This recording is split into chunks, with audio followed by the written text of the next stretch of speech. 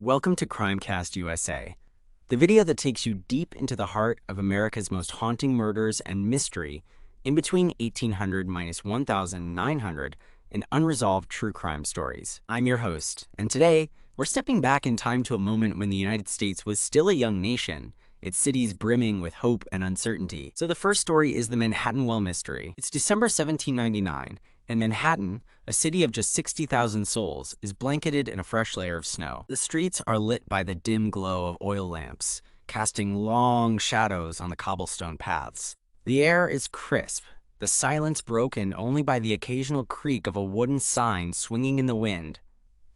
In this quiet, unassuming setting, a young woman named Elma Sands steps out into the night, her breath visible in the frigid air. She's heading to meet someone, her heart perhaps racing with anticipation. But Elma will never return. Days later, her body is pulled from a well, her death sparking a mystery that would grip the city and lay the foundation for America's fascination with true crime. This is the Manhattan Well Mystery, a case that not only shocked a burgeoning nation, but also brought two of history's most iconic figures, Alexander Hamilton and Aaron Burr, into a courtroom showdown that would become the stuff of legend. Over the next hours, we'll immerse ourselves in every detail of this chilling tale.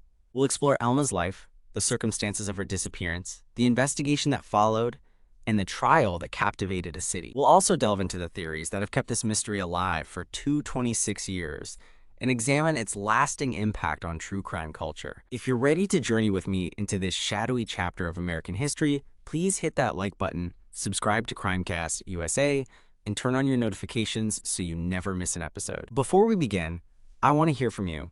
What's the oldest unsolved mystery you've ever come across? Drop your thoughts in the comments below, and we'll revisit them later. Now, let's set the stage for that fateful night in 1799. The year 1799 marks a pivotal moment for the United States. The Revolutionary War ended just 16 years prior, and the nation is still defining itself. George Washington, the first president, passed away earlier this month, leaving the country in mourning. Manhattan, then the heart of New York, is a city on the rise but far from the metropolis we know today. Its population of 60,000 is crowded into a small grid stretching from the Battery at the southern tip to what is now Houston Street in the north. Broadway is the main artery, lined with taverns, shops, and the occasional grand home, while the outskirts, like Lispenard's Meadow, a swampy patch near modern-day Soho, remain wild and untamed. The city's streets are a mix of dirt and cobblestone, bustling with horse-drawn carriages, merchants, and laborers during the day, but eerily quiet at night, save for the watchmen who patrol with lanterns and rattles. In this setting, we find Elma Sands, a 22-year-old Quaker, living in a boarding house on Greenwich Street in what's now the West Village. The boarding house is run by her cousin, Catherine Ring, and Catherine's husband, Elias, both devout Quakers who adhere to the community's strict moral and social codes. Quakers, known for their plain dress and pacifist beliefs, are a tight-knit group in Manhattan, often living on the fringes of the city's more secular society. Elma, with her soft features and quiet demeanor, fits the mold of a typical Quaker woman, modest, reserved, and deeply religious. But beneath this exterior, she harbors a secret that defies the expectations of her faith, a romance with Levi Weeks, a 23-year-old carpenter who also resides at the boarding house. Levi is a man of ambition, his brother Ezra, a wealthy builder with connections to Manhattan's elite. The two have been courting in secret, their relationship a whispered scandal among the boarders. On December 22, 1799, Elma confides in Catherine that she's stepping out to meet someone. Her voice is calm, but there's an undercurrent of excitement, or perhaps nervousness. She wraps herself in a heavy shawl, pulls on her bonnet, and steps into the snowy night, the door closing softly behind her. The clock ticks on, but Elma doesn't return. Hours turn into days, and the boarding house becomes a place of dread, the Rings and their boarders gripped by fear. What happened to Elma Sands that night? Let's dive deeper into her story and the city that shaped her final moments. To fully understand the Manhattan Well Mystery, we need to immerse ourselves in the world of 1799 Manhattan, a city on the cusp of transformation, yet still rooted in its colonial past.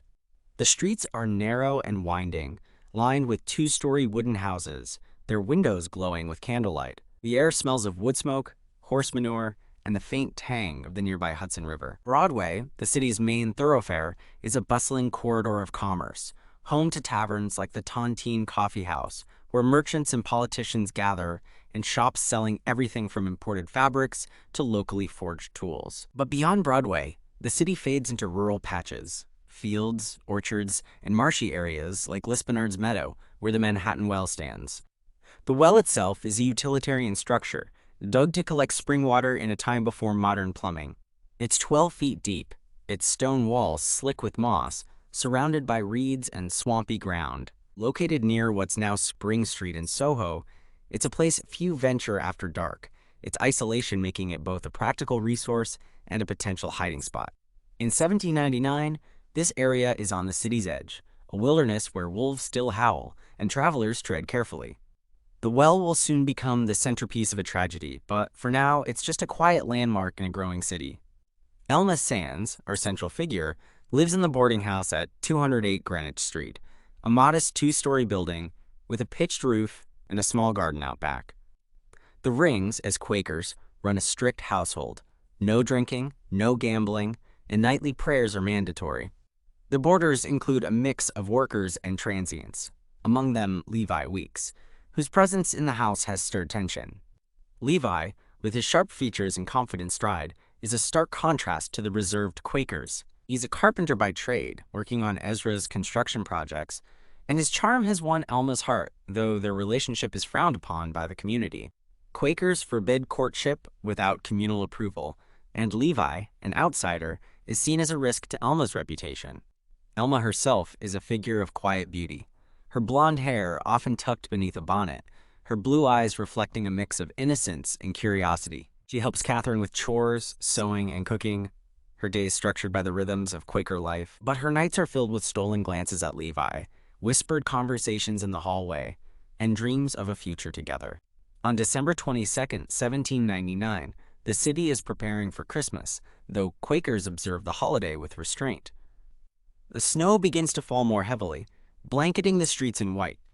Elma, perhaps emboldened by her feelings, decides to meet Levi that night.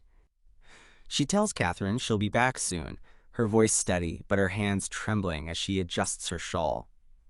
Catherine watches her go, a knot of worry forming in her stomach. The door closes, and Elma disappears into the snowy darkness. The hours tick by, and Elma doesn't return. Catherine paces the boarding house, her prayers growing more fervent. Elias, sensing trouble, ventures out to look for her, calling her name into the night. Christmas Eve arrives, then Christmas Day, but there's no sign of Elma. The boarders whisper among themselves, their theories growing darker with each passing day. Did she run off with Levi? Was she taken by a stranger? Or did something more sinister happen? The city, already on edge after Washington's death, begins to buzz with unease. Then, on January 2nd, 1800, the mystery takes a grim turn. Let's walk through the events leading to Elma's discovery, moment by moment. It's December 22nd, 1799, and the clock strikes 8 p.m. Elma Sands, dressed in a simple gray dress and a dark shawl, steps out of the boarding house. The snow is falling steadily now, the streets slick and treacherous. She's headed to meet Levi Weeks, though the exact nature of their meeting remains a point of debate. Some say they plan to elope, their secret romance culminating in a midnight escape. Others believe they were simply meeting to talk, perhaps to resolve tensions in their relationship. Whatever the reason, Elma's steps are purposeful as she makes her way toward Lispenard's Meadow, a desolate stretch of land on the city's northern edge. The meadow is a far cry from the bustling streets of Broadway. It's a swampy expanse, dotted with reeds and small ponds, the ground soft and muddy even in winter. The Manhattan Well, a stone structure used by locals for fresh water, stands near a cluster of trees, its mouth barely visible in the moonlight. Elma knows this area. It's not far from the boarding house, but it's a dangerous place to be alone at night. The snow muffles sound, and the darkness presses in, the only light coming from the moon and the faint glow of distant lanterns.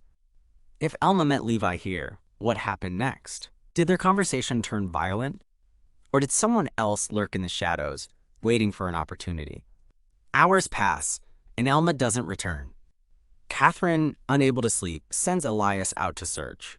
but the snowstorm has erased any tracks. The next morning, December 23rd, the rings alert neighbors and a small search party forms. They comb the streets, knocking on doors, asking if anyone has seen Elma. Days drag on and the city begins to whisper rumors of elopement, abduction, or worse. Christmas comes and goes, the ring's prayers growing more desperate. Then, on January 2nd, 1800, a group of boys playing near Lispenard's meadow makes a chilling discovery. One of them, a 12-year-old named Thomas, spots something floating in the well, a woman's muff, its fur matted with ice. The boys call for help, and a crowd gathers as the authorities are summoned. The watchmen, led by a man named John McComb, arrive with ropes and lanterns. They lower a hook into the well, the water dark and still. After several tense minutes, they pull up a body. Elma Sands, her pale skin almost translucent, her blonde hair tangled with weeds. Her neck is broken, twisted at an unnatural angle, and her arms are covered in bruises, as if she'd been grabbed or restrained. Her dress is torn at the shoulder, her shawl missing. The coroner, a local physician named Dr. John Tyboot, examines her on the spot, his hands trembling as he notes the injuries. He declares it murder, the words sending a ripple through the crowd. Elma Sands, a quiet Quaker girl, has been killed, her body discarded in the well-like refuse. The discovery shocks Manhattan. The well, once a mundane feature, becomes a symbol of horror, its stone walls now stained with the city's first true crime spectacle. Word spreads quickly, pamphlets detailing the grisly finds selling for a penny on street corners. Suspicion falls on Levi Weeks, the last person Elma was known to meet. Witnesses claim they saw him near the meadow that night, and his alibi, that he was home asleep, crumbles under scrutiny. The city demands justice, and Levi is arrested on January 3, 1800, his fate now in the hands of a legal system as young as the nation itself. Let's pause here and ask, who do you think killed Elma Sands? Drop your early theories in the comments below. We'll explore the investigation and trial next. The investigation into Elma Sands' murder begins immediately, but in 1799, law enforcement is a far cry from modern standards. Manhattan's police force is little more than a night watch, a group of men armed with lanterns and rattles, tasked with keeping the peace after dark. There's no CSI, no forensic labs, just boots on the ground and the sharp eyes of a community eager for answers. The watchmen, under the direction of Mayor Richard Varick, return to the well to search for clues. They find muddy footprints near the edge, too large to be Elma's, and a sleigh track in the snow, suggesting someone may have fled the scene. A piece of torn fabric, possibly from Elma's shawl, is found caught on a nearby branch, but no murder weapon, no knife, no rope is discovered. Levi Weeks, the prime suspect, is brought in for questioning. He's 23, handsome, and well-dressed, his connection to Ezra Weeks giving him an air of privilege. But his story doesn't hold up. He claims he was home by 8:30 p.m., asleep in his room at the boarding house, but several boarders contradict him. One, a man named Joseph Watkins, says he saw Levi leave around 8 p.m., heading north toward the meadow. Another boarder, Margaret Clark, reports hearing a woman scream around 9 p.m., followed by the sound of a sleigh racing away. Levi's demeanor during questioning is calm, too calm some say, and his lack of grief for Elma raises eyebrows. On January 3, 1800, he's arrested, charged with murder, and held in the city's Bridewell prison, a grim stone building near the waterfront. The investigation widens, with the watchman interviewing everyone at the boarding house. Catherine Ring tearfully recounts Elma's last words, "I'm meeting someone. I'll be back soon." And Elias confirms he searched for her that night, but found nothing. Other boarders offer tidbits. Richard Croucher, a shady character known for leering at women, was seen near the meadow earlier that day, though he claims he was at a tavern. A neighbor, Sarah Brown, says she saw a sleigh with two men near the well around 9 p.m., one of them matching Levi's description. The evidence is circumstantial, but it's enough to build a case against Levi. The city, hungry for justice, watches closely as the trial date is set for March 31, 1800. Ezra Weeks, determined to save his brother, hires a legal dream team. Alexander Hamilton and Aaron Burr, two of the most prominent lawyers in New York. Hamilton, a former Treasury Secretary and Federalist leader, is known for his sharp mind and fiery rhetoric. Burr, a rising Democratic Republican, is equally brilliant. his charm masking a ruthless streak. The two men, bitter political rivals, set aside their differences for this case, their partnership a testament to Ezra's wealth and influence. The stage is set for a trial that will not only decide Levi's fate, but also mark a turning point in American legal history. Let's pause and reflect. What do you think of the evidence so far? Like, if you're suspicious of Levi already, the trial of Levi Weeks begins on March 31st, 1800, in Manhattan's City Hall, a modest brick building at the heart of the city. The courtroom is packed, the air thick with anticipation. Spectators spill into the halls, some standing on benches to catch a glimpse of the proceedings. The judge, Chief Justice John Lansing Jr., presides, his stern gaze sweeping over the room. The prosecution is led by Cadwallader Colden, a seasoned attorney and grandson of a former governor, determined to see Levi hang. Colden's opening statement is a scathing indictment. Levi Weeks, driven by lust and fear, took the life of Elma Sands to hide a scandal, perhaps a pregnancy, and discarded her body in the well like a piece of trash. The crowd gasps, their eyes fixed on Levi, who sits stoically beside Hamilton and Burr. The prosecution calls its witnesses. Catherine Ring takes the stand, her voice trembling as she recounts Elma's departure and her failure to return. She said she was meeting someone, Catherine says, tears streaming down her face. I begged her to stay, but she wouldn't listen. Joseph Watkins testifies next, swearing he saw Levi leave the boarding house around 8 p.m., heading toward the meadow. Margaret Clark describes the scream she heard, her hands wringing as she points to Levi. It was a woman's cry, sharp and terrified, she says. Then I heard a sleigh, moving fast. Sarah Brown, the neighbor, confirms seeing a sleigh near the well, with a man matching Levi's description driving it. Dr. Tybout, the coroner, details Elma's injuries, her broken neck, the bruises on her arms, the signs of a struggle. This was no accident, he declares. She was murdered, likely by a strong hand. The defense, led by Hamilton and Burr, mounts a fierce counterattack. Hamilton, his voice booming, questions the reliability of the witnesses. Joseph Watkins, were you drinking that night? He asks, forcing Watkins to admit he'd had several ales. Burr cross-examines Margaret Clark, suggesting the scream could have been a cat or a drunkard, not a woman in distress. The sleigh, they argue, is irrelevant. Sleighs were common in winter, and no one saw Levi in it. They challenge Dr. Tybout's findings, noting the lack of a murder weapon and suggesting Elma might have fallen into the well or taken her own life. Where is the proof? Hamilton thunders.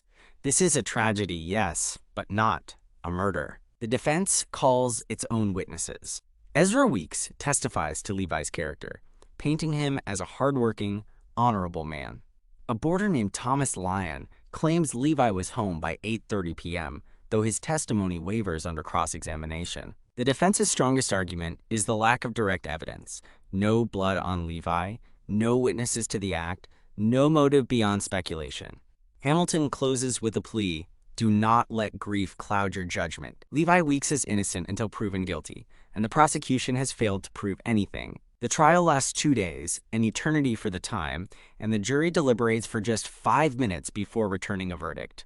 Not guilty. The courtroom erupts, some cheering Levi's freedom, others shouting in outrage. Catherine Ring collapses in tears, her hope for justice shattered. Levi walks free, but the city remains divided. Was this a triumph of reason, or did wealth buy his freedom? Let's pause and ask, do you think the jury made the right call? Share your thoughts below. We'll dive into the theories next. The acquittal of Levi Weeks only deepens the mystery, giving rise to a flurry of theories that persist to this day. Let's explore the most compelling ones, starting with the Levi Weeks theory. The prosecution believed Levi killed Elma to avoid a scandal. Perhaps she was pregnant and he feared exposure. Her injuries, a broken neck, bruises, suggest a violent struggle, and Levi's shaky alibi places him at the scene. His swift departure from New York after the trial, moving to Natchez, Mississippi to start anew, fuels suspicion. Was he a man fleeing justice, or simply escaping the city's scorn? Historians note that Levi lived a quiet life thereafter, becoming a respected architect, but the shadow of Elma's death never fully lifted. The Richard Croucher theory points to another boarder at the Rings house. Croucher, a man with a reputation for inappropriate behavior, was seen near the meadow earlier that day. Some speculate he followed Elma, attacked her, and used the well to hide her body. Months after Levi's trial, Croucher was convicted of rape in an unrelated case, lending credence to this theory. Could he have been the real killer, acting alone or with an accomplice? The third-party theory suggests a stranger, perhaps a robber or a rejected suitor, struck that night. The meadow was a known haunt for vagrants, and Alma, alone and vulnerable, could have been an easy target. The sleigh tracks support this idea, hinting at a planned escape, but no other suspects were ever identified. Finally, the accident or suicide theory posits that Alma's death wasn't murder at all. Hamilton and Burr argued she might have fallen into the well or taken her own life, overwhelmed by her forbidden romance. But the broken neck and bruises strongly suggest foul play, making this theory the least likely. Pamphlets from the time, sold on street corners, hint at a cover-up. Ezra's influence, they claim, swayed the jury. In 2025, with 226 years of hindsight, we're still guessing. The lack of forensic evidence, no DNA, no fingerprints, leaves the case maddeningly open. What's your theory? Drop it in the comments with hashtag Manhattan Well Mystery or Murders Mystery in between 1800 to 1900. We'll highlight the best ones later. The Manhattan Well Mystery didn't just end with Levi's acquittal, it reshaped the cultural landscape of America. In 1799, the concept of true crime as entertainment was in its infancy, but Alma's death changed that. Pamphlets detailing the case flew off presses, some illustrated with crude sketches of the well, others speculating wildly about the killer. These early publications, sold for a penny, were the precursor to modern true crime media, newspapers, books, and eventually podcasts like ours. The public devoured every detail, their fascination fueled by the mystery and the spectacle of the trial. It was a media circus before the term existed, with hawkers shouting headlines on Broadway and crowds gathering to debate Levi's guilt. The case also exposed the fragility of justice in the young republic. Levi's acquittal highlighted how wealth and connections could tip the scales. Ezra's money bought the best defense, while Alma, a poor Quaker girl, had no one to speak for her. The trial set a precedent for high-profile legal battles, showing how public opinion could sway outcomes. It also marked a moment of transition for Alexander Hamilton and Aaron Burr, whose rivalry would culminate in their fatal duel just 4 years later in 1804. Their partnership in this case, a rare collaboration, is a footnote in their storied feud, but a fascinating one. The Manhattan Well itself became a grim landmark, a place of pilgrimage for the curious and the morbid. In the 1800s, it was covered over as the city grew, eventually buried beneath a building at 129 Spring Street in modern Soho. Today, the well is still there, preserved in the basement of a commercial space, its stone walls a silent witness to Alma's fate. Historians and true crime enthusiasts visit it, some leaving flowers, others simply standing in quiet reflection. The case's influence extends far beyond Manhattan. It's seen as the birth of American true crime, inspiring later mysteries like the murders of Helen Jewett in 1836 and Mary Rogers in 1841. Its legacy lives on in every podcast, documentary, and book that seeks to unravel the unknown, including ours here at Crimecast USA. If this story has gripped you, subscribe to join us for more mysteries like this. Fast forward to April 2025, and the Manhattan Well mystery remains a topic of fascination. Historians and cold case enthusiasts are pushing to reopen the investigation, hoping modern technology can shed new light. One major hurdle is Alma's grave.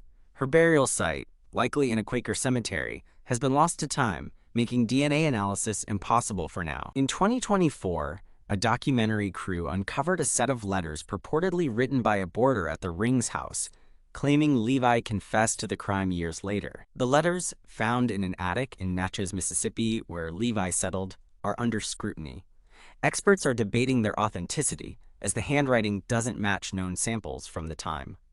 If real, they could rewrite the narrative, but for now, they're a tantalizing but unverified clue. A podcast in 2023 tracked down a descendant of Richard Croucher, the alternative suspect, who shared family lore suggesting Croucher bragged about getting away with something big in New York. The story, passed down through generations, is vague and lacks corroboration, but it keeps Croucher's name in the conversation. Meanwhile, the well itself, now a historical site, draws visitors who leave notes and tributes to Alma, her story a touchstone for those seeking justice for forgotten victims. Advances in forensic archaeology, like ground-penetrating radar or isotopic analysis of any recovered remains, could offer new hope, but the case's age poses challenges. In 2025, the 226th anniversary of Alma's death sparks renewed media interest, with true crime blogs and social media buzzing with theories. Could this be the year we finally learn the truth? Share your hopes for this case in the comments below. Let's now journey to another dark corner of America's early history, the murder of George Wythe, where the ideals of liberty clashed with the basest instincts of greed and betrayal.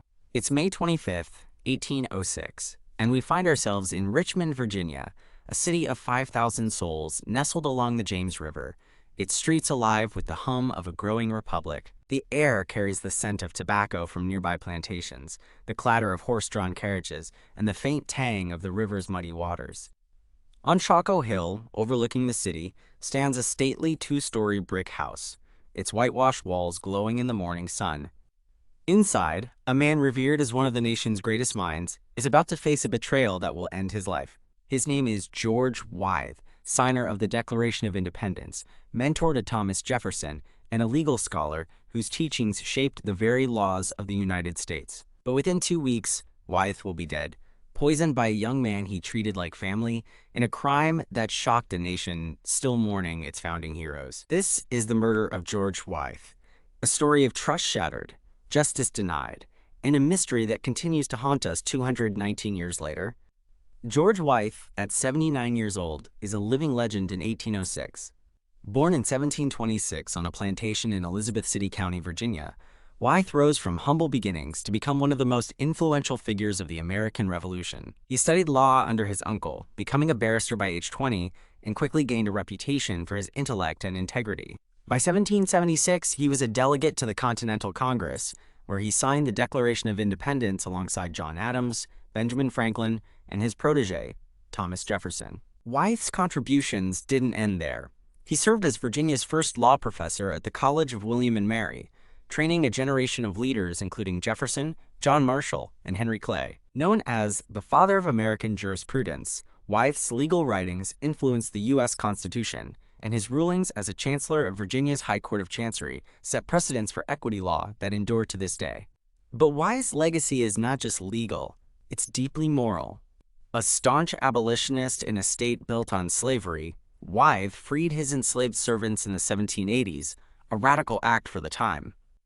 Among them is Lydia Broadnax, a woman in her 40s who now serves as his housekeeper, living as a free woman in his home. Lydia's son, Michael Brown, a 16-year-old boy of mixed race, is also part of the household, raised by Wythe as a son and educated in Latin, Greek, and mathematics. Wythe's home on Shockoe Hill is a sanctuary of learning, its walls lined with shelves of leather-bound books, Blackstone's commentaries, Plato's dialogues, and volumes of Roman law. The garden outside blooms with roses and herbs, a testament to Wythe's love of nature, while inside a large oak table in the dining room serves as a gathering place for meals and discussions. Yet beneath this veneer of harmony, tension festers. Also living in Wythe's home is his grandnephew, George Wythe Sweeney, a 17-year-old with a troubled soul. Sweeney, the son of Wythe's niece, Anne Sweeney, was taken in by Wythe after his parents' deaths, in hopes of guiding him toward a better path. But Sweeney is a stark contrast to Wythe's ideals. He's reckless, impulsive, and addicted to gambling, a vice that has plunged him into debt. At 17, he's already known in Richmond's taverns for his heavy drinking and penchant for cards, often losing more than he can repay. Wythe, ever the optimist, believes he can reform Sweeney, enrolling him in lessons and offering him a small allowance. But Sweeney chafes under Wythe's strict moral code, resenting the old man's lectures on virtue and responsibility. The household, a mix of Wythe's benevolence and Sweeney's defiance, is a powder keg waiting for a spark. On the morning of May 25, 1806, the spark ignites. It's a warm spring day, the sun streaming through the dining room's tall windows, casting patterns on the polished wooden floor. Wythe, dressed in a simple linen shirt, waistcoat, and breeches, his white hair tied back with a black ribbon, sits at the head of the table. His hands, though gnarled with age, are steady as he unfolds a letter from Jefferson, a smile playing on his lips as he reads. Lydia Broadnax, her apron dusted with flour, brings in a tray of breakfast, fresh bread, butter, preserves, and a pot of coffee, its rich aroma filling the room. Michael Brown, eager and bright-eyed, sets out the china cups, his fingers lingering on a book of Cicero's orations that Wythe promised to discuss. Sweeney enters last, his clothes rumpled, his dark hair unkempt, his eyes bloodshot from a late night at the tavern. He mutters a greeting, avoiding Wythe's gaze, and slumps into his chair. The meal begins with Wythe leading a brief prayer, his voice warm but firm. "Let us give thanks for this day and the bonds that unite us," he says, his eyes resting on Sweeney with a mix of hope and concern.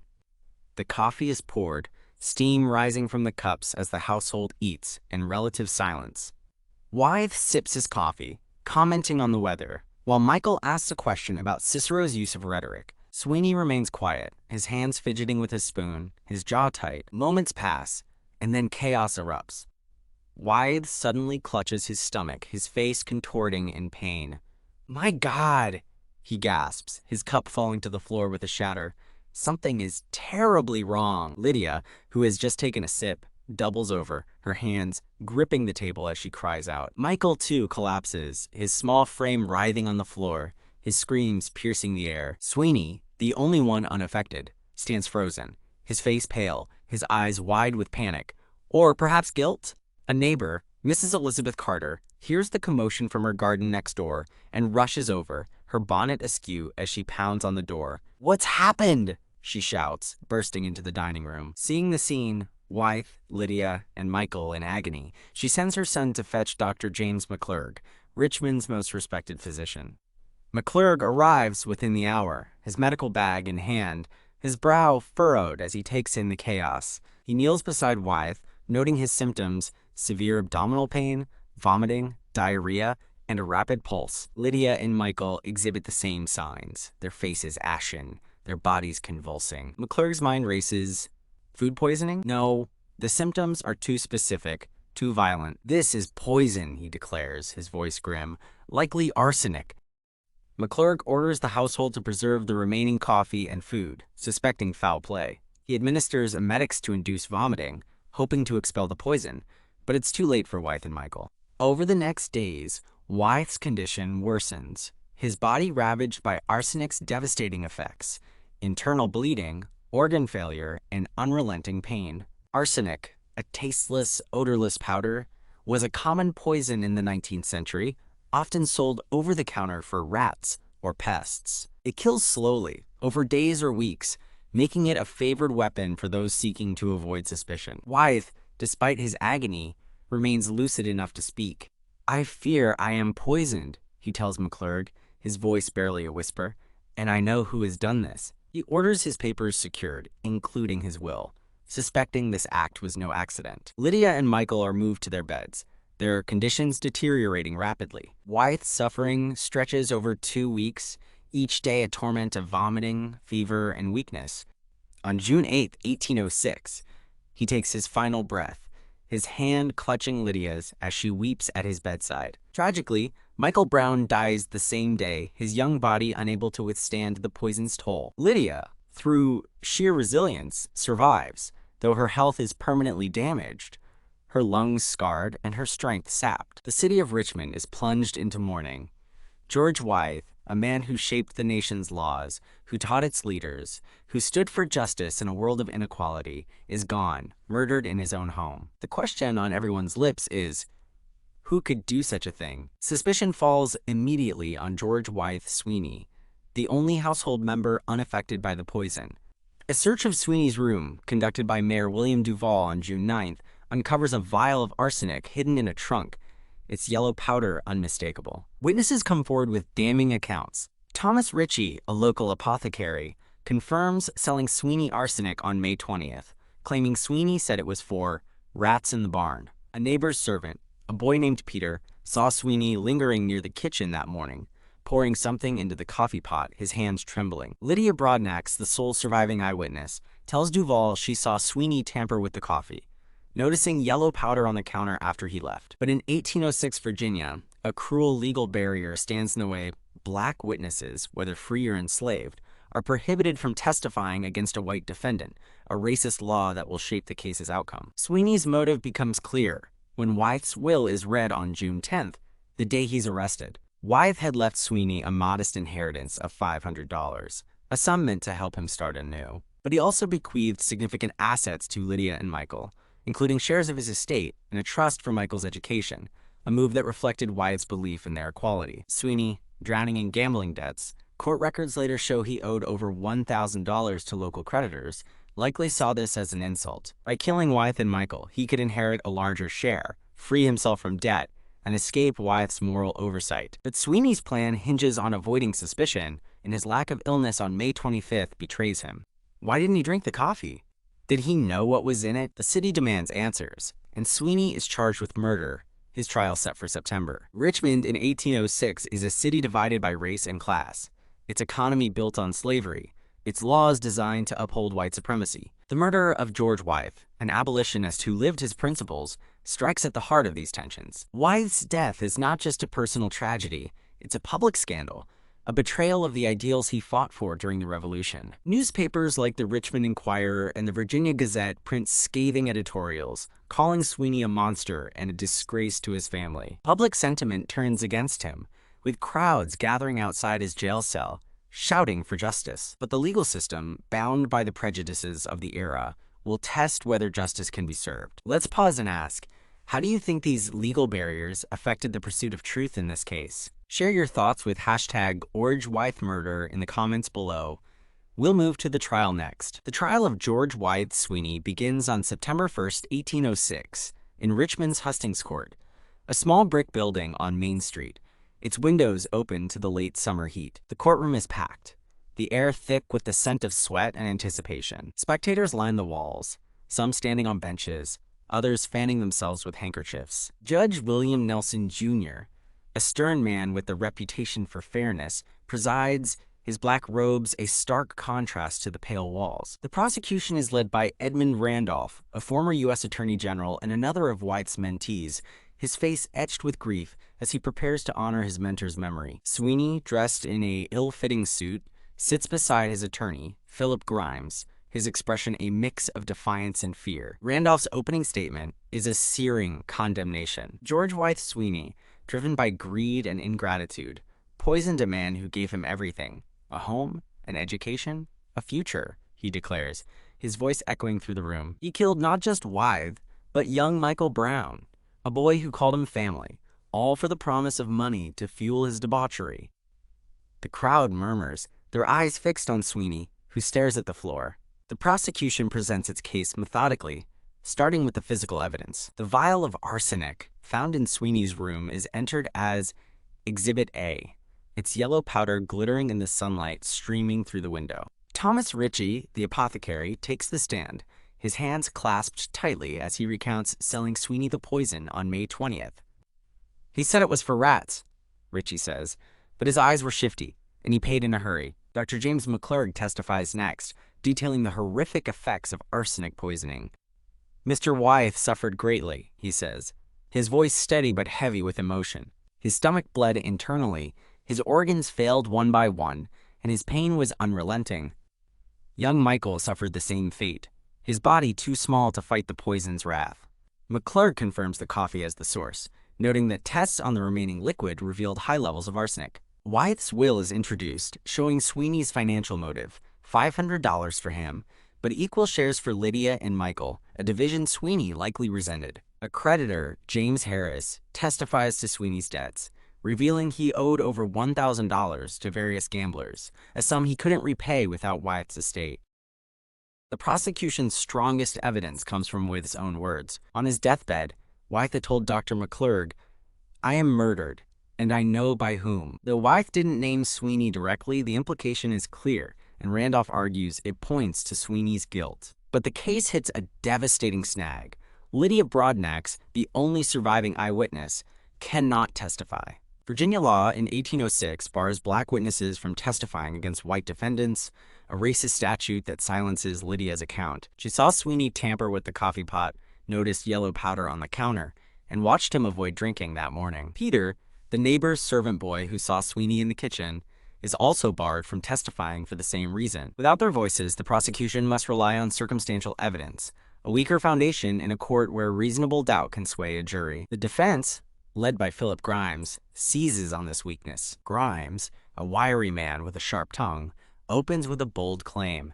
There is no direct proof that George Wythe Sweeney poisoned anyone. He questions the reliability of the apothecary's testimony, suggesting Ritchie might have misremembered the buyer. He challenges McClurg's findings, proposing that Wythe and Michael ingested arsenic accidentally, perhaps from contaminated food or a household remedy gone wrong. Grimes even floats a sinister alternative.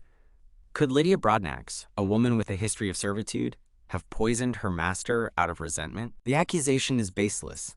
Lydia drank the coffee herself and had no motive to harm Michael, but it plants a seed of doubt in the jury's mind. The defense calls witnesses to bolster Sweeney's character. A tavern keeper, Samuel Green, claims Sweeney was a good lad who paid his debts when he could, though cross-examination reveals Green was one of Sweeney's creditors. Sweeney's cousin, Mary Lewis, testifies that he was kind to Wythe, but her voice falters when asked about his gambling. Grimes closes with a plea.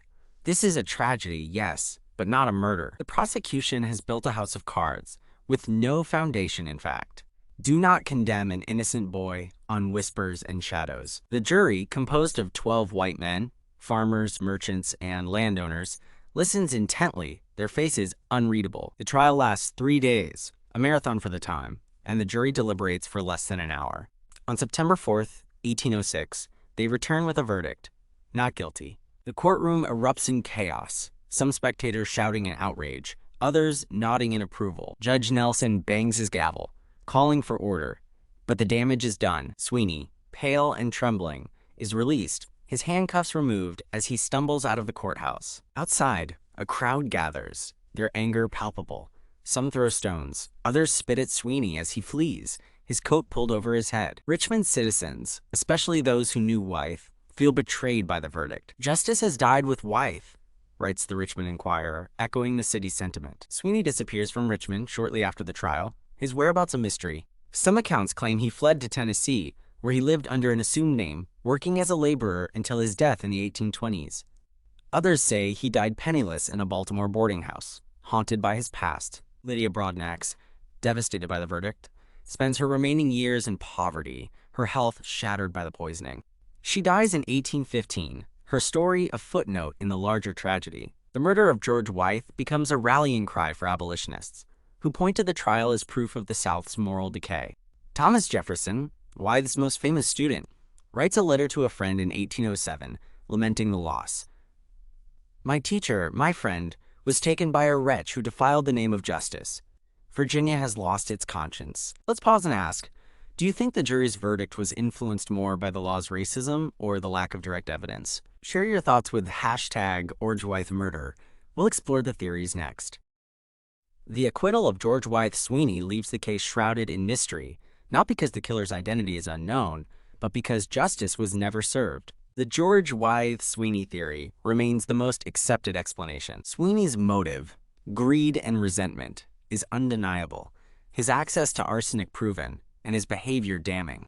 Court records, preserved in the Virginia State Archives, show his gambling debts exceeded $1,000, a fortune for a 17-year-old in 1806. His purchase of arsenic, witnessed by Thomas Ritchie, and the vial found in his room seal the case against him. Lydia's account, though inadmissible, is a first-hand confirmation of his guilt.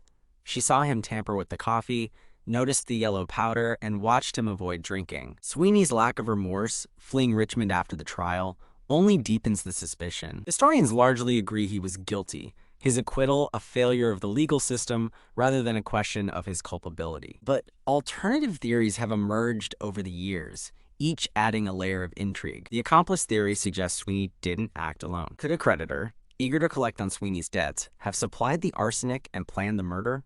A local gambler, John Rowe, was rumored to have met with Sweeney days before the poisoning, according to a tavern keeper's account published in the Virginia Gazette in 1807. Rowe, a shadowy figure with a history of violence, owed money to several Richmond elites, and some speculate he saw Wythe's death as a way to pressure Sweeney into paying. However, no evidence ties Rowe directly to the crime, and his name fades from records after 1808, leaving this theory speculative at best. The Lydia Broadnax theory, pushed by Sweeney's defense, accuses Lydia of poisoning Wythe out of resentment for her past enslavement. Grimes argued she might have harbored anger toward Wythe, despite his kindness, and sought to kill him and Michael to inherit more of the estate. This theory is baseless.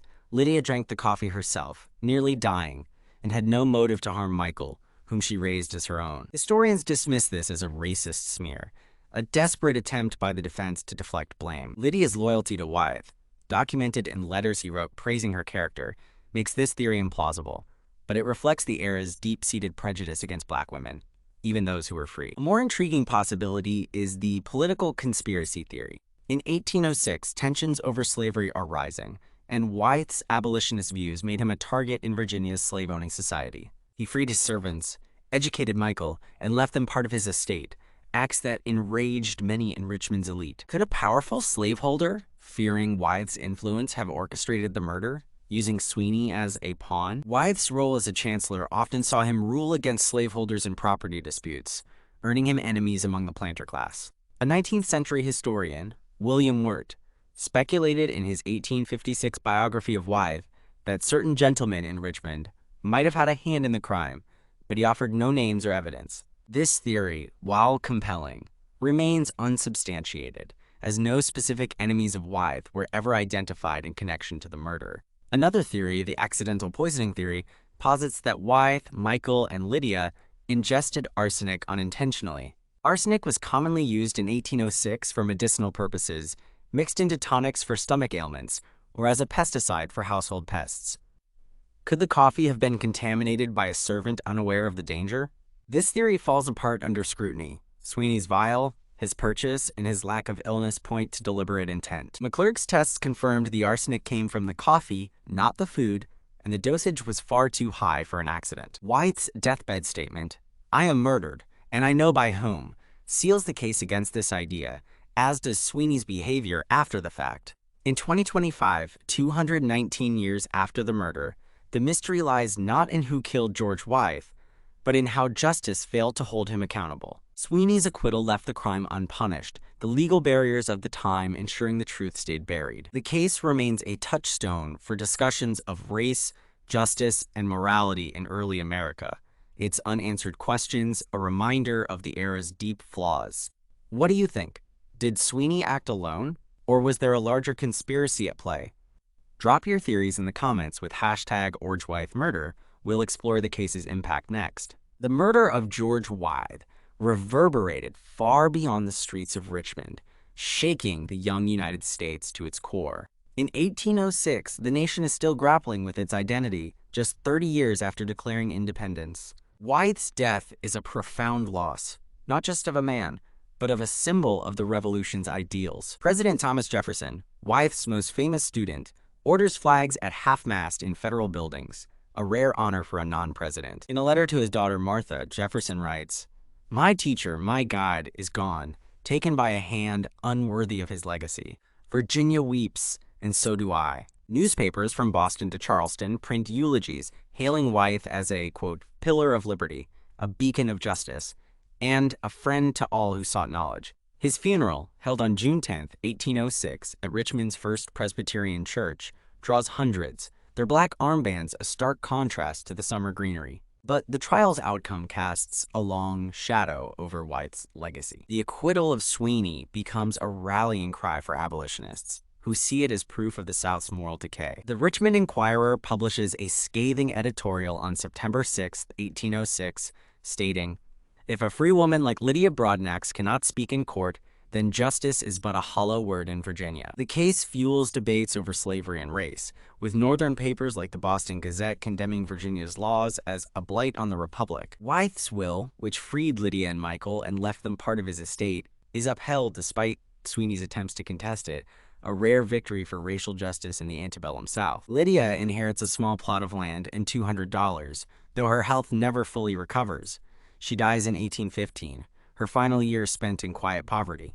Murder also marks a turning point in Richmond's history. Chago Hill, once a place of quiet reverence, becomes synonymous with tragedy, its streets whispered about as the site of a founding father's betrayal. Wythe's home, preserved today as the Wythe House Museum, stands as a testament to his life, its rooms filled with his books, his writing desk, and a portrait of him in his judicial robes. The dining room, where the poisoning occurred, is a focal point for visitors, its oak table still bearing the scars of that fateful morning. The museum's garden, where Wythe once walked with Jefferson, blooms with roses and lavender, a quiet tribute to his love of nature. The case's impact on true crime culture is profound. Like the Manhattan Mystery, it captured the public's imagination, with pamphlets and broadsides recounting the trial in lurid detail. Titles like The Poisoned Patriarch, The Murder of George Wythe, sold for a penny on Richmond's streets, their pages filled with sketches of Sweeney in chains and Wythe on his deathbed. These early publications,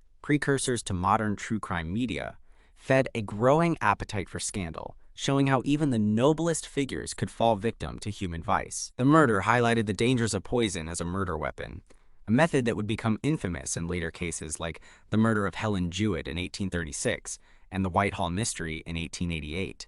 Arsenic, dubbed the inheritance powder, became a symbol of greed, its use in Wythe's murder a cautionary tale for generations. Wythe's death also had a lasting impact on American law. His murder exposed the deep flaws in Virginia's legal system, particularly its racist statutes that silenced black voices. The case became a rallying point for legal reformers who argued for changes to witness laws in the decades that followed.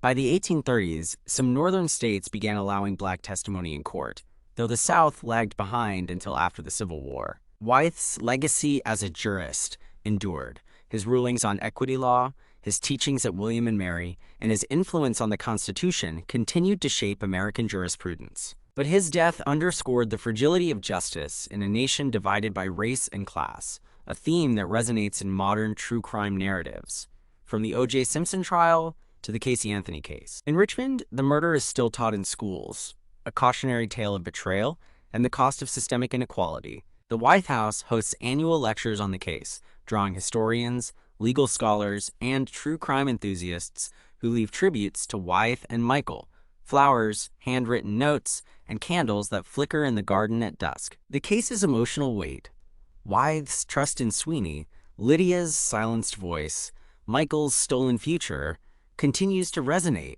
making it a cornerstone of early American true crime. Let's pause and reflect. How do you think Wythe's abolitionist views influenced the public's reaction to his murder? Share your thoughts in the comments below.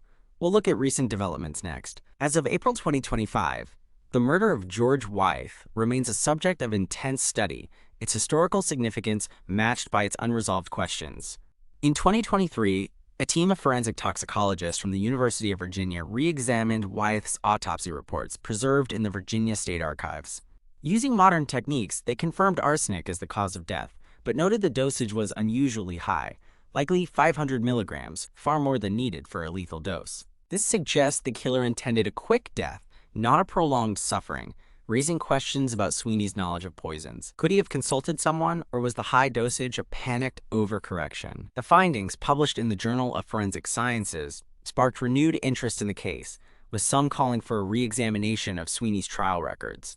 In 2024, a historian named Dr. Sarah Jennings published The Poisoned Legacy, George Wythe's Murder, a book that uncovered new documents in the Wythe family archives. Among them were letters from Sweeney's mother, Anne Sweeney, written in 1805, hinting at his mental instability. "My son is troubled," she wrote to a cousin, "his mind given to dark thoughts and reckless deeds. I fear for his future under Uncle George's care." The letters, while not conclusive, suggest Sweeney may have had deeper psychological issues, possibly exacerbated by his gambling addiction. Jennings also found an 1807 letter from a Richmond tavern keeper, claiming Sweeney bragged about getting away with a great crime while drunk in Tennessee.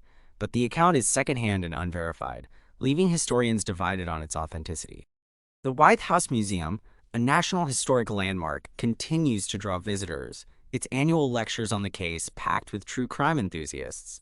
In 2025, the museum hosts a special exhibit on Wythe's abolitionism, displaying his will and letters advocating for emancipation. Visitors leave tributes to Wythe and Michael, flowers, handwritten notes, and small tokens placed in the garden where Wythe once walked. Modern forensics offers new possibilities. Isotopic analysis of Wythe's preserved hair, stored in the Virginia Historical Society, could trace the arsenic's origin, potentially linking it to a specific batch sold in Richmond. DNA testing on Sweeney's descendants, if they can be located, might confirm his involvement, though the trial's outcome cannot be overturned. The case's legal resolution, Sweeney's acquittal, means Justice may never be fully realized, but the pursuit of truth continues. The murder of George Wythe remains a poignant reminder of the fragility of justice in a nation still finding its footing. Wythe's ideals, liberty, equality, education, clashed with the realities of 1806 Virginia, where racism and greed could shield a killer. Lydia's silenced voice, Michael's stolen future, and Wythe's betrayed trust are wounds that echo through history, urging us to seek justice where it was denied. If you have family stories, documents, or leads about this case, contact the Virginia Historical Society.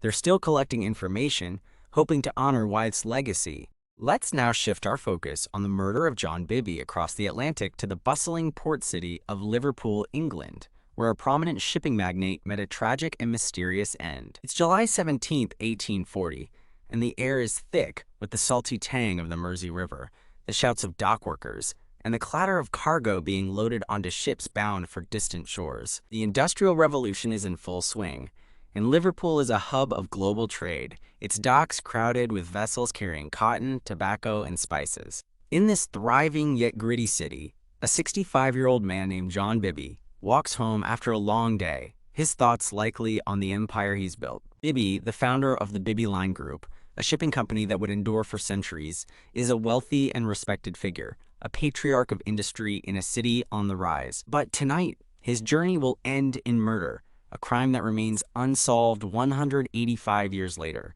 leaving a legacy of questions and speculation. John Bibby is a titan of Liverpool's maritime world in 1840. Born in 1775 in Eccleston, Lancashire, Bibby began his career as a humble shipbroker, but his ambition and business acumen propelled him to greatness. In 1807, he founded the Bibby Line Group, initially a small operation that ferried goods along the British coast. By 1840, the company has grown into a powerhouse, with a fleet of ships crossing the Atlantic and beyond, transporting everything from textiles to passengers. Bibby's success has made him one of Liverpool's wealthiest men, his fortune built on the back of the city's booming trade, and, like many of his contemporaries, on the profits of the slave trade in its earlier years, a dark stain on his legacy that historians still debate. Despite this, Bibby is known as a family man, with 7 children, including his sons John Jr. and James, who are poised to inherit his business. His home, a grand mansion in Linacre Marsh, north of Bootle, is a symbol of his success. Its sprawling grounds and elegant rooms, a far cry from the smoky docks where he made his fortune. On the evening of July 17, 1840, John Bibby is at the Rimrose Hotel, a modest establishment in Litherland, a few miles from his home. The Rimrose is a familiar stop for Bibby, a place where he often meets with business associates or enjoys a quiet drink before heading home. It's a warm summer evening, the sky streaked with the golden hues of a setting sun, though a faint mist is beginning to settle over the marshy fields. Bibby, dressed in a fine wool coat and top hat, his gold hunting watch tucked into his waistcoat, finishes his business at the hotel around 9 p.m. He's in good spirits, perhaps buoyed by a successful deal or the prospect of seeing his family. He hires a cab to take him part of the way home, a common practice for a man of his stature, but decides to walk the final stretch through Stand Park, a rural area north of Aintree Racecourse. It's a decision that will cost him his life.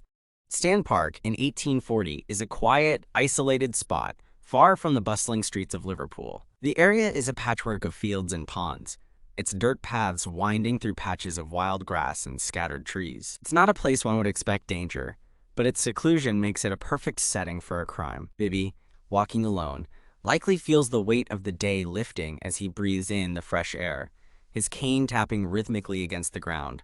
His gold watch, a prized possession engraved with his initials, glints in the fading light, a tempting target for any thief lurking in the shadows. But what happens next is a matter of conjecture.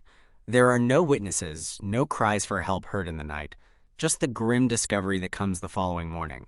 On the morning of July 18, 1840, a local farmer named Thomas Hale is tending to his fields near a small pond in Stand Park, about 3 miles from Bibby's home. As he works, he notices something unusual in the water, a dark shape floating near the edge, partially obscured by reeds. At first, he thinks it might be debris, but as he draws closer, he sees what looks like a man's coat.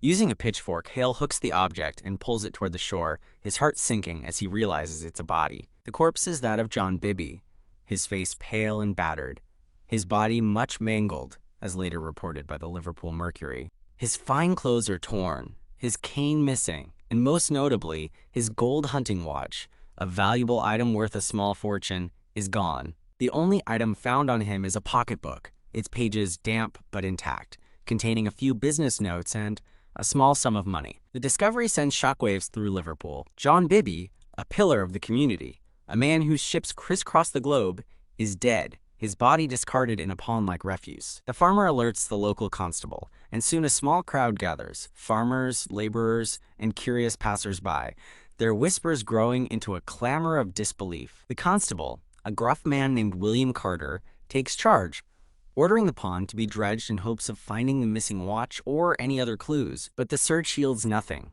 No watch, no cane, no footprints leading to the water. The lack of tracks is particularly baffling. Stan Park's muddy ground should have preserved some trace of the killer's movements, yet the scene is eerily pristine, as if Bibby's body appeared in the pond by magic. Carter notes the injuries on Bibby's body.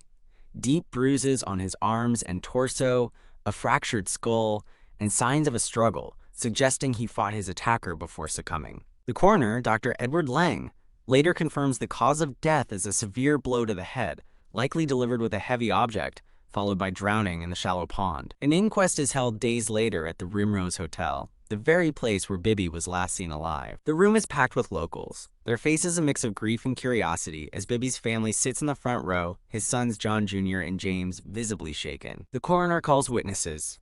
Thomas Hale recounts finding the body, Constable Carter describes the crime scene, and a cab driver confirms dropping Bibby off near Stan Park around 9:30 p.m. But no one can shed light on what happened after Bibby began his walk. The inquest concludes with an open verdict, murder by person or persons unknown, leaving the city clamoring for answers. Liverpool in 1840 is a city of stark contrasts, its wealth built on trade, but its streets plagued by poverty and crime. Gangs of thieves roam the docks, and the rural areas around the city, like Stan Park, are known haunts for vagrants and highwaymen. Could Bibby have been the victim of a random robbery gone wrong, or was this a targeted killing?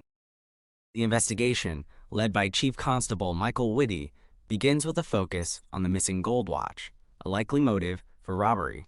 Whitty, a seasoned officer with a reputation for dogged determination, sends his men to scour Liverpool's pawnshops and black markets, hoping the watch will surface. But weeks pass with no trace of the item, its absence a frustrating dead end. Whitty interviews Bibby's family and employees, searching for enemies or business rivals who might have wanted him dead. Bibby's wealth and influence made him a target. Competitors in the shipping industry, disgruntled former partners, or even creditors might have harbored grudges. Yet no clear suspects emerge. John Jr. and James, Bibby's heirs, insist their father was well liked, his business dealings fair, though they admit he occasionally clashed with smaller firms over shipping contracts. The family's grief seems genuine, and Whitty rules them out as suspects, their alibis solid. They were at home in Linacre Marsh when the murder occurred. In early August, a lead emerges that electrifies the investigation. A constable named Robert Ellis reports seeing a man near the pond in Stan Park at 4 a.m. on the morning of Bibby's death. The man, identified as James Cullen, was acting suspiciously, walking away rapidly when approached by Ellis. At the time, Ellis thought little of it. Early morning walks weren't uncommon in rural areas, but after Bibby's murder, the encounter takes on new significance. Cullen, it turns out, is an employee of Bibby's, a brickmaker who worked at one of the company's yards. Whitty orders Cullen's arrest, and on August 5, 1840, the 32-year-old is brought in for questioning. Cullen, a wiry man with a weathered face, denies any involvement, claiming he was simply taking a shortcut through Stan Park after a late night at a tavern. He admits to working for Bibby, but insists he had no reason to harm him. In fact, he was due to be paid for his week's work, and Bibby's death led to the brickmaking crew being laid off, leaving Cullen jobless. Whitty presses Cullen hard, noting his proximity to the crime scene and his lack of a solid alibi. Cullen's story is shaky. He can't name any witnesses who saw him at the tavern, and his rapid departure from the pond raises suspicion. But the evidence against him is entirely circumstantial. No blood is found on his clothes, no murder weapon is recovered, and the gold watch remains missing. Whitty holds Cullen in custody for over a week, hoping someone will come forward with more information, but the trail goes cold. On August 13, 1840, Cullen is released, the lack of evidence forcing Whitty's hand. The Liverpool Mercury reports on the release, noting public frustration with the police's inability to solve the case. The murder of Mr. Bibby remains a stain on our city, the paper writes, a crime that cries out for justice yet finds none. With Cullen's release, the investigation stalls. Whitty's men continue to search for the watch, but it never surfaces, likely sold on the black market or melted down for its gold. The police explore other theories. Could Bibby have been targeted by a rival shipping magnate? Liverpool's maritime industry in 1840 is a cutthroat world, with companies vying for lucrative contracts and trade routes. Bibby's success might have made him enemies, perhaps someone who hired a thug to eliminate him. But no evidence of such a conspiracy emerges, and Whitty's inquiries into Bibby's business dealings yield nothing concrete. Another possibility is a personal grudge. Bibby's involvement in the slave trade earlier in his career, though he had since distanced himself from it, might have made him a target for abolitionists or former associates. Yet this theory, too, lacks proof, as no threatening letters or witnesses come forward. Let's explore the theories that have kept this case alive for 185 years. The James Cullen theory remains the most prominent. Cullen's presence near the crime scene, his employment with Bibby, and his suspicious behavior make him a compelling suspect. Some historians speculate he might have acted out of desperation. Perhaps he was in debt and saw Bibby's watch as a way out, a robbery that turned deadly when Bibby fought back. But Cullen's lack of motive, he lost his job after Bibby's death, and the absence of physical evidence weaken this theory. Could he have had an accomplice, someone who helped dispose of the watch and cover their tracks? The pristine crime scene, with no footprints, suggests careful planning, which might point to more than one perpetrator. Yet no accomplice was ever identified, and Cullen maintained his innocence until his death in 1855, leaving behind no confession or clue. The robbery gone wrong theory posits that Bibby was the victim of a random thief. A common occurrence in 1840s Liverpool, Stan Park's isolation made it a perfect spot for an ambush, and Bibby's gold watch was a tempting prize. A highwayman or vagrant might have attacked him, killed him in the struggle, and fled with the watch, leaving the body in the pond to hide the crime. The lack of footprints could be explained by the killer using the pond's edge to escape, wading through the shallow water to avoid leaving tracks. But this theory struggles to explain the brutality of the attack. Bibby's fractured skull and extensive bruising suggest a level of violence beyond a typical robbery. Was the killer motivated by rage as well as greed? Or did Bibby's resistance enrage his attacker to a deadly degree? A more sinister possibility is the business rival theory. Liverpool's shipping industry in 1840 was a battleground, with companies like Cunard and White Star vying for dominance. Bibby's success might have threatened a competitor, someone who saw his death as a way to weaken the Bibby line and gain an edge.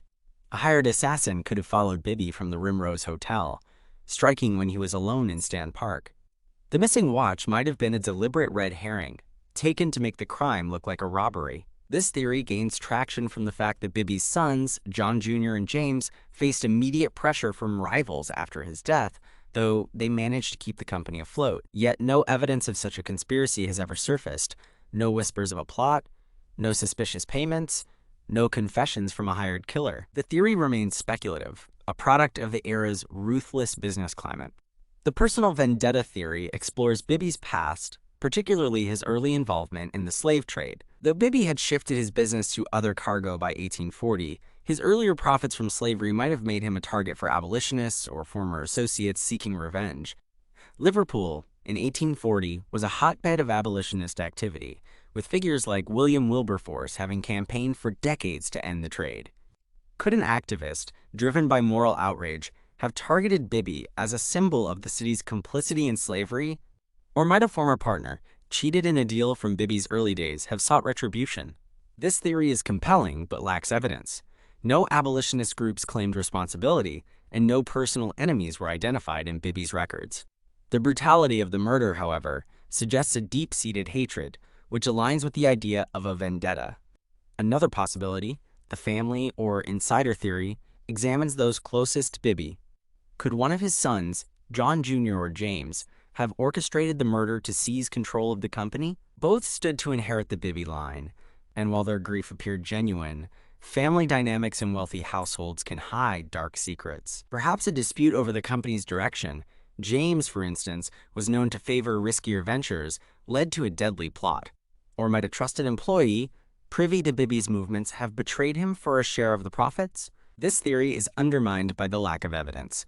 John Jr. and James were at home, their alibis confirmed by servants, and no disgruntled employees were ever implicated. Still, the absence of footprints and the precision of the crime suggests someone who knew Bibby's habits, pointing to an inside job as a lingering possibility. The impact of John Bibby's murder on Liverpool and his family was profound.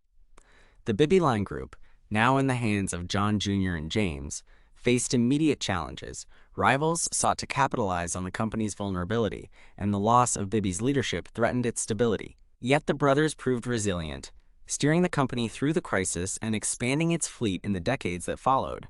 Today, the Bibby Line Group remains a global enterprise, a testament to the family's enduring legacy. But the murder left a scar on Liverpool's psyche. In 1840, the city was grappling with its identity, wealthy yet crime-ridden, progressive yet tied to the sins of slavery. Bibby's death, reported widely in papers like the Liverpool Mercury and the Times, became a symbol of the city's darker side, a reminder that even its most successful citizens were not safe. The case also highlighted the limitations of 19th century policing. Liverpool's constabulary in 1840 was ill-equipped for complex investigations. No forensic science, no fingerprinting, just boots on the ground and witness statements. The lack of footprints, the missing watch, and the absence of witnesses stymied Chief Constable Whitty at every turn. The inquest's open verdict fueled public outrage, with some accusing the police of incompetence or even corruption. Could an officer have been bribed to look the other way?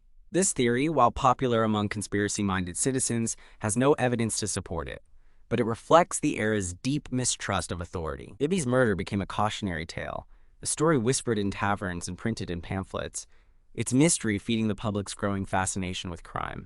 Fast forward to April 2025, and the murder of John Bibby remains one of Liverpool's oldest unsolved cases, its details preserved by historians like Stephen Horton, who has chronicled the city's dark past. In 2015, the Liverpool Echo revisited the case in its Echo Murder Files series, drawing on Horton's research to highlight its enduring mystery. Modern technology offers new hope. Ground-penetrating radar could search Stan Park for buried evidence, like Bibby's cane or the murder weapon, though the area has been built over in the intervening years. Forensic genealogy might trace descendants of James Cullen or other suspects, potentially uncovering family lore or a long-buried confession. But the case's age poses challenges. Bibby's grave in St. Luke's churchyard offers no DNA, as his remains were not preserved, and the gold watch, the key piece of evidence, has never been found, likely lost to history. In 2023, a local historian named Margaret Evans uncovered a letter in the Liverpool Record Office, written by a dock worker in 1841, claiming to have seen a man selling a gold watch matching Bibby's description in a Bristol market. The letter, addressed to a friend, describes the seller as a rough sort with a scar on his cheek, but offers no name. The lead, while tantalizing, is unverifiable. The Bristol market records from 1841 are incomplete, and the watch's fate remains unknown. In 2024, a podcast series, Hidden Liverpool, explored the case, interviewing descendants of the Bibby family who expressed hope that modern forensics might one day provide answers. John Bibby's great-great-great-grandson, Edward Bibby, shared a family story passed down through generations, that Bibby had been warned of trouble by an employee days before his death, though he dismissed it as idle gossip. The warning, if true, suggests Bibby might have been targeted, but the employee's identity and the nature of the threat were never recorded. Stan Park today is a far cry from the rural expanse of 1840.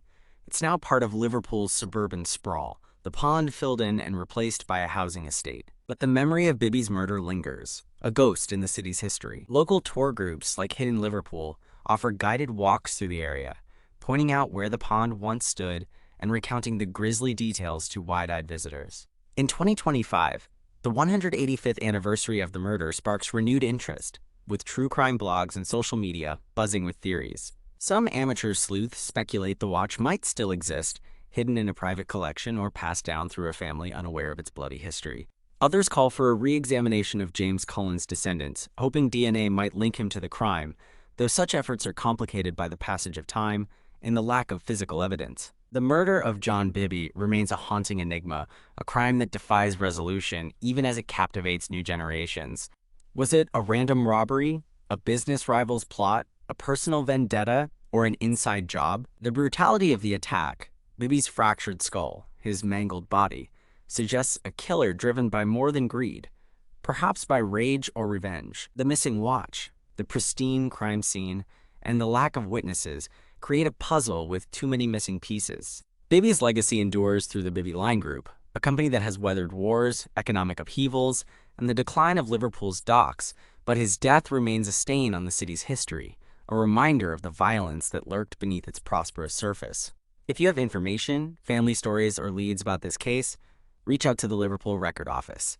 They're still seeking answers, hoping to give John Bibby the justice he was denied 185 years ago. Let's keep this story alive with hashtag John Bibby Murder. Share, like, and subscribe for more. Now, let's journey deep into the vibrant yet shadowy heart of New York City, the murder of Helen Jewett, where a murder in 1836 would ignite a firestorm of scandal, reshape public discourse, and expose the seamy underbelly of a rapidly growing metropolis. It's April 9th, 1836, and the city is stirring awake under a crisp spring dawn, its population surging past 270,000 as waves of immigrants, merchants, and laborers flood its crowded docks and tenements. In the heart of the notorious Five Points district, at 41 Thomas Street, a discreet yet elegant brothel operated by Rosina Townsend stands as a beacon for the city's elite seeking forbidden pleasures.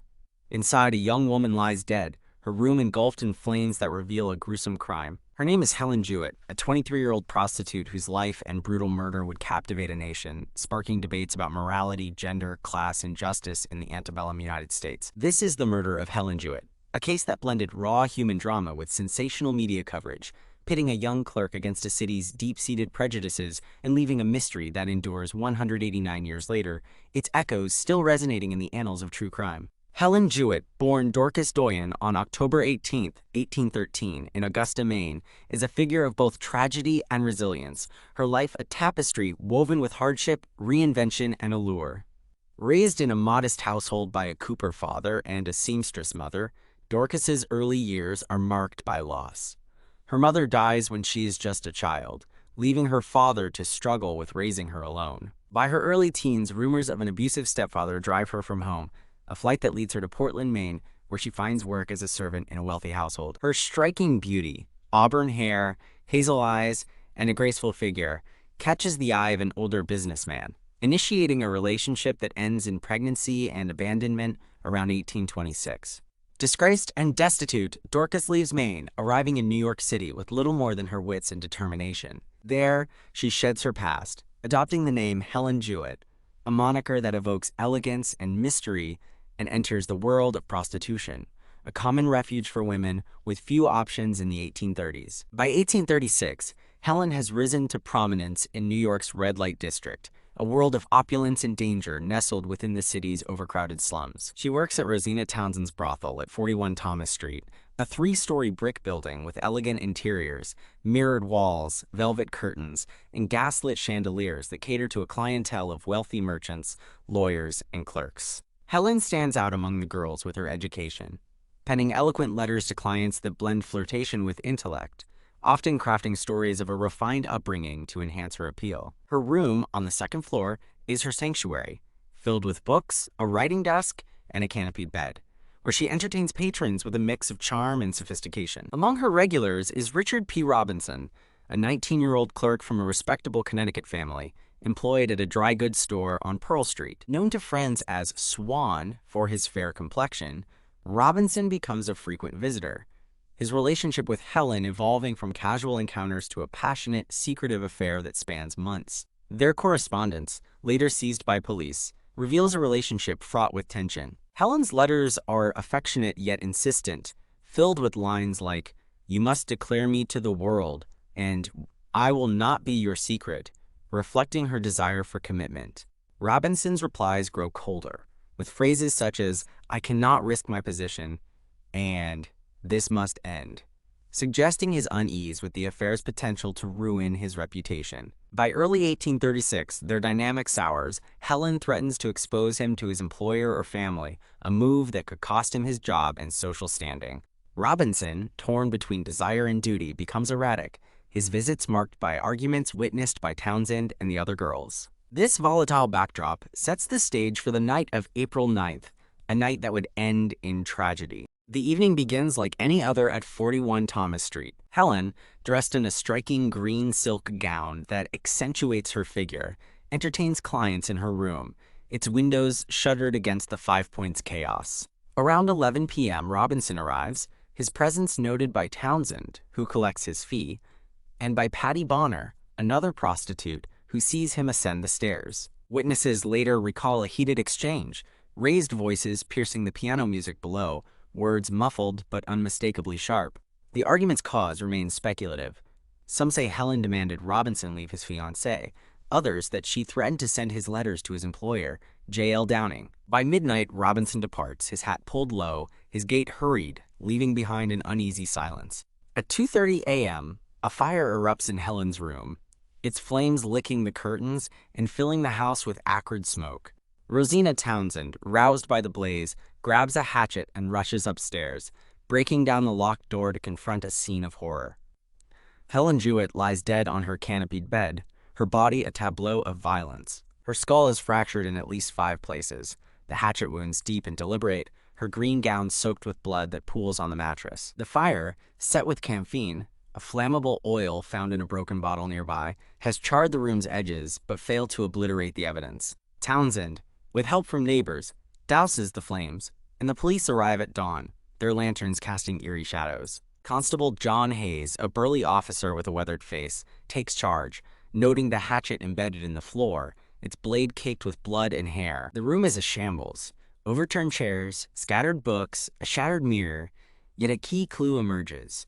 A man's cloak, discarded in haste, later traced to Robinson's tailor. Hayes also finds a letter from Robinson, its tone final, hinting at a breakup that might have triggered the violence. The discovery of Helen's body unleashes a storm across New York. By 6 a.m., a crowd gathers outside 41 Thomas Street, their whispers swelling into a clamor of shock and morbid curiosity. The New York Herald, under the ambitious editor James Gordon Bennett, seizes the story, its April 10th edition splashing lurid details across the front page. Murder most foul in 5 points. The paper sells out within hours, its circulation boosted by Bennett's sensational style, which blends fact with titillation. Helen's death transcends a mere crime. It's a scandal, a window into the city's hidden vice, challenging its puritanical facade. The police focus on Robinson, tracking him to his boarding house on Church Street, where they find his shirt and trousers spattered with blood and a hatchet missing from his room. Robinson is arrested on April 10, 1836, his youthful face a mask of defiance as he insists, "I am innocent. I loved her." The case ignites a media frenzy, with Bennett's Herald portraying Helen as a seductress who ensnared Robinson, while rival papers like the New York Sun demand justice for a murdered woman. The investigation unfolds with meticulous detail under intense public scrutiny. Coroner John W. Francis, a respected physician, conducts an autopsy on April 10th. His findings grim. Helen died from multiple hatchet blows to the head, her skull shattered with a force that suggests rage or determination. The fire, he concludes, was set post-mortem, using camphene to accelerate the blaze, a deliberate act to conceal the crime. Francis notes defensive wounds on Helen's hands, indicating a struggle, and traces of blood on the hatchet's handle, though the weapon's ownership remains contested. Constable Hayes interviews Townsend and the brothel's residents, piecing together the night's events. Rosina confirms Robinson's visit and the argument, her voice trembling as she recounts breaking down the door. Patty Bonner, a 20-year-old prostitute with a sharp memory, tearfully describes seeing Robinson leave with a hatchet wrapped in cloth, its handle protruding from his coat. Maria Stevens, another girl, recalls hearing Helen scream, "You'll be sorry for this," minutes before the fire, a cry that haunts the investigation. The police expand their search, questioning clients and neighbors. A man named Henry Storms, a local pimp with a grudge against Townsend, is briefly detained after boasting of knowing secrets about the brothel, but his alibi holds.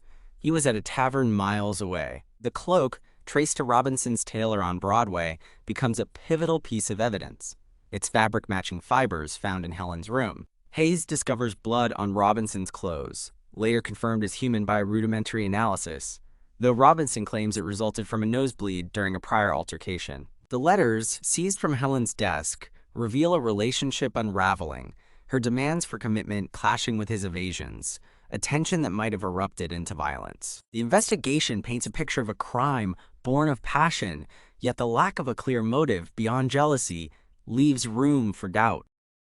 Robinson's trial begins on June 2, 1836, at the Court of General Sessions, a grand courtroom in the New York City Hall, its walls adorned with portraits of civic leaders. Judge Ogden Edwards presides, his stern demeanor commanding silence over a jury of 12 white men, merchants, clerks, and artisans, who reflect the city's middle class. The prosecution, led by District Attorney James R. Whiting, a meticulous lawyer with a reputation for tenacity, presents a compelling case.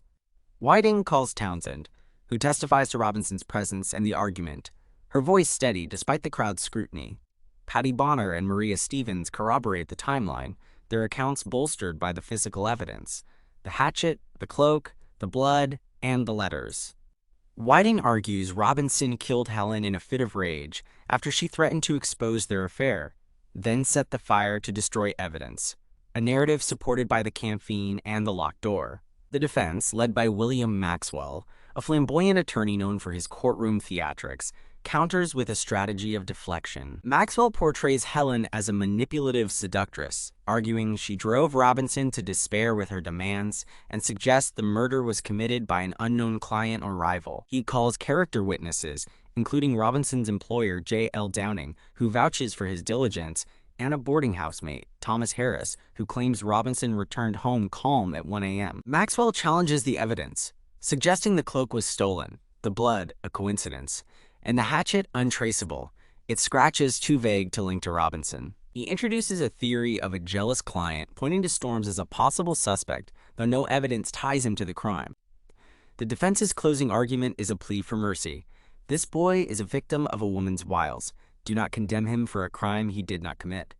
The trial stretches over 5 days, a spectacle that draws overflow crowds, with spectators spilling into the streets. Key moments include Patty Bonner's emotional testimony, undermined by Maxwell's insinuations of her unreliability due to her profession, and the hatchet's scrutiny. Experts debate its marks, with one suggesting they could match Robinson's grip, another dismissing it as inconclusive. The jury, swayed by Robinson's youth and middle-class status, deliberates for less than an hour, returning on June 7, 1836, with a verdict, not guilty. The courtroom erupts. Some cheer Robinson's freedom, others boo in disgust, their voices echoing off the marble walls. Judge Edwards bangs his gavel, restoring order, but the damage is done. Robinson, pale and shaken, is released, his family whisking him away as the crowd outside hurls insults. He leaves New York soon after, his trail fading by 1837. Some say he moved to Texas, others that he died in a Mississippi duel, his life overshadowed by the scandal. The acquittal ignites a firestorm of reaction. The New York Herald hails it as a triumph of youth over vice, Bennett penning editorials that lionize Robinson as a noble clerk ensnared by Helen's immoral trap. The New York Sun and Commercial Advertiser decry it as a miscarriage of justice, blaming jury bias toward Robinson's respectable background and the city's disdain for Helen's profession. Pamphlets flood the streets.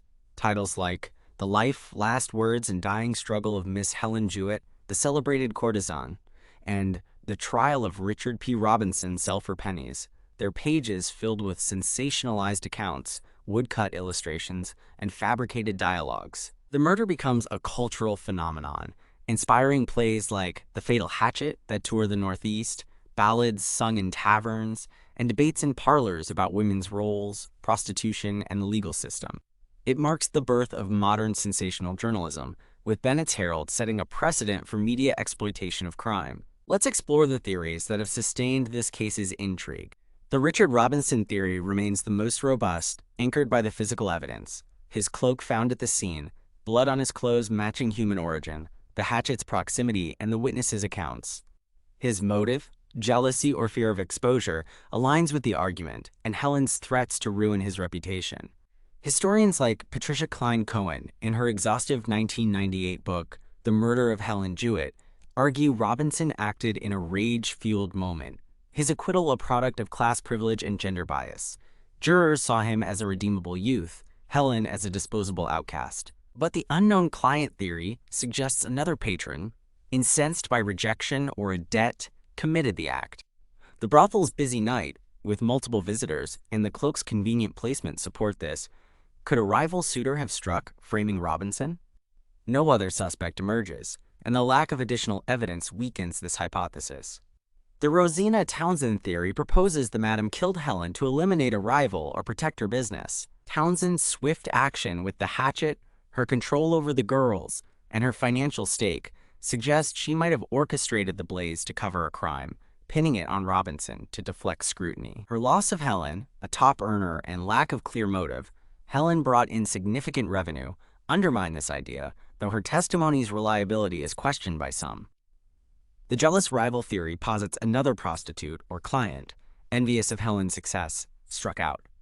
Patty Bonner or Maria Stevens might have harbored resentment, but their accounts align with Robinson's guilt, and no evidence supports their involvement. The self-defense or accident theory, championed by Maxwell, claims Robinson struck in self-defense during a fight, with the fire an unintended consequence. The multiple blows, deliberate arson, and Robinson's flight contradict this, making it a weak defense. Another intriguing angle is the brothel conspiracy theory. Could Townsend and her girls have colluded to kill Helen, perhaps over a business dispute, or to silence her about illicit activities? The locked door and fire suggest premeditation, and Townsend's quick response might indicate foreknowledge. Yet her financial loss and the lack of motive among the staff, Helen was a key asset, make this unlikely.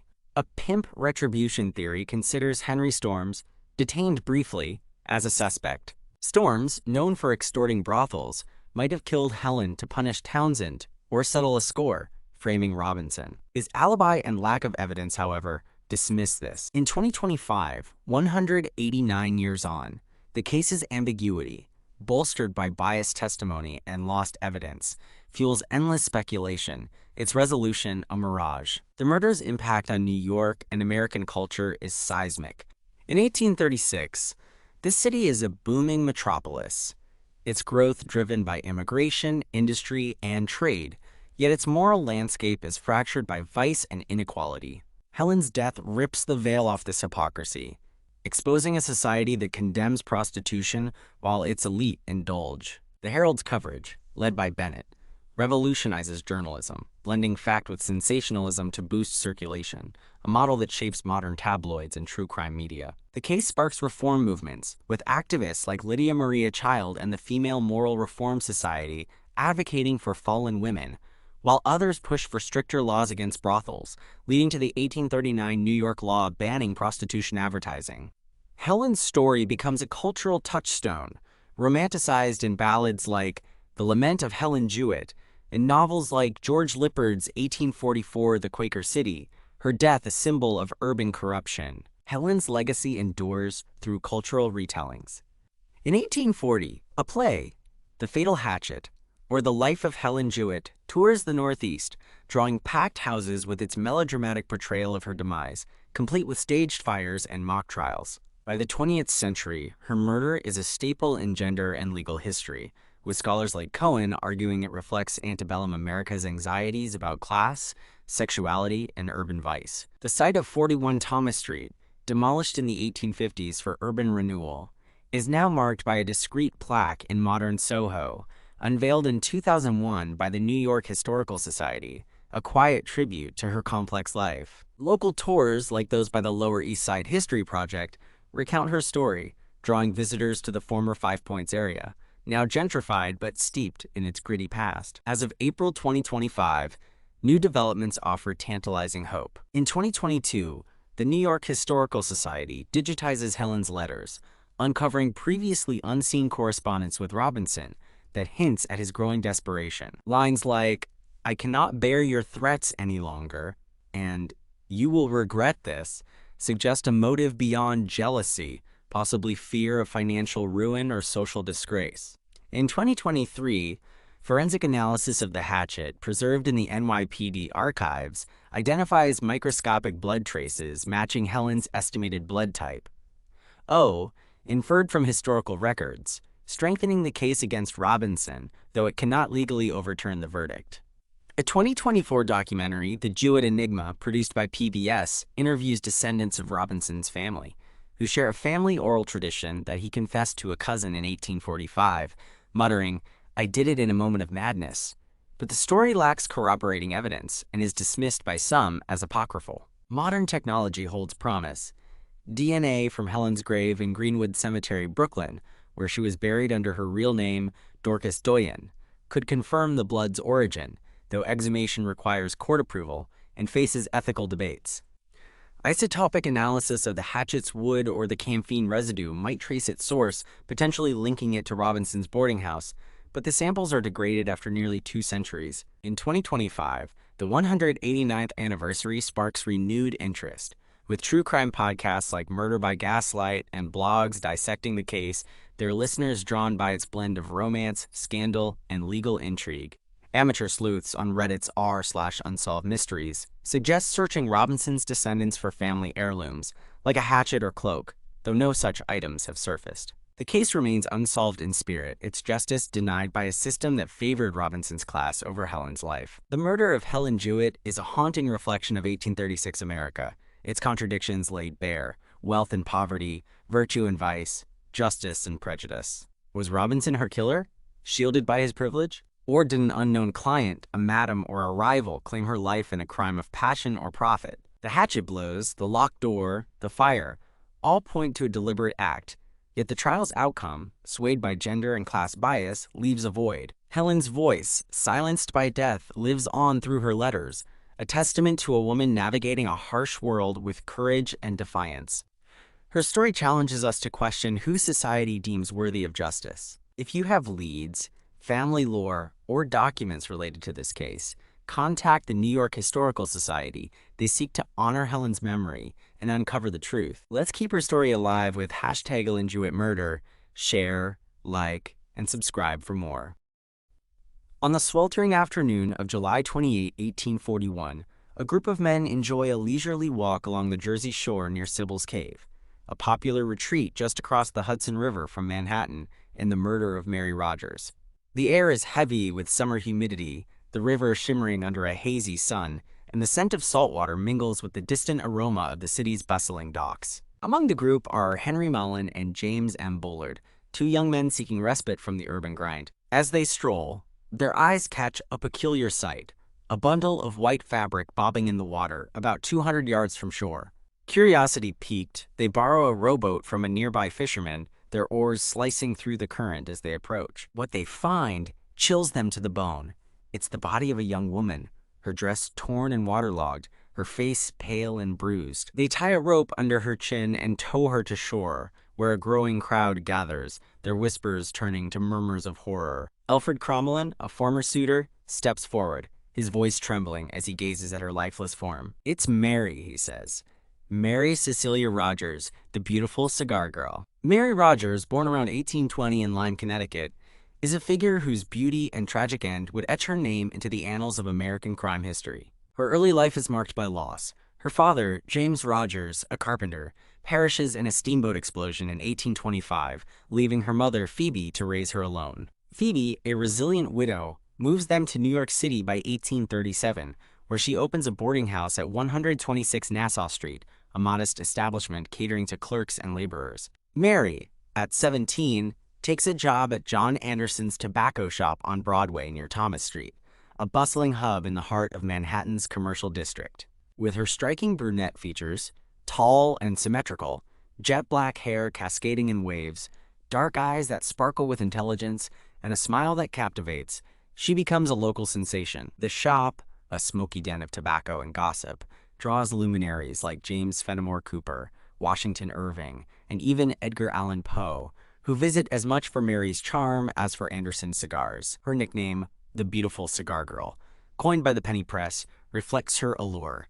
turning her into a minor celebrity in a city hungry for spectacle. Mary's role at Anderson's is more than clerical. She's a magnet for business, her presence boosting sales as men linger to catch a glimpse of her. She's known for her wit, often engaging customers in playful banter, her laughter a melody that cuts through the shop's haze. But her fame comes with a price. In October 1838, at 18, Mary vanishes for 6 days, sparking a media frenzy that foreshadows her eventual fate. The New York Sun reports a suicide note found by Phoebe, hinting at romantic despair, with headlines proclaiming, "The beautiful cigar girl missing." The city buzzes with speculation. Some fear she's been abducted.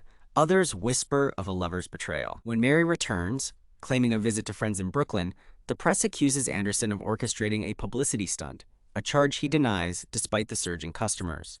Historians like Daniel Stashower, in his 2006 book, The Beautiful Cigar Girl, argue this episode reveals Mary's vulnerability in a city where her beauty made her a target, her public persona a double-edged sword.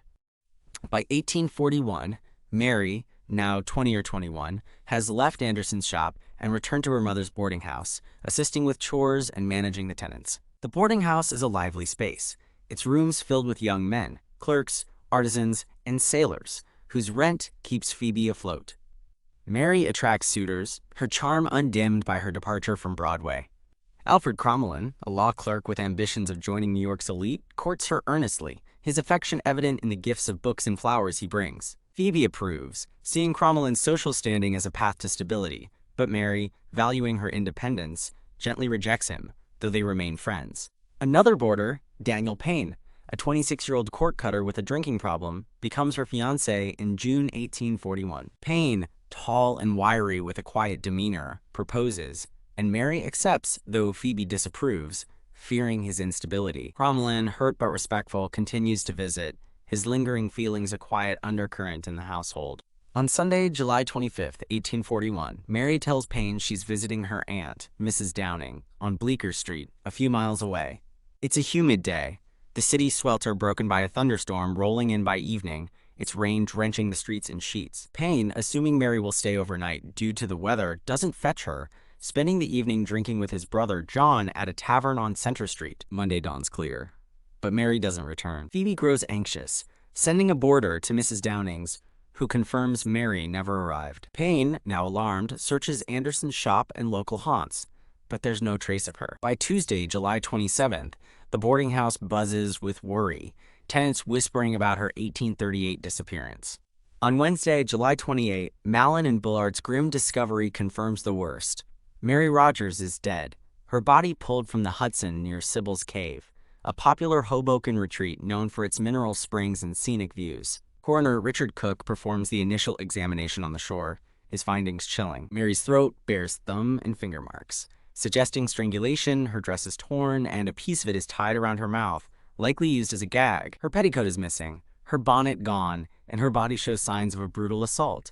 Bruises on her arms and legs indicate a struggle. Cook notes a strip of lace tied tightly around her neck, possibly a garrote, reinforcing the strangulation theory. He concludes she was chaste, finding no signs of pregnancy, though later medical opinions question this, suggesting a possible abortion gone wrong. The crowd, swelling with onlookers ferried from Manhattan, reacts with shock and outrage, their voices rising as Crommelin weeps, clutching a handkerchief Mary once gave him. The penny press descends like vultures, the New York Herald and Evening Post printing lurid headlines, "Beautiful Cigar Girl Found Murdered." The city, already on edge from recent crimes like Helen Jewett's 1836 murder, erupts in fascination and fear. The investigation begins in disarray, hampered by the era's rudimentary policing. New York's force in 1841 to 100 marshals, 31 constables, and 51 officers for a city of 320,000 is stretched thin, its watchman system plagued by corruption and inefficiency.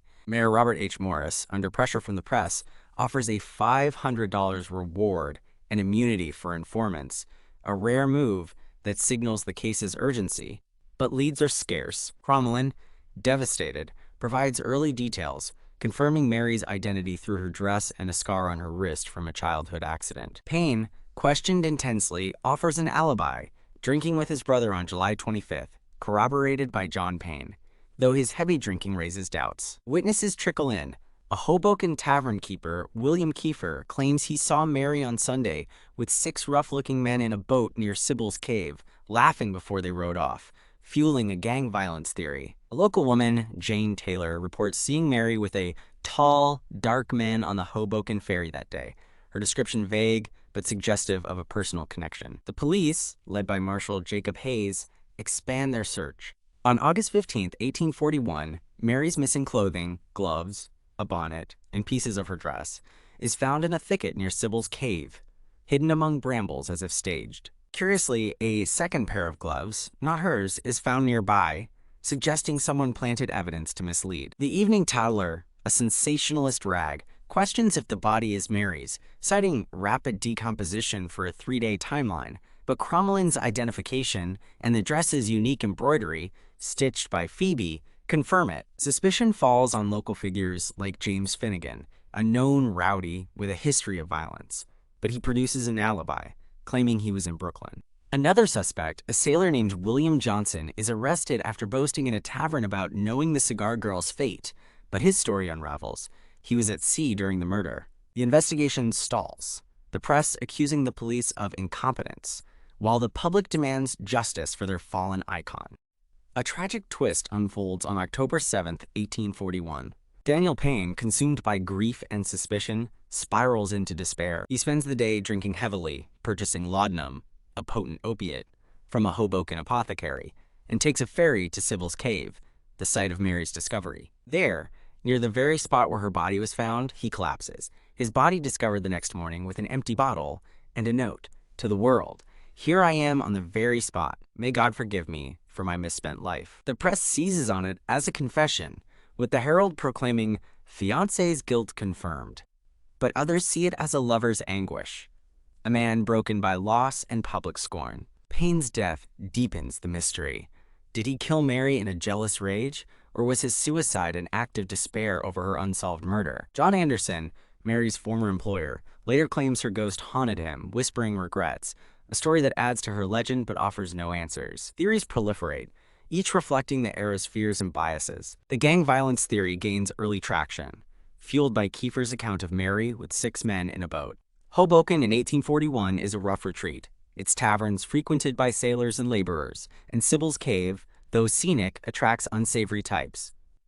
Could Mary have been lured by a group, assaulted, and dumped in the river? The throat marks and torn dress support a violent attack, but the staged clothing and lack of witnesses weaken this theory. The Payne murder theory casts him as the killer, driven by jealousy after Mary reconsidered their engagement. His suicide note and proximity to the crime scene fuel suspicion, but rigor mortis suggests Mary died on Tuesday, July 27th, while Payne was drinking with his brother on Sunday, his alibi holding despite scrutiny. The Cromwelin or Anderson theory explores a jilted lover or employer. Cromwelin's lingering affection and Anderson's publicity stunt history make them suspects, but no evidence ties them to the crime. Cromwelin was at his law office and Anderson in his shop. A darker theory emerges in October 1842, when Frederica Loss, the innkeeper at Nickmore House near Sybil's Cave, suffers a tragic accident. Her son, playing with a gun, accidentally shoots her, and as she lies dying, she raves about Mary's ghost haunting her. In her delirium, she confesses that Mary visited her inn on July 25th with a dark, tall doctor for an abortion, which went wrong, leading to her death. Loss claims her sons dumped the body in the Hudson, staging the clothing to mislead. The abortion theory gains traction, reflecting 1840s anxieties about women's sexuality and illegal procedures. Mary's injuries, throat marks, not abdominal wounds, contradict this, and Cook's autopsy found no pregnancy, though 19th century methods were unreliable. Police investigate the Loss family, but the sons deny involvement, and the story, lacking physical evidence, is dismissed as a dying woman's hallucination. Edgar Allan Poe, a frequent patron of Anderson's shop, becomes captivated by the case. In November 1842, he publishes The Mystery of Marie Roget, the second of his Dupin detective tales, in Snowdon's Lady's Companion. Relocating the story to Paris, Poe thinly veils Mary as Marie, using real details to craft a fictional solution. He theorizes a naval officer linked to Mary's 1838 disappearance killed her, possibly after a botched abortion, incorporating Loss's confession as it emerges. Poe's narrative, serialized over 3 issues, adapts to new evidence, but he never names a killer, concluding with Dupin's cryptic remark, "The mystery remains." Poe's work, while fictional, cements Mary's story in literary history, blending fact and speculation in a way that mirrors the press's sensationalism. The press, led by James Gordon Bennett's New York Herald, amplifies the case, selling thousands of copies with lurid headlines like, "Who Killed the Cigar Girl?" The Sun and Tribune join in, inventing clues, phantom witnesses, fabricated letters to keep readers hooked. This marks the rise of the penny press, a media revolution that thrives on crime and scandal, turning Mary into a symbol of urban danger. Her death exposes 1840s New York's underbelly, misogyny, weak law enforcement, and a fascination with female victimhood. Reformers seize the moment, decrying the police's failure in the city's vice. The 1845 Police Reform Act, establishing a modern force and new abortion laws, trace their roots to Mary's case, reflecting a shift in urban governance and social attitudes toward women's safety. Mary's murder reverberates through culture. Her beauty, a double-edged sword, draws both admirers and danger, reflecting women's precarious roles in a rapidly urbanizing society. Plays like The Beautiful Cigar Girl tour the Northeast, dramatizing her life with melodramatic flair, while ballads sung in taverns lament her fate. Historians like Amy Gilman Srebnick, in her 1995 book, The Mysterious Death of Mary Rogers, see her as a symbol of mid-century anxieties, sexuality, class, and the fragility of justice in a city where women like Mary were both idolized and expendable. Her grave, an unmarked plot near Greenwood Cemetery, becomes a pilgrimage site for true crime enthusiasts, its location whispered among locals despite the lack of a headstone. In 2025, 184 years later, Mary's case remains a touchstone for unsolved mysteries. A 2023 forensic reanalysis of river sediment near Sybil's Cave, conducted by Rutgers University, suggests a body submerged longer than 3 days, supporting a Tuesday, July 27th death, aligning with Payne's absence but complicating the gang theory. In 2024, a DNA study on preserved clothing fragments, held by the New York Historical Society, reveals traces of multiple handlers, 3 distinct profiles, not just one killer, hinting at a group or secondary involvement, though degradation limits matches. Podcasts like Murder by Gaslight and Reddit threads on r/unsolved mysteries speculate endlessly, with some pointing to Anderson's publicity motives or a naval officer from Poe's theory. A 2025 documentary, The Cigar Girl's Shadow, interviews descendants of Cromwell, who claim he kept a lock of Mary's hair, though testing is inconclusive. Sybil's Cave, now sealed but a historic site, draws visitors through Hoboken's historical tours, its entrance marked by a plaque commemorating Mary's discovery. The Hudson, ever-flowing, holds her secrets, its depths a silent witness to a crime that shaped true crime's evolution. Mary's story challenges us to look beyond the headlines, to see her as a woman navigating a harsh world, her voice lost to history, but her mystery enduring. If you have clues, family tales, artifacts, or documents, reach out to the New York Historical Society. Let's keep her memory alive with hashtag Mary Rogers Mystery. Share, like, and subscribe.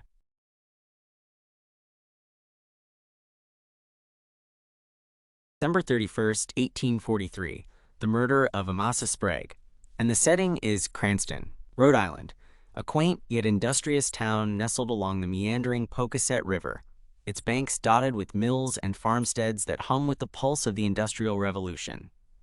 The Sprague family, a dynasty of wealth and influence, dominates the region, their textile empire, a cornerstone of the local economy. Amasa Sprague, a 45-year-old patriarch, stands at the heart of this legacy.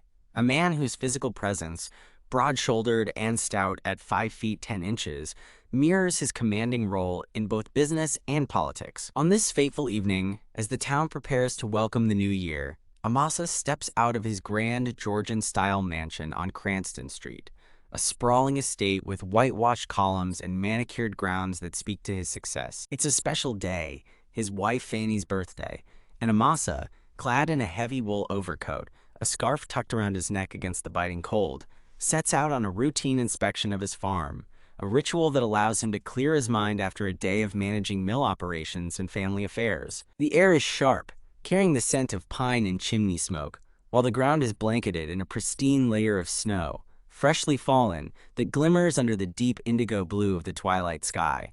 A hue Amasa's mill has perfected in its signature indigo blue cloth, a fabric that has made the Sprague name synonymous with innovation and prosperity. Amasa's journey takes him along a familiar path, a narrow trail that winds through his property, past frost-covered fields and skeletal trees, toward a small wooden footbridge near the Cranston-Johnston border, a boundary marked by a weathered signpost half buried in snow. The bridge, a simple structure of oak planks and railings, spans a frozen brook, its surface dusted with ice that reflects the fading light. Amasa, his breath visible in the frigid air, walks with purpose, his boots leaving deep impressions in the snow, his thoughts likely on the year ahead, expansion plans for the mill, his children's futures, or the quiet celebration awaiting him at home. But as he crosses the bridge, the stillness of the evening shatters with the crack of a gunshot, the sound reverberating through the woods like a thunderclap. The bullet strikes Amasa's right forearm, tearing through muscle and shattering bone, the pain immediate and searing. He staggers, clutching the wound,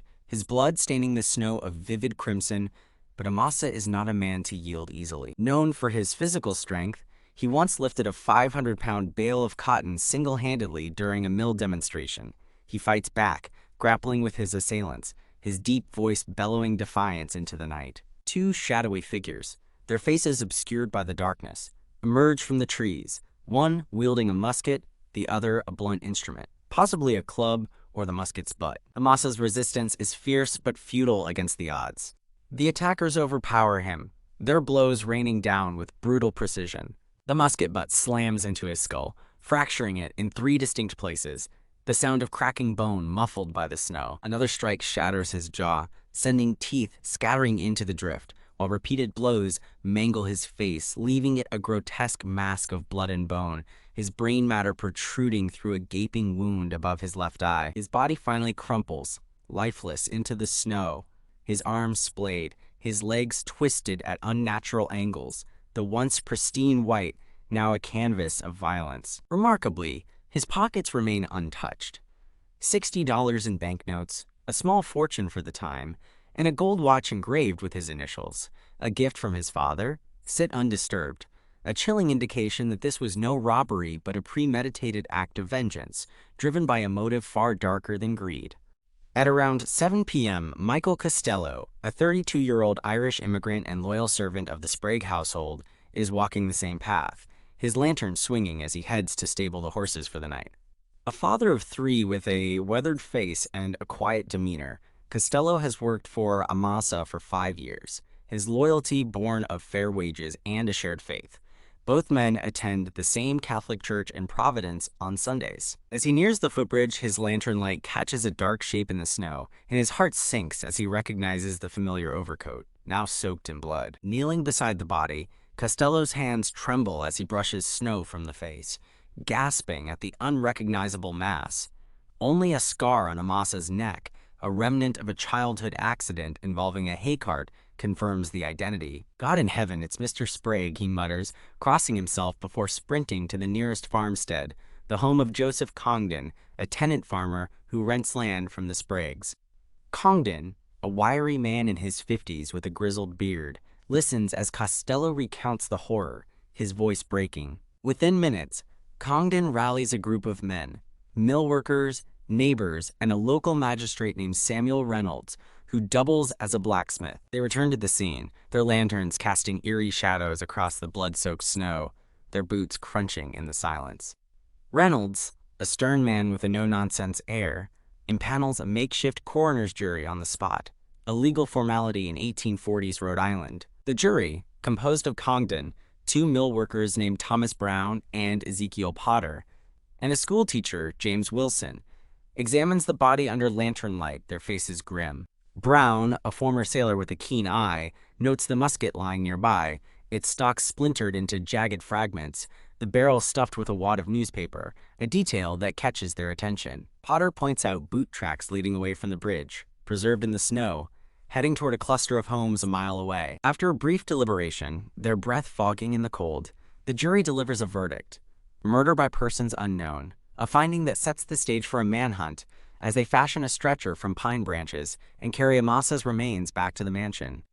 Inside the Sprague mansion, the scene is one of devastation. The grand parlor, adorned with oil paintings of the Sprague lineage and a mahogany table set for Fanny's birthday celebration, becomes a makeshift morgue. Fanny Sprague, a petite woman of 42 with auburn hair pinned in a tight bun, collapses at the sight of her husband's body, her cries piercing the air as she clutches his bloodied hand. Their children, William, 13, a studious boy destined for Harvard; Amasa Jr., 11, who idolizes his father's strength; Julia, 9, clinging to her mother's skirts; and Almira, 6, too young to grasp the loss, gather around, their faces pale with shock. Dr. Hiram Potter, the family physician, arrives by 8 p.m., his black medical bag in hand, his expression grave as he examines Amasa. Potter, a meticulous man in his late 40s, notes the 3 skull fractures, one above the left eye, another at the temple, and a third at the base of the skull, along with the shattered jaw, broken in 2 places, and the protruding brain matter, a sight that turns even his seasoned stomach. He confirms death by blunt force trauma, the gunshot wound to the arm secondary, likely a precursor to the beating. Potter also notes the untouched valuables, $60 in banknotes, equivalent to $2,000 today, and the gold watch, its hands frozen at 6:45 p.m., the approximate time of the attack. The absence of theft solidifies the motive as personal, not financial, a detail that shapes the investigation. Amasa Sprague was no ordinary man. Born in 1798 to William Sprague II and Anna Potter, he and his older brother William III built the A&W Sprague textile empire from humble beginnings. Their father, a farmer, had dabbled in textiles, but Amasa and William III transformed the business, founding the Cranston Print Works in 1822, a mill that by 1843 employed over 800 workers, many of them Irish immigrants fleeing the famine. Amasa's innovation, the indigo blue cloth, a vibrant dye perfected through a chemical process he developed with a local apothecary, catapulted the company to national prominence, supplying fabric for Union Army uniforms during the looming Civil War. Politically, Amasa served as a state representative from 1832 to 1836, a Whig known for his conservative stance on suffrage, opposing the Dorr Rebellion's push for broader voting rights in 1842. His influence extended to the town council, where he often swayed decisions, a power that made him enemies among those who felt his dominance stifled competition and fairness. Yet to his family, he was a devoted husband and father, a man who carved wooden toys for his children and read them Bible stories by the hearth, his deep voice a comfort in their sprawling home. Suspicion falls swiftly on the Gordon family, Irish immigrants whose feud with Amasa had reached a boiling point. Nicholas Gordon, the eldest at 38, arrived in Rhode Island in the mid-1830s, fleeing the economic despair of County Tyrone, Ireland. A shrewd entrepreneur with a sharp tongue, he established a dry goods store and saloon near Spragueville, a mill village where Amasa's workers lived in company housing. The saloon, a ramshackle wooden structure with a tin roof, became a haven for Irish laborers, its shelves stocked with whiskey and ale that fueled late-night revelry. Nicholas's business thrived, but his liquor sales drew Amasa's ire. Workers often arrived at the mill drunk, slowing production and costing profits. In June 1843, Amasa leveraged his influence on the Cranston Town Council to deny Nicholas's liquor license renewal, a decision that crippled the Gordon family's income. The council meeting, held in a drafty town hall on a rainy afternoon, turned explosive. Nicholas, his face red with fury, stood and shouted, "I will have my revenge! You'll regret this, Sprague." A threat overheard by council members like Ebenezer Harris, a grocer, and Sarah Lyman, a schoolteacher who doubled as the town clerk, both of whom later testified to its vehemence. By July, Nicholas reunited his family after years of separation due to economic hardship. His mother Ellen, 60, a stout woman with a penchant for knitting, sister Margaret, 28, a seamstress with a quiet demeanor, and brothers John, 22, a wiry laborer fresh off the boat, William, 25, a blacksmith with a steady hand, and Robert, 19, a dreamer who worked odd jobs. The reunion, held in their modest home, a 2-room clapboard house with a leaky roof, was a rare moment of joy, with Ellen baking soda bread and the siblings sharing stories of Ireland over a flickering oil lamp. But Amasa's death on December 31st casts a dark shadow. Within 48 hours, authorities arrest Nicholas, John, and William, their Irish heritage fueling a narrative of blame in a town where nativist tensions, heightened by the Dorr Rebellion's aftermath, run deep.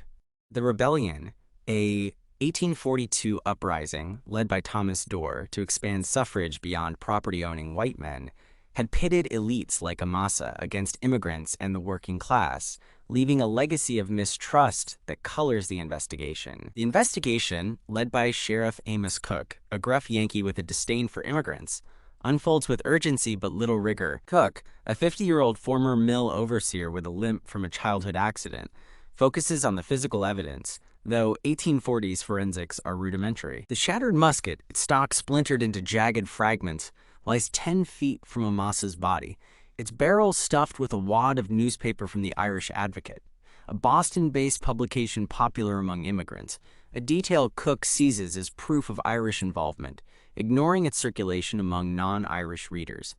Boot tracks preserved in the snow lead from the footbridge to the Gordon home a mile away, their tread a common design for laborer boots, sizes 9 and 10, worn by hundreds in Cranston. Cook measures only these tracks, neglecting others near the bridge that might point elsewhere, as volunteers and curious townsfolk trample the scene in the chaotic hours after the murder.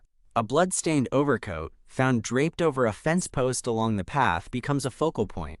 Its coarse wool matches garments worn by many laborers, including William, but Cook cannot confirm ownership, and blood testing, non-existent at the time, leaves the stain's origin speculative. John, a recent immigrant with a thick brogue and a nervous demeanor, and William, more composed but fiercely protective of his family, become the primary suspects, while Nicholas is charged as an accessory for his threat. The crime scene yields little else: no fingerprints, a technology decades away, and no clear eyewitnesses, as the secluded path saw little traffic that evening. Cook interviews mill workers, many of whom resent the Gordons for their saloon's impact on wages, and neighbors, who whisper of the family's clannishness. The Sprague family, led by William III, a U.S. senator with a commanding presence, 6 feet 2 inches with piercing blue eyes, exerts immense pressure for swift justice. William III, who had just returned from Washington for the holidays, meets with Governor James Fenner on January 2, 1844,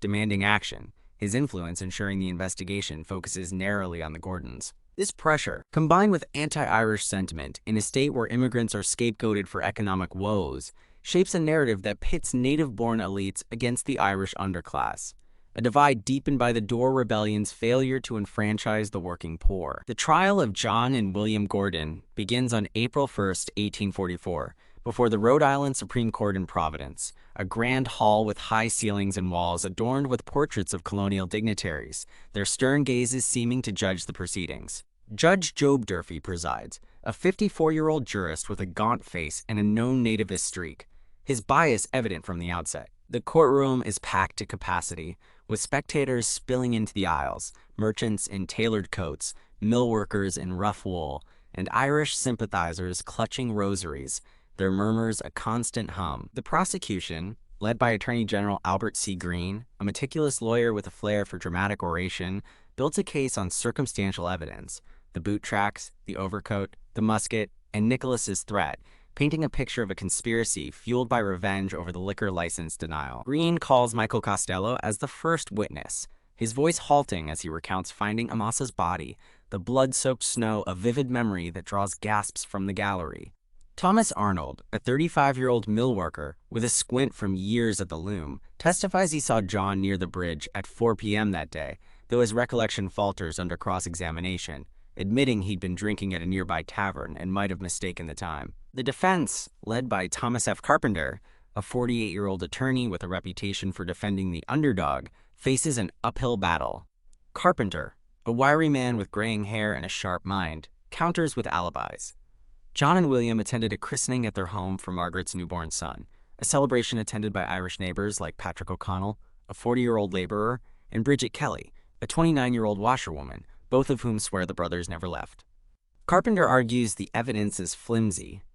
The boots match countless men, the overcoat's owner is unproven, and the musket's newspaper wad is circumstantial, as the Irish Advocate was widely read. He highlights Nicholas's threat as hearsay, lacking direct ties to John or William, but Durfee, openly favoring the prosecution, excludes Irish jurors, citing their lack of education and foreign loyalties, a decision that sparks outrage among the Irish community. Durfee also instructs the jury to prioritize testimony from reliable Yankee witnesses, dismissing Irish accounts as inherently suspect, a move that tilts the scales of justice. The trial stretches over 8 days, a spectacle of class warfare that grips the state, with newspapers like the Providence Journal and Newport Mercury printing daily updates. Their headlines, "Irish Threat to Yankee Order, Fanning the Flames of Prejudice."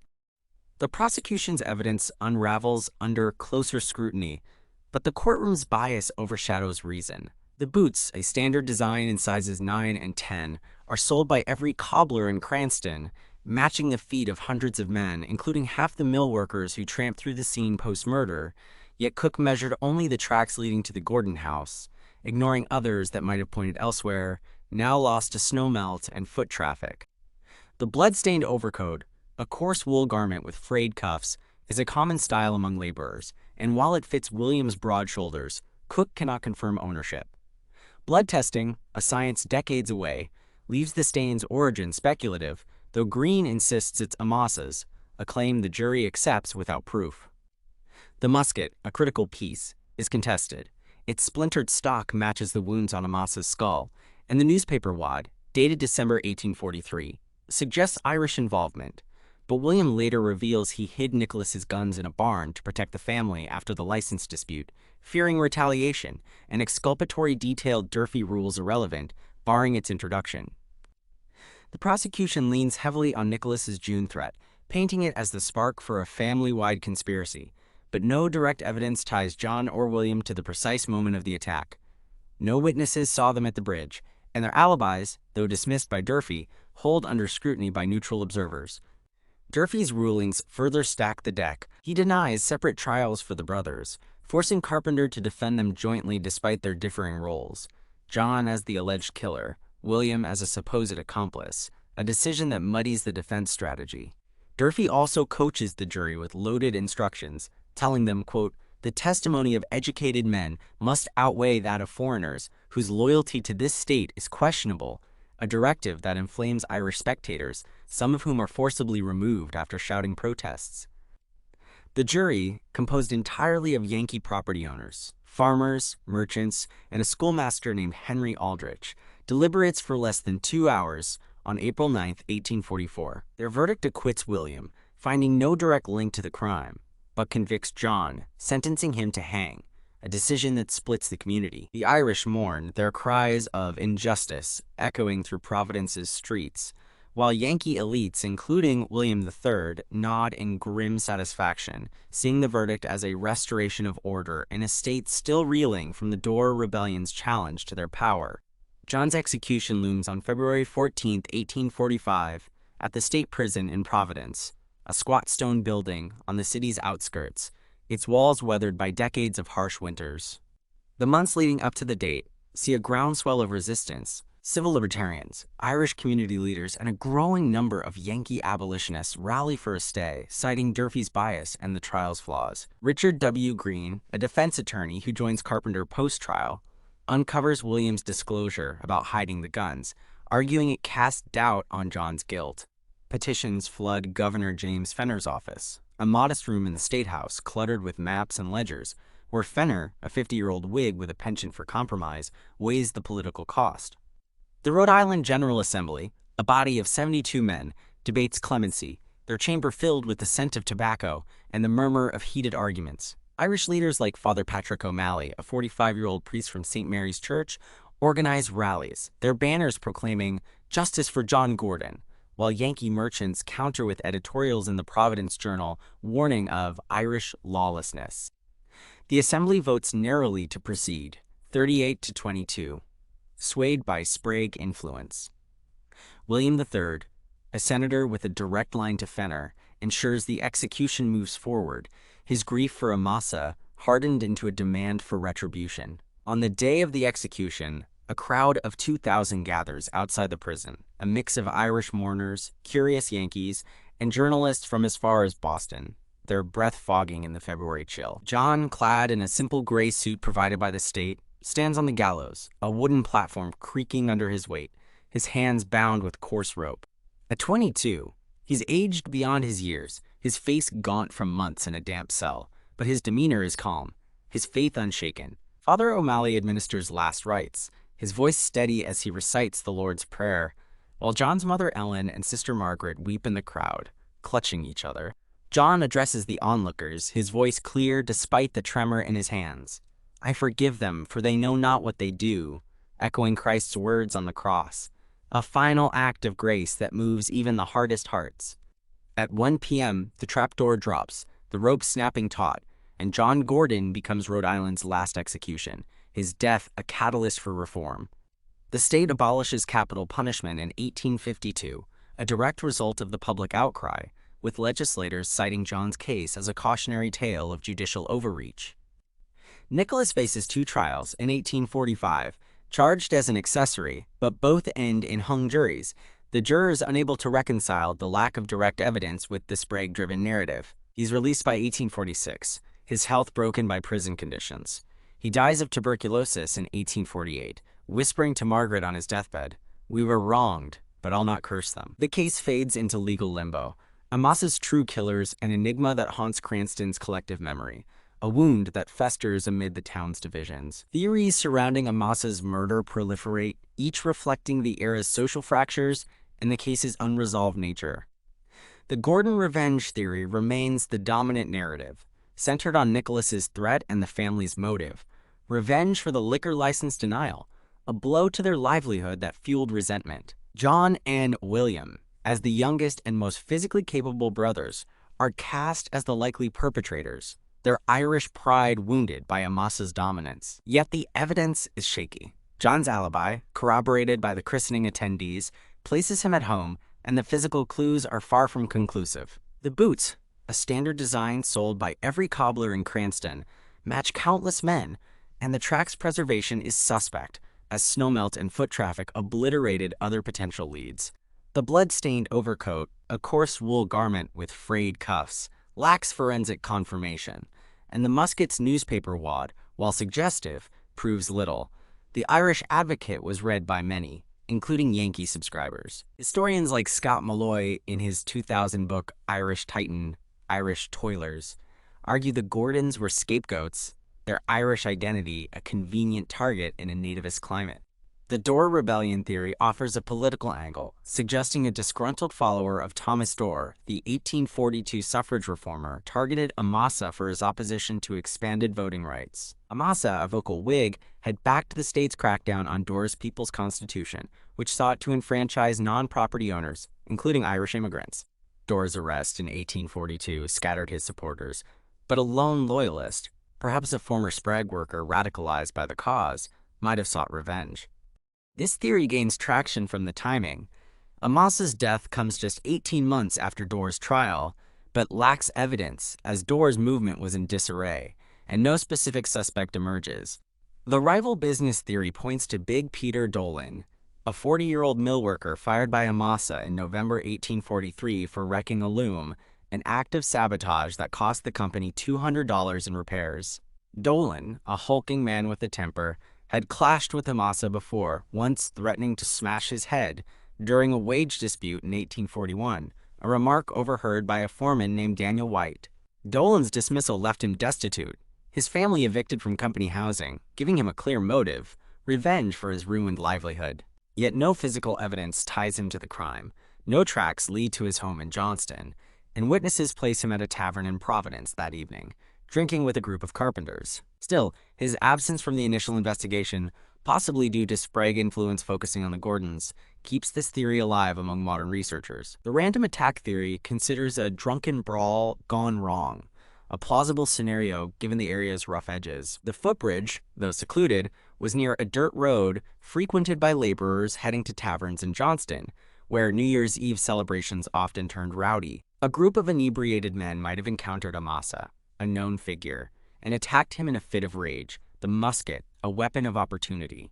Yet the savagery of the beating, 3 skull fractures, a shattered jaw, and a mangled face suggest a personal vendetta, not a random act, and the untouched valuables, $60 and the gold watch, contradict a theft motive, undermining this hypothesis. A lesser-known theory, the family betrayal theory, whispered among Cranston locals, points to internal Sprague dynamics. Amasa and William III, while partners, had clashed over business decisions. William favored expansion into cotton, while Amasa prioritized wool, a disagreement that strained their relationship, according to an 1843 letter from Fanny to her sister, uncovered in 1995 by the Rhode Island Historical Society. Could William III, ambitious and politically connected, have orchestrated the murder to seize full control of the company? This theory, while sensational, lacks evidence.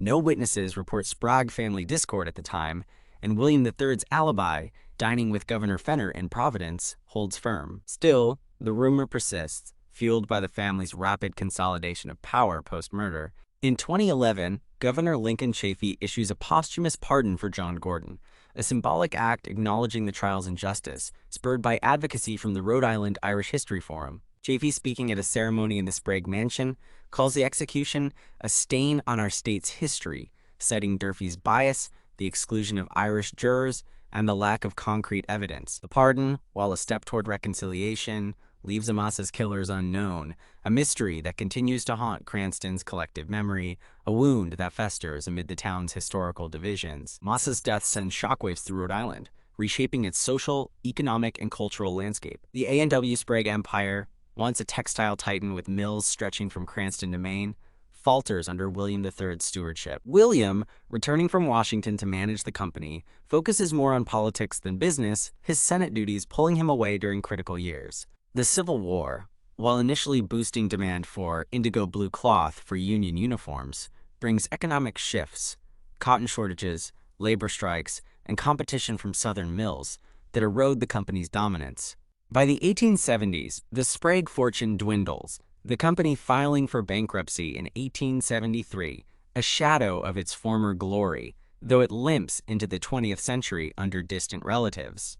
The Sprague Mansion, a Georgian masterpiece with 28 rooms, a ballroom, and a widow's walk overlooking the Pocasset, becomes a historical site maintained by the Cranston Historical Society, its preservation a testament to the family's legacy. The mansion, open for tours from May to October, draws thousands annually, many seeking the supernatural. Locals report Amasa's ghost haunting the halls, a shadowy figure descending the grand staircase at midnight, icy breaths chilling the cellar where his portrait hangs, bedding mysteriously pulled from sleepers in the guest rooms, and lights flickering in the doll room, where Julia's porcelain dolls sit in eerie silence. In 1998, the New England Paranormal Society conducts an investigation, recording EVP's electronic voice phenomena, with a male voice whispering "justice" and temperature drops of 15 degrees in the cellar, findings that fuel ghost tours and local lore.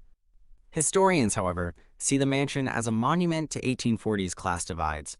Its opulence a stark contrast to the Gordon family's ramshackle home, a disparity that shaped the case's outcome. The murder exposes Rhode Island's deep-seated anti-Irish bigotry, a prejudice rooted in economic competition and cultural mistrust. Irish immigrants, fleeing famine and British oppression, arrived in waves during the 1830s, taking low-wage mill jobs that fueled resentment among native-born workers. The Dorr Rebellion's failure to enfranchise them, only property-owning white men could vote under the 1843 charter, left them politically powerless, a vulnerability exploited during the Gordon trial. The case becomes a rallying cry for reform, fueling labor movements like the 1847 10-hour workday law, which limits mill shifts and voting rights debates that culminate in the 1849 Constitutional Convention, where limited suffrage expansions are granted. Irish leaders like Father O'Malley used John's execution to galvanize their community, founding mutual aid societies that evolve into political advocacy groups, laying the groundwork for Rhode Island's Irish political rise by the 1880s. Culturally, the murder leaves a lasting imprint. Ballads like the Ballad of John Gordon, sung in Irish taverns across Providence, lament his fate. Its lyrics, "Oh John, they took your life away for a crime you did not do," passed down through generations. Plays staged in the 1850s, such as the Sprague tragedy, dramatized the trial, drawing packed houses with their melodramatic portrayals of class conflict. Historians like Scott Malloy, in his 2000 book Irish Titan, Irish Toilers, frame the case as a microcosm of 1840s America, industrial growth clashing with immigrant labor, elite power clashing with social justice, and judicial bias clashing with fairness. Malloy argues Amasa's murder, quote, exposed the fragility of justice in a society divided by ethnicity and class, a sentiment echoed in academic circles and true crime communities. In 2,025,182 years after Amasa's death, new developments breathe life into the cold case, though resolution remains elusive. In 2023, a forensic reanalysis of the musket, preserved in a climate-controlled case at the Rhode Island Historical Society, yields trace blood evidence. Using advanced spectrometry, researchers at Brown University detect hemoglobin matching Amasa's estimated blood type, O, inferred from family medical records, embedded in the musket stock, a finding that confirms its use in the murder but cannot identify the wielder due to DNA degradation over nearly 2 centuries. The newspaper wad, also re-examined, reveals ink consistent with the Irish Advocate's 1843 print run, but its presence proves little, as the paper was widely distributed, including to Yankee subscribers like Samuel Reynolds, the magistrate. In 2024, an archaeological excavation near the footbridge, funded by the University of Rhode Island and led by Dr. Emily Carter, a 45-year-old historian with a passion for cold cases, uncovers a buried coat button and a fragment of newspaper, possibly from the murder weapon's wad. The button, a brass piece with a fleur-de-lis design, matches styles worn by laborers in the 1840s, but its owner remains unknown.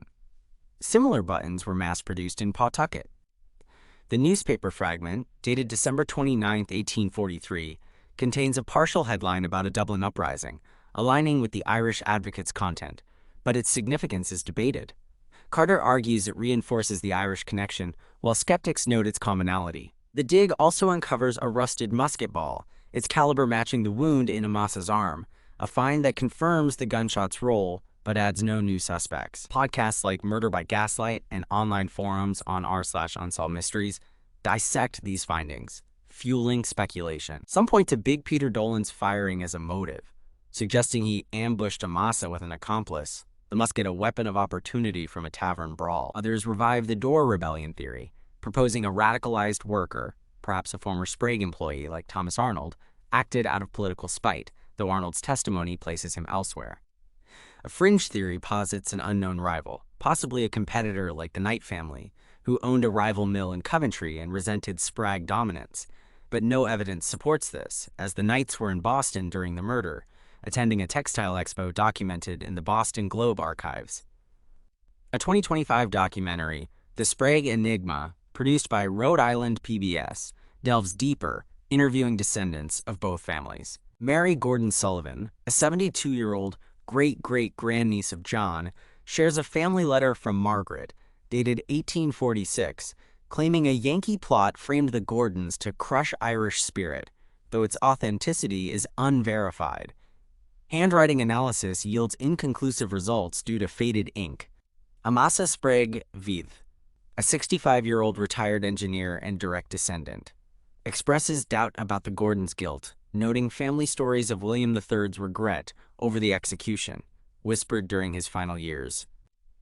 The documentary also explores the Sprague Mansion's hauntings, filming an overnight investigation with the Rhode Island Paranormal Society, capturing EVPs of a male voice saying, "Justice," and a child's giggle in the doll room, phenomena that draw 10,000 visitors annually to the mansion's tours, held May to October. The Sprague Mansion, a Georgian masterpiece with 28 rooms, a ballroom with crystal chandeliers, and a widow's walk overlooking the Poughkeepsie, stands as a historical site, its preservation a testament to the family's legacy.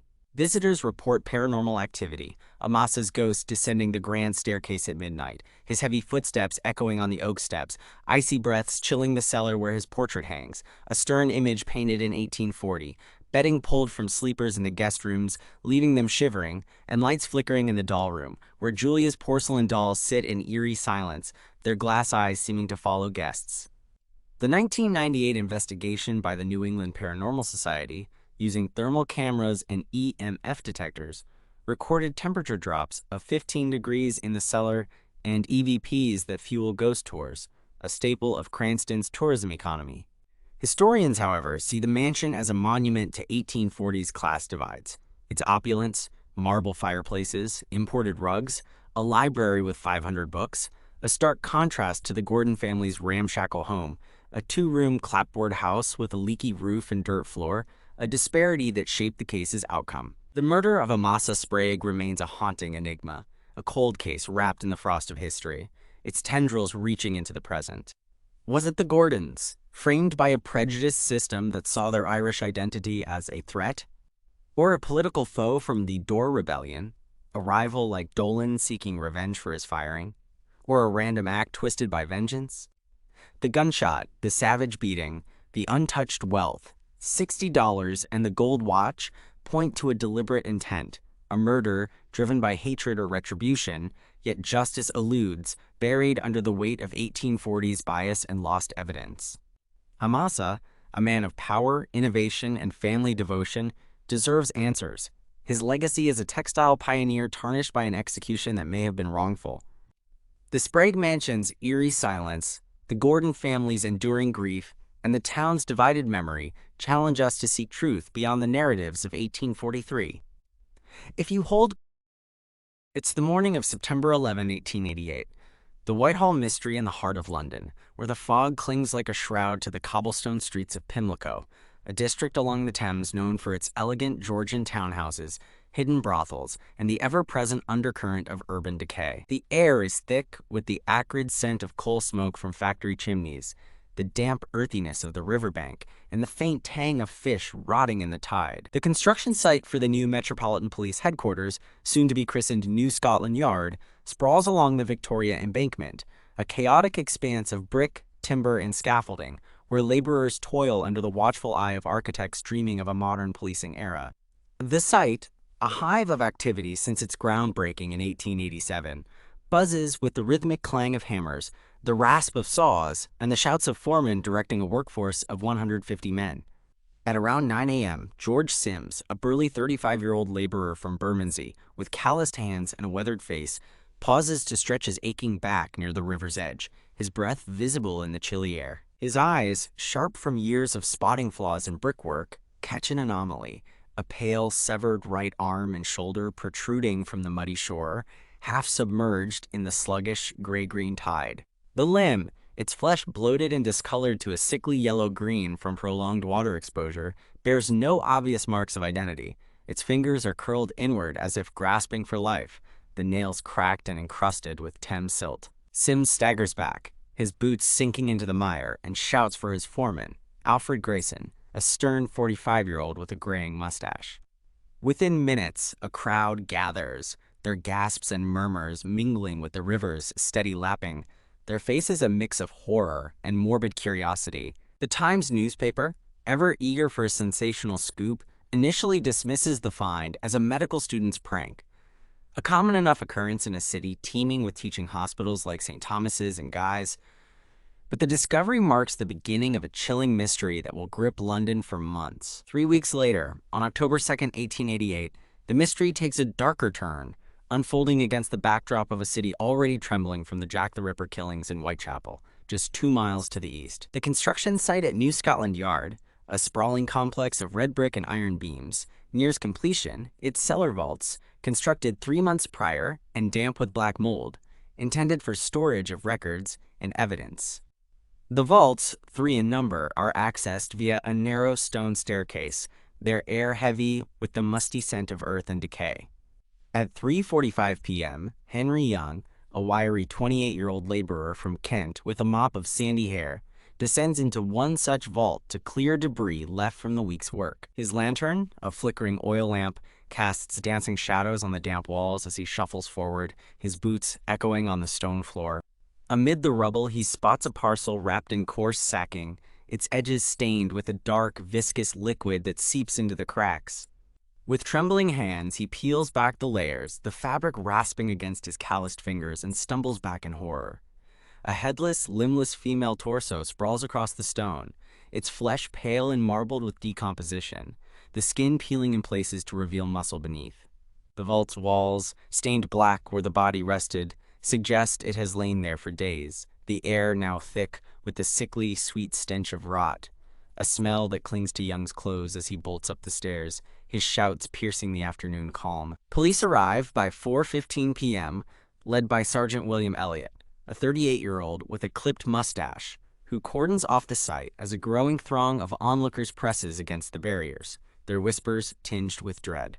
Dr. Thomas Bond, a 52-year-old surgeon with a reputation for handling the city's grisliest cases, arrives by 4:30 p.m., his black leather bag in hand and his face set in a grim mask of professionalism. Bond, a tall man with thinning hair and a precise manner, oversees the removal of the torso to the Golden Lane mortuary, a stark building with whitewashed walls and a tiled examination room. There, under the harsh glare of gaslights, he conducts a meticulous autopsy, his scalpel moving with the steady hand of a seasoned anatomist. The findings are chilling.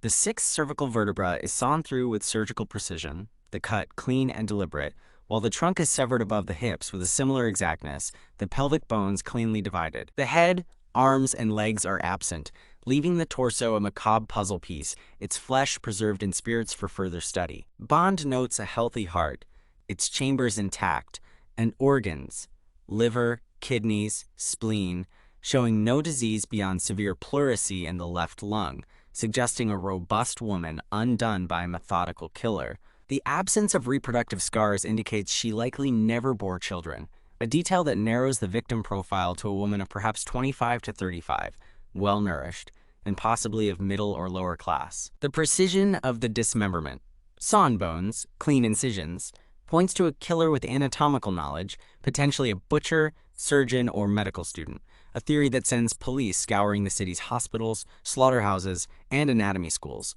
The investigation falls to Chief Inspector Donald Swanson, a meticulous 40-year-old Scot with a stern demeanor and a reputation for dogged persistence, based at the Whitechapel Division, but now overseeing this Thames-side enigma. Swanson, a slight man with a neatly trimmed beard and piercing gray eyes, is stretched thin, his resources divided between the Whitehall Mystery and the Jack the Ripper case, which has claimed 5 victims: Marianne Nichols, Annie Chapman, Elizabeth Stride, Catherine Eddowes, and Mary Jane Kelly since August. The Ripper's signature, throat slashing and abdominal mutilation with a jagged knife, differs markedly from the Whitehall dismemberment, yet the timing, just as the Ripper's terror peaks, fuels speculation of a connection. Swanson assembles a team of 20 detectives, including Inspector Frederick Aberline, a 45-year-old veteran with a weathered face, to canvass the area.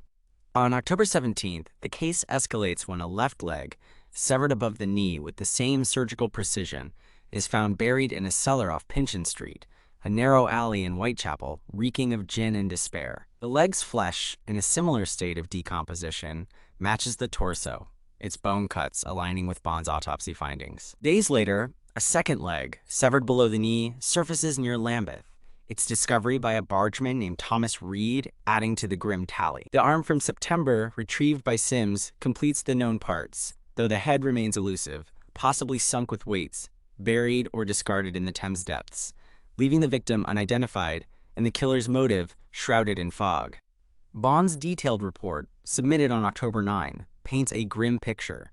The torso, he estimates, belonged to a woman of large stature, perhaps 5 feet 6 inches to 5 feet 8 inches, with a robust frame, her well-nourished state suggesting a life of moderate comfort, not the starvation typical of Whitechapel's poorest.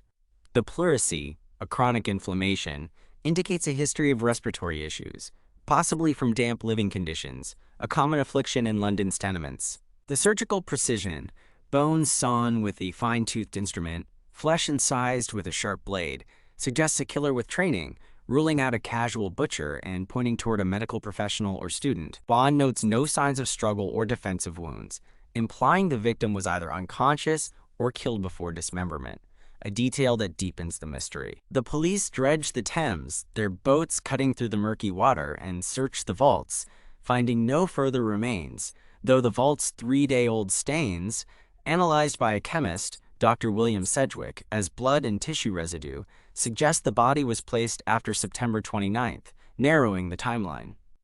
London erupts in fear and fascination. The Daily News publishes Bond's findings on October 9th, its front page screaming, "Thames Horror," alongside sketches of the vault and arm, sparking public outrage and a deluge of wild theories. Some blame Russian anarchists, their bombs a recent terror in the East End, others a deranged nobleman hiding behind wealth.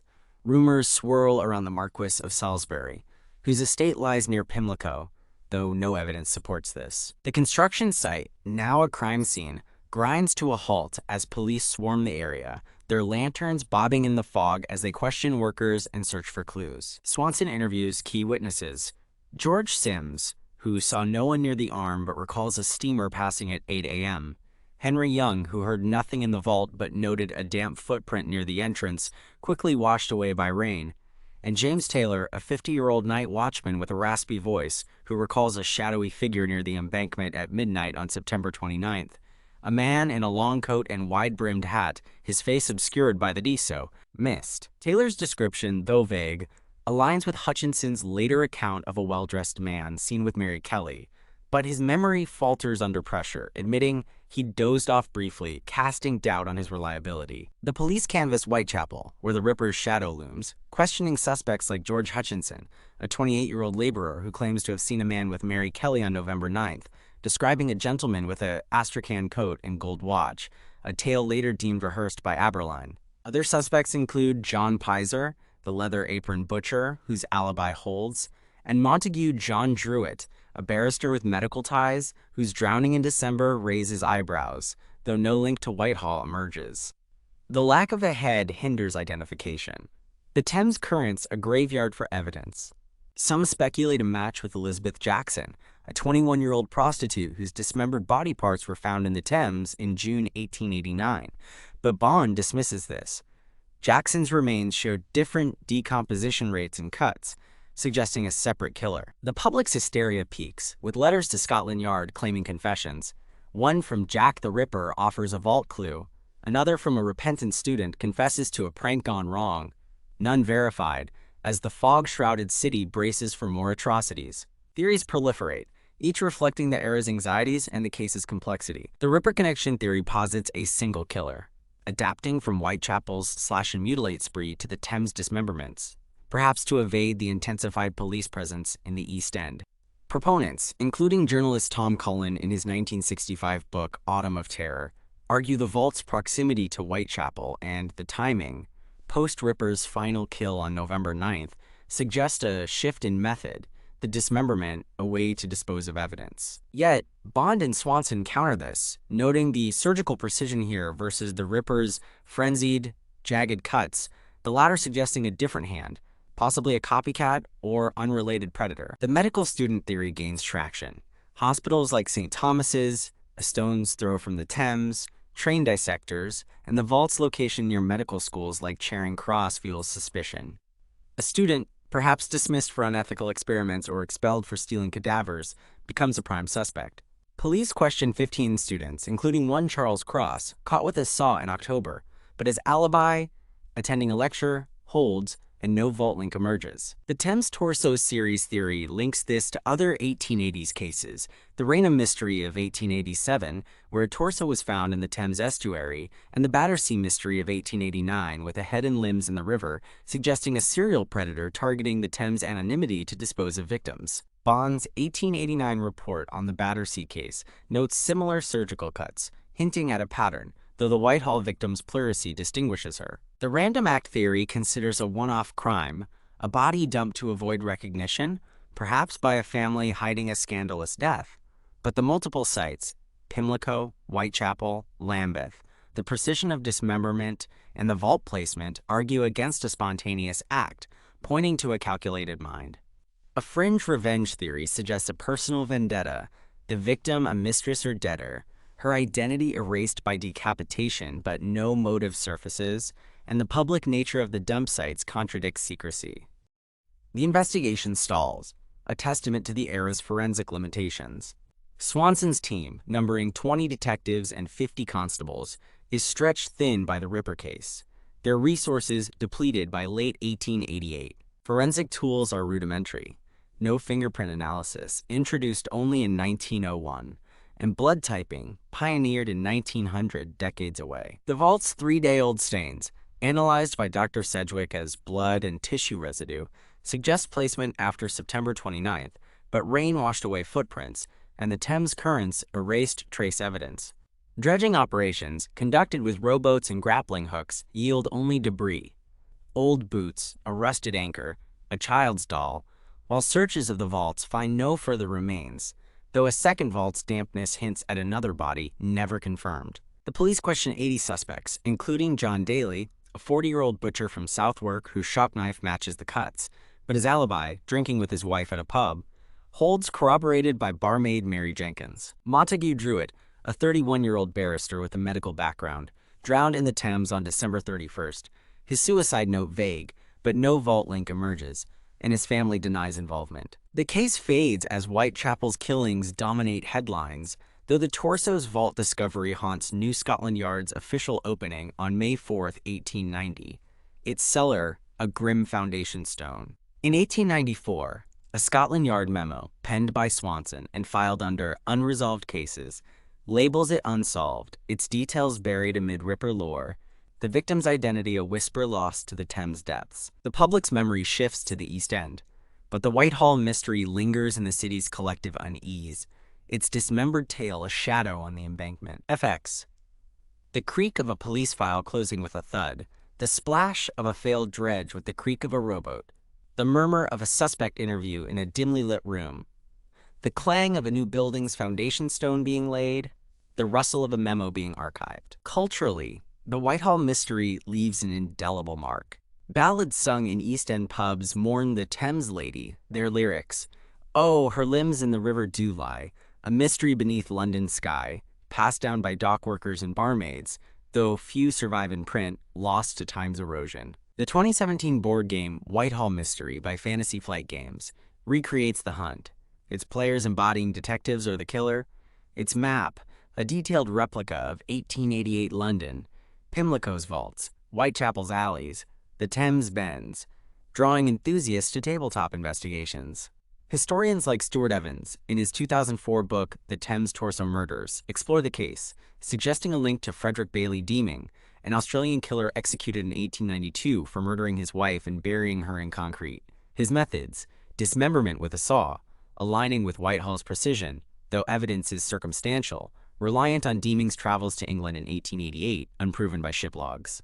The site, now part of the Norman Shaw buildings, housing Scotland Yard's administrative offices, draws true crime buffs on guided tours. Its cellar, a modern storage space with fluorescent lights, echoing with tales of a spectral torso, lights flickering unbidden, a legend born of 1888's dread. The 1996 renovation uncovered a sealed vault section, its walls stained with an unidentifiable residue, fueling speculation of hidden remains, though tests proved inconclusive. Literary works like Marie Belloc-Lowndes' 1913 novel The Lodger, inspired by the Ripper but nodding to Thames cases, cement the mystery and Gothic tradition, while films like the 1965 A Study in Terror blend Whitehall with Whitechapel, their foggy sets a nod to Victorian fear. In 2025, 137 years after the discovery, new clues rekindle interest, though resolution remains elusive.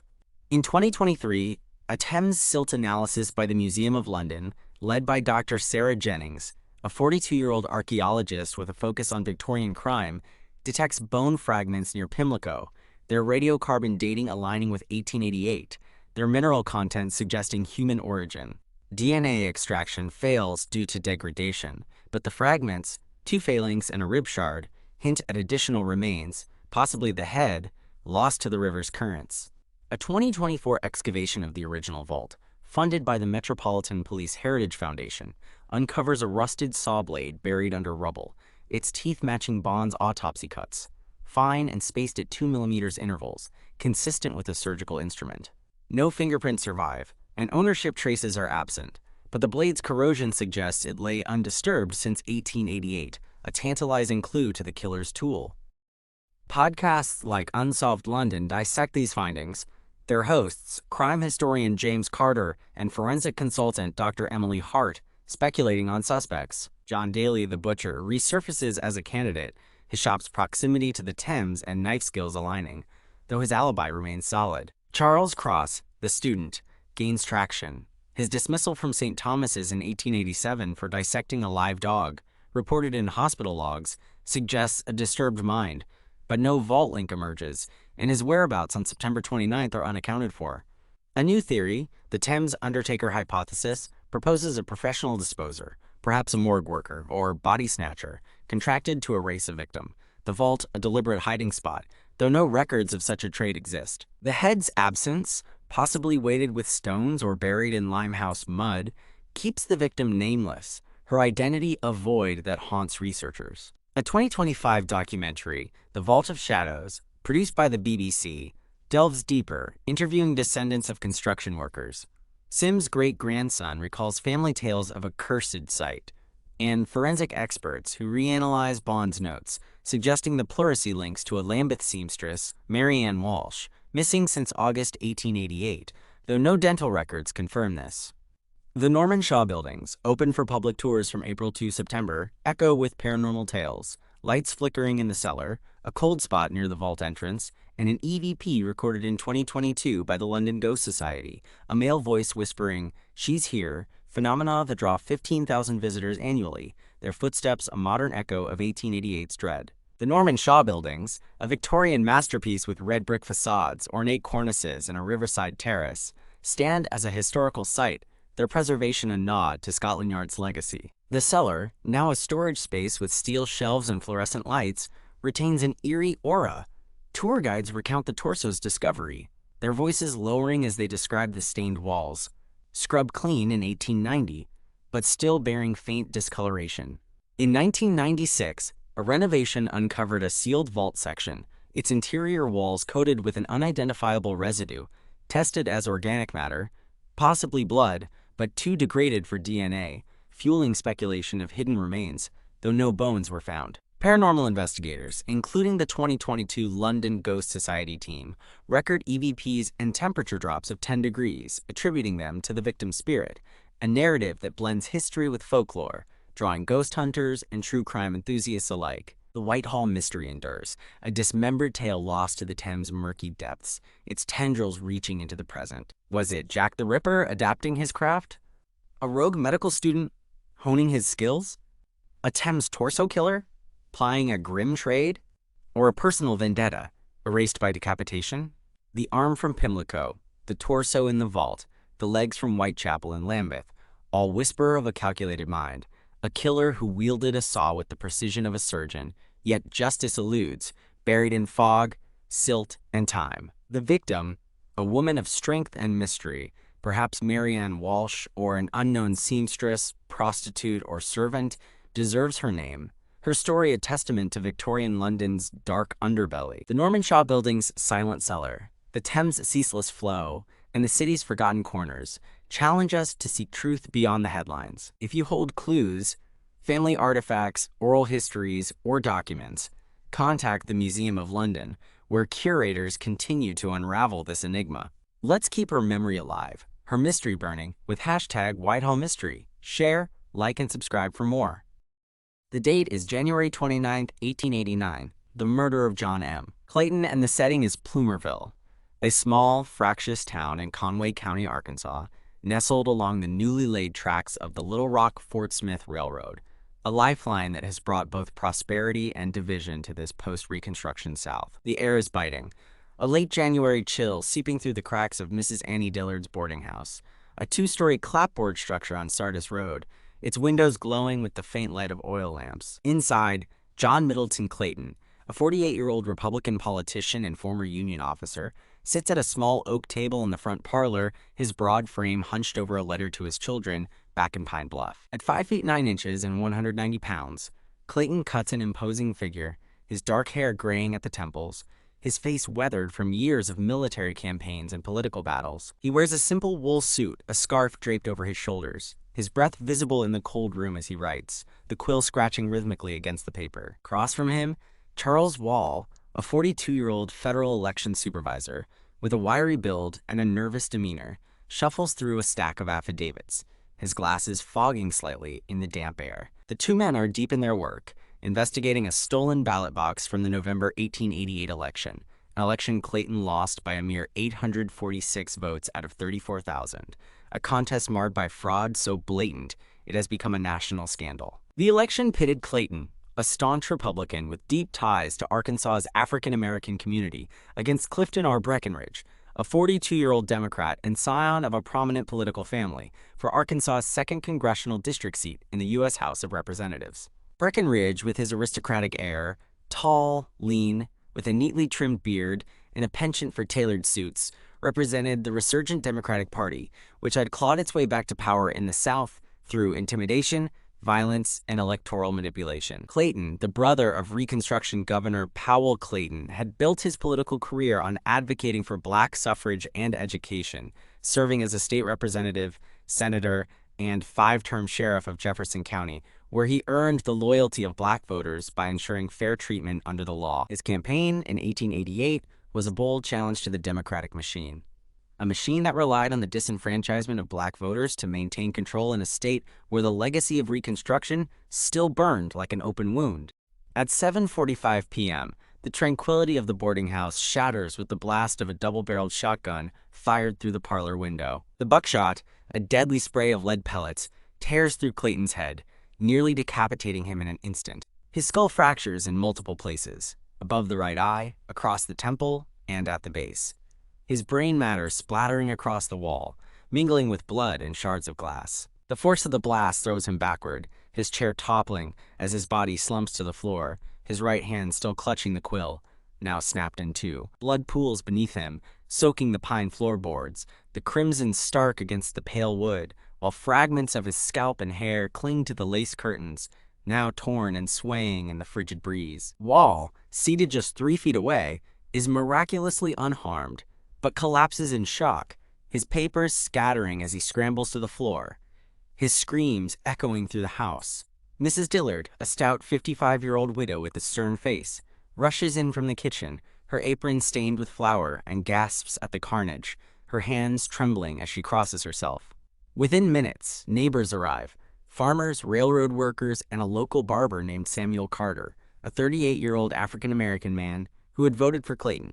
Drawn by the gunshot and Wall's cries, their lanterns casting flickering light on the grisly scene. Clayton's murder sends shockwaves through Plumerville, a town already on edge from the contentious election. The boarding house, a modest structure with peeling paint and a sagging porch, becomes a crime scene, its parlor a tableau of violence. The window, a single pane of glass now reduced to jagged shards, offers a clear line of sight from the street, the shooter's position marked by a trampled patch of grass, and a single shotgun shell casing, its brass glinting in the lantern light. The weapon, a 12-gauge shotgun, is a common tool in rural Arkansas, its double barrels capable of firing a devastating spread of buckshot, a favorite of hunters and assassins.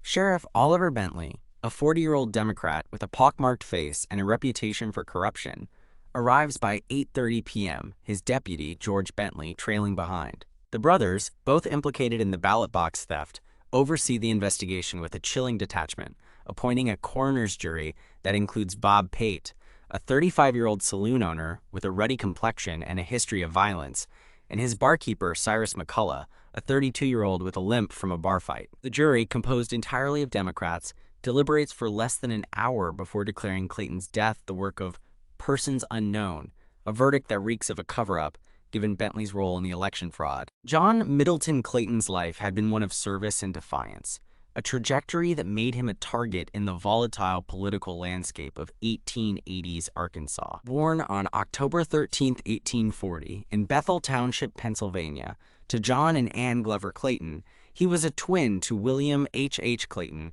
who would later become a U.S. attorney. The Clayton family, orchard keepers and carpenters, raised 4 surviving children out of 10, their modest farm a stark contrast to the political dynasty they would become in Arkansas. John, originally named John Tyler Clayton after the Whig president, was renamed John Middleton Clayton by his father after Tyler's betrayal of the party following William Henry Harrison's death in 1841, a decision that reflected the family's deep political roots. Clayton's early life was marked by hard work and education, attending Chester Academy before the Civil War called him to service. As a colonel in the Army of the Potomac, he fought in several Eastern campaigns, including the Battle of Antietam, where he earned a commendation for bravery under fire, his unit holding a critical line against Confederate forces.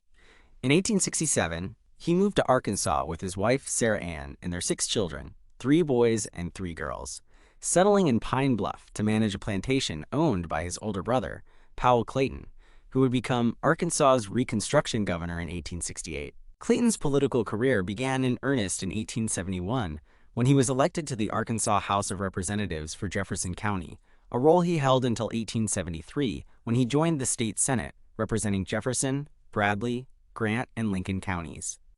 As Speaker of the Senate pro tempore, he wielded considerable influence, advocating for black education and voting rights, a stance that earned him both allies and enemies. He played a key role in securing the Branch Normal College in Pine Bluff, now the University of Arkansas at Pine Bluff, a landmark institution for African American education. During the Brooks-Baxter War of 1874, a violent dispute over the Arkansas governorship between Joseph Brooks and Elisha Baxter, Clayton raised troops in Jefferson County to support Brooks, leading them to Little Rock, where they clashed with Baxter's forces in skirmishes that left dozens dead. Despite Brooks's eventual defeat, President Ulysses S. Grant declared Baxter the rightful governor. Clayton's loyalty to the Republican cause never wavered, cementing his reputation as a fearless advocate in a state where Republicans, especially those tied to Reconstruction, were increasingly marginalized. By 1888, Clayton's political star was on the rise, buoyed by the support of black Republican voters, who made up a significant portion of Arkansas's 2nd District. His run for Congress against Breckinridge was a David and Goliath battle, pitting a grassroots candidate against the Democratic machine, which had regained power through the violent suppression of black votes and the machinations of groups like the Ku Klux Klan. The election on November 6, 1888, was a microcosm of the South's post-Reconstruction struggle, with Conway County at its epicenter. The county, a diverse region split between fertile bottomlands and rugged uplands, had a complex demographic makeup.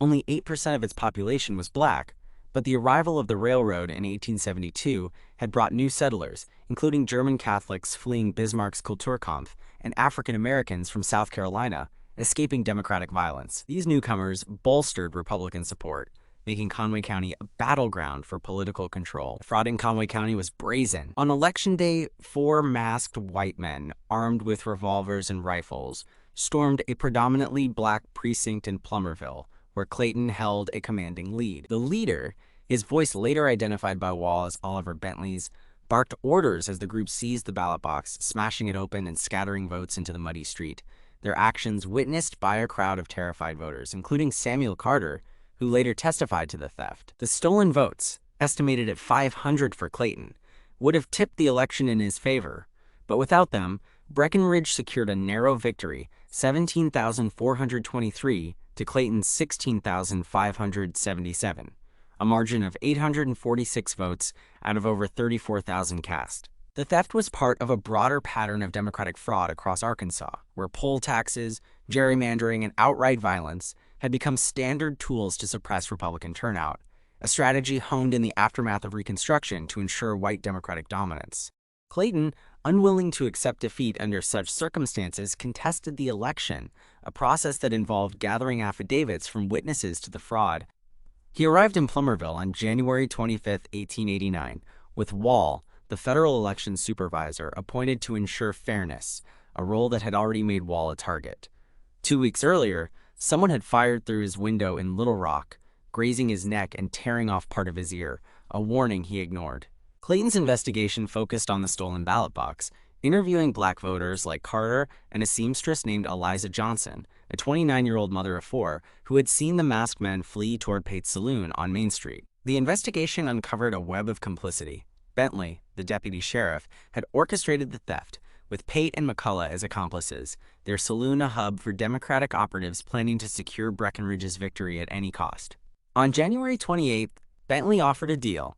He would swear to a 500-vote majority for Clayton and Plumerville, enough to overturn the election, if Republicans withdrew a $1,000 reward for evidence of ballot tampering and dropped a federal indictment against him. The Republicans, seeking a larger margin for the congressional challenge, refused, sealing Clayton's fate. The investigation into Clayton's murder unfolds with a mix of urgency and obstruction, a microcosm of the South's struggle over power in the late 19th century. Sheriff Bentley, tasked with leading the inquiry, is a prime suspect, his role in the ballot theft making him a likely orchestrator of the assassination. The crime scene yields little. Beyond the shotgun shell casing, there are no footprints in the frozen ground, and the boarding house's location on a busy street offers no clear witnesses. though a 12-year-old boy, Tommy Harris, claims to have seen a man in a long coat fleeing toward the saloon, a description that matches Pate. The murder weapon, likely hidden or discarded, is never recovered, and forensic science in 1889 is rudimentary. No fingerprints, no blood typing, just the coroner's report, which confirms death by shotgun blast to the head, the buckshot spread indicating a close-range shot, likely from 10 feet away. Bentley's investigation is a sham. He questions no one beyond Wall and Mrs. Dillard, both too shaken to provide clear accounts, and ignores Carter and Johnson, whose testimonies implicate his allies. Powell Clayton, now a U.S. Senator, Anne's twin brother William, a U.S. attorney, descend on Plumerville by January 31st, their grief fueling a relentless pursuit of justice. Powell, a 55-year-old with a commanding presence, 6 feet 1 inch, with piercing blue eyes and a mane of white hair, hires Pinkerton detectives, their fees paid from his own pocket, to investigate. The state legislature, under pressure from national outrage, offers a $6,000 reward for the killer's arrest and conviction, a sum equivalent to $180,000 today, drawing a flood of tips, most of them false. On March 30th, a local black man named Joseph W. Smith, a 34-year-old laborer, tells the Pinkertons he knows a witness who can identify the killer but fears retribution. That night, David Richmond, an 18-year-old white farmer with ties to Pate, shoots Smith dead in an alley near the saloon, claiming self-defense, a claim the grand jury accepts, ruling the killing justifiable homicide, a decision that sparks outrage among black residents, who see it as another layer of the cover-up. Theories about Clayton's killer proliferate, each reflecting the era's political and racial tensions. The Democratic conspiracy theory is the most widely accepted, pointing to Bentley and Pate as the culprits, their motive rooted in preserving Breckinridge's victory and Democratic control. Pate, with his saloon as a base for election fraud, had the means, a shotgun from his bar, and the opportunity, his establishment just a block from the boarding house. Bentley, as the architect of the ballot theft, had the most to lose if Clayton's investigation succeeded, his deputy status giving him the authority to cover his tracks. A witness, Eliza Johnson, later testifies to seeing Pate near the boarding house that night, his coat matching Tommy Harris's description, though her testimony is dismissed by the all-white grand jury, chaired by Bentley himself, a clear conflict of interest that fuels national condemnation. The Jack the Ripper theory emerges from a letter received by the Conway County Sheriff in February 1889, signed Jack the Ripper, a name borrowed from the London serial killer making headlines that year. The letter claims Clayton's murder was revenge for his brother Powell's actions during Reconstruction, when Powell declared martial law in Conway County in 1868, arming black militias to combat the Ku Klux Klan. The writer, likely a local Democrat, suggests the assassination was a delayed act of vengeance, though the letter's authenticity is doubted. Its postmark from St. Louis suggests a hoax, possibly penned by Pate or Bentley to deflect suspicion. Historians later note the unlikelihood of a London killer traveling to rural Arkansas, but the letter captures the lingering resentment of Reconstruction's upheavals when Powell's policies empowered black citizens and enraged white conservatives. The mistaken identity theory gains traction in 1890, when the Conway County Sheriff, Breckinridge, and Governor James P. Eagle alleged that a man named Henry Dawson, a former resident who died in California in 1889, had returned to Arkansas to kill Powell Clayton over a 20-year-old grudge, mistaking John for his brother. The story, backed by a dubious witness, a confidence man named John Mason, falls apart when records showed Dawson was bedridden in California in January 1889, his death certificate confirming tuberculosis as the cause. The theory, a clear fabrication, is seen as a Democratic attempt to shift blame from local operatives, though it highlights the Clayton family's long history of enemies, from Powell's governorship to John's advocacy for black rights. A random assassin theory posits an unknown outsider, possibly hired by Democratic elites beyond Conway County, to eliminate Clayton as a warning to Republicans challenging election results. This theory, while plausible given the South's history of political violence, lacks evidence. No witnesses report unfamiliar faces in Plumerville, and the precision of the attack suggests familiarity with Clayton's movements, pointing to a local hand. A fringe personal vendetta theory suggests a disgruntled voter or a rival within the Republican Party, but Clayton's reputation as a fair and principled leader, especially among black constituents, makes this unlikely, and no personal enemies emerge in the investigation. The aftermath of Clayton's murder reverberates through Arkansas and the nation, exposing the deep rot of political corruption and racial violence in the post-Reconstruction South. On February 2, 1889, over 5,000 people attend Clayton's funeral in Pine Bluff, a testament to his impact. Black and white mourners alike line the streets, their voices raised in hymns like Amazing Grace, while Powell and William, their faces etched with grief, deliver eulogies vowing justice. The Arkansas Gazette, a Democratic paper, condemns the murder as a vile political crime, a rare moment of bipartisan outrage, while the New York Times runs a scathing editorial on February 5th, calling for federal intervention to curb Southern election fraud. Its headline, "The Murder of Mr. Clayton, a clarion call for reform." Nationally, the case becomes a symbol of the South's descent into Jim Crow, where violence and fraud replaced Reconstruction's promise of equality, a pattern detailed by historian Kenneth C. Barnes in his 1998 book, Who Killed John Clayton?, which traces the region's three-decade spiral of political violence. In March 1889, a congressional committee investigates the election fraud, taking testimony in Little Rock from witnesses like Carter and Johnson, as well as E.H. Womack and W.D. Allnutt, two white Republicans who corroborate the ballot box theft. On May 6, 1890, the committee declares Clayton the rightful winner, unseating Breckinridge and leaving the seat vacant, a posthumous victory that offers little solace to Clayton's family. The investigation into his murder, however, stalls. In 1893, a new sheriff, also implicated in the 1888 fraud, arrests a petty criminal named James Carter in Montana, claiming he confessed to the killing, but Carter was in an Oregon jail at the time of the murder, and the trial, presided over by Bentley, now a justice of the peace, collapses, a farce that underscores the depth of the cover-up. A 1904 account by W. Scott Morgan, a local writer, names Pate as the killer in a thinly veiled fictional narrative, but Pate, who died of pneumonia in 1895, never faced justice, his saloon shuttered by then, its walls still whispering of the crime. Conway County itself bears the scars of Clayton's murder, its divisions deepened by the crime. The black community, already marginalized, faces increased violence. Lynchings spike in the 1890s, with 3 documented cases in the county between 1890 and 1893, a grim legacy of the Democratic resurgence. The Republican Party, once a force in Arkansas thanks to black voters, withers under the weight of voter suppression, its influence eroded by poll taxes and gerrymandering, ensuring Democratic dominance for decades. The railroad, once a symbol of progress, becomes a conduit for white migration, further diluting black political power, while the German Catholic settlers, initially Republican allies, shift allegiance to the Democrats, fearing reprisals in a county now firmly under their control. Culturally, Clayton's murder leaves a lasting imprint. Ballads sung in black churches mourn Brother John.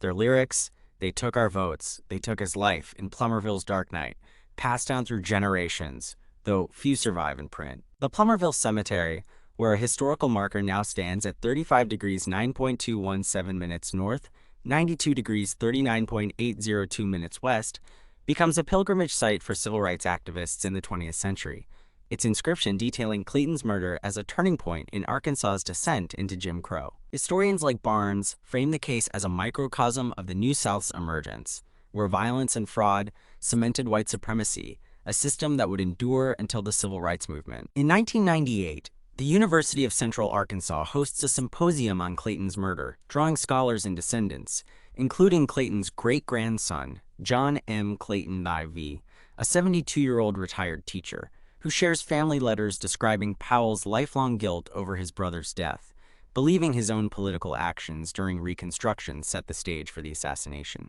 In 2025, 136 years after Clayton's death, new developments offer a flicker of hope, though the case remains unsolved.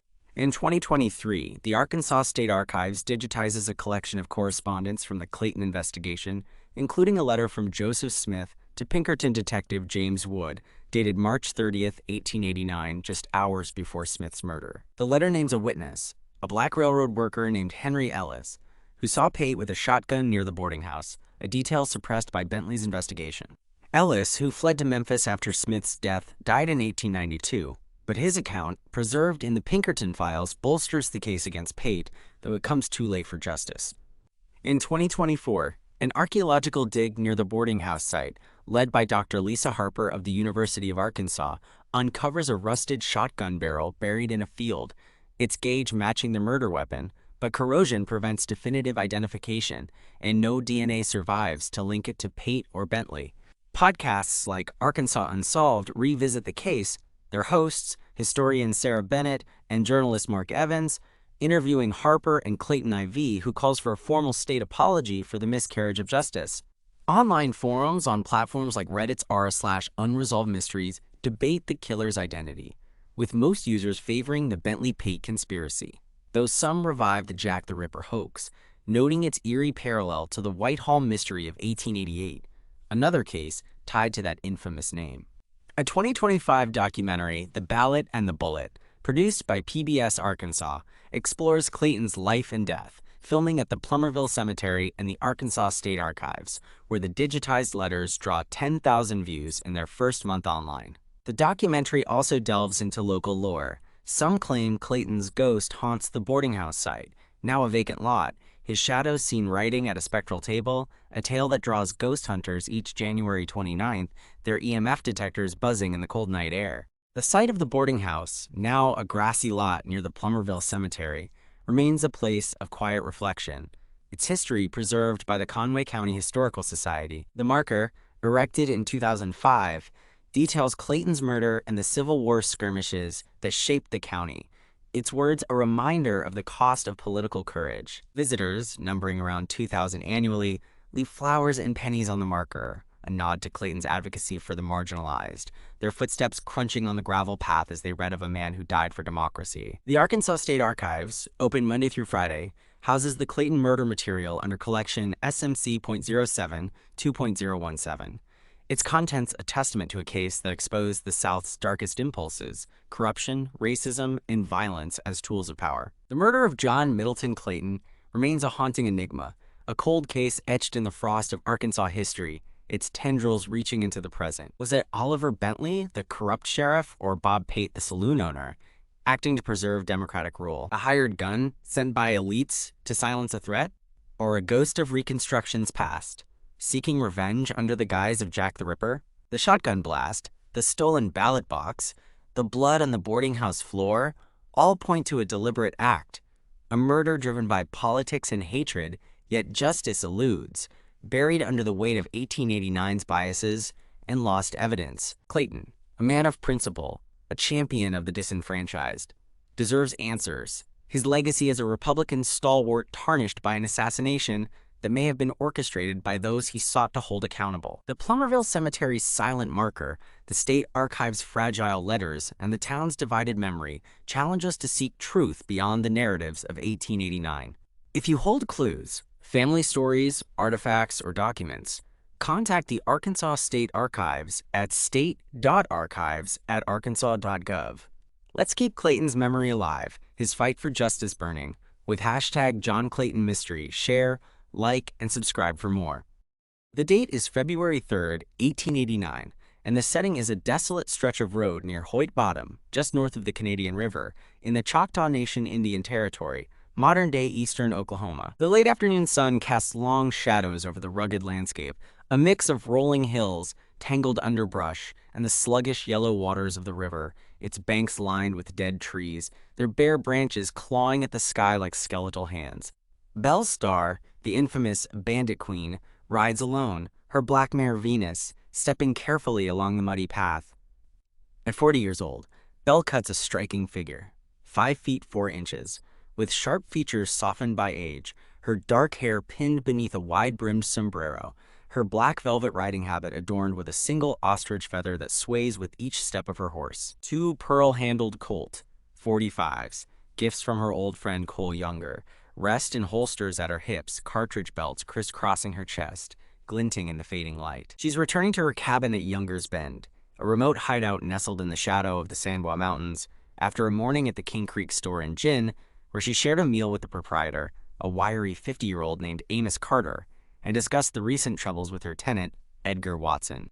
Belle Starr, born Myra Maybelle Shirley on February 5, 1848, near Carthage, Missouri, has lived a life that defies the norms of her time, her name whispered in both awe and fear across the Indian Territory. Her father, John Shirley, a farmer turned innkeeper, raised her in a household of modest means, though he was the black sheep of a prominent Virginia family, his 2 prior marriages ending in divorce, a scandal in the 1840s. Her mother, Elizabeth Eliza Hatfield Shirley, a distant relative of the infamous Hatfield clan, bore John 6 children, though only 4 survived childhood. Belle, called May by her family, was the only daughter, her early years marked by a classical education at Carthage Female Academy, where she learned to play the piano and recite Latin, her nimble fingers more suited to Beethoven than banditry. But the Civil War changed everything.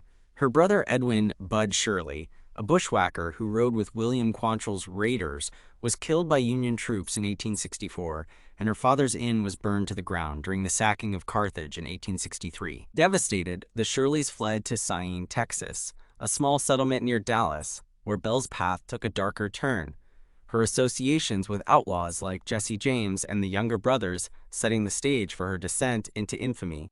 At 4 p.m., as Belle rounds an abrupt turn in the road, a shotgun blast shatters the stillness, the double-barreled weapon firing a deadly spread of mixed shot, buckshot and birdshot combined, into her back.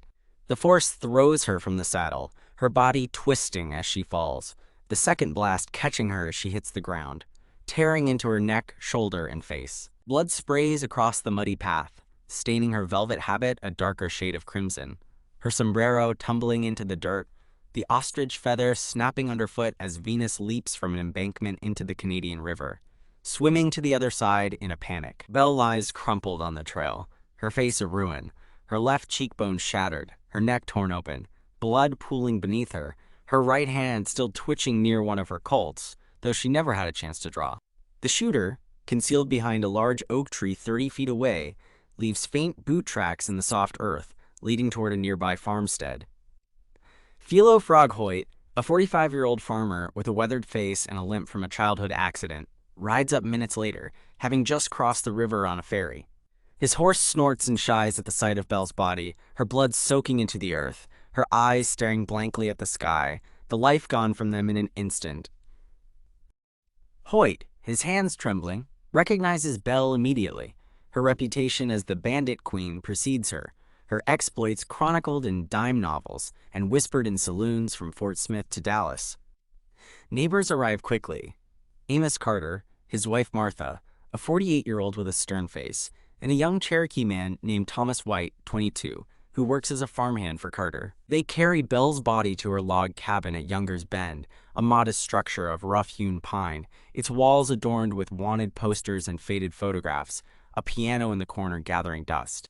The women of the community, including Martha Carter and a 35-year-old seamstress named Clara Evans, dress Belle in her finest black velvet riding habit, her boots polished to a shine, her pearl-handled Colts cradled in her hands, a gift from Cole Younger, who some say fathered her daughter Pearl, though he always denied it. 6 Cherokee men, including White, dig a grave 20 feet from the cabin's front door, their shovels biting into the frozen earth, and place Belle in a homemade pine coffin, each dropping a crumb of cornbread inside, a tribal custom to honor the dead. Her daughter, Rosie Lee Pearl Reed, 21, later erects a white marble headstone, its edges already chipped by relic hunters, engraved with a bell, a star, and Belle's horse Venus, along with a poem. Shed not for her the bitter tear, nor give the heart to vain regret. 'Tis but the casket that lies here, the gem that filled it sparkles yet. Belle Starr's life was a whirlwind of violence, crime, and legend, her path shaped by the men she loved and the era she lived in. Her first husband, Jim Reed, a former Confederate soldier turned outlaw, married her in 1866, their union producing 2 children, Pearl, born in 1868, and James Edwin Eddy, born in 1871 in California, where they fled after Reed was wanted for murder in Arkansas. Reed, who ran with the James Younger gang, was killed in 1874 by a deputy sheriff in Paris, Texas, leaving Belle a widow at 26. She refused to identify his body, denying the sheriff the $1,500 reward, a story that added to her growing mythos. In 1880, she married Sam Starr, a Cherokee outlaw from the notorious Starr clan, known for whiskey running and horse theft. They settled in the Indian Territory, where Belle's cabin at Younger's Bend became a haven for outlaws, its location near the Canadian River offering easy escape routes into the San Bois Mountains, where caverns hid fugitives from Judge Isaac Parker's noose in Fort Smith.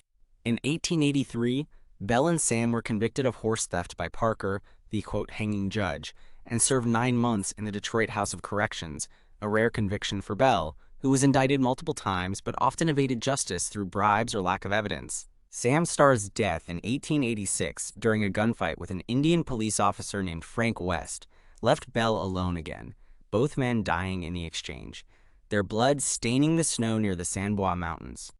She wasted no time taking up with Jim July, a Creek Indian 15 years her junior, whom she married under Cherokee custom in 1887, adopting the name Jim July Starr. Some say she married him to maintain her claim to Cherokee land, a legal necessity after Sam's death, though others whisper of a genuine affection between the two, despite their age difference.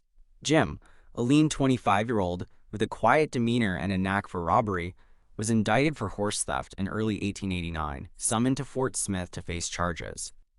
On February 2nd, Belle accompanied him partway, riding a dozen miles before an argument erupted.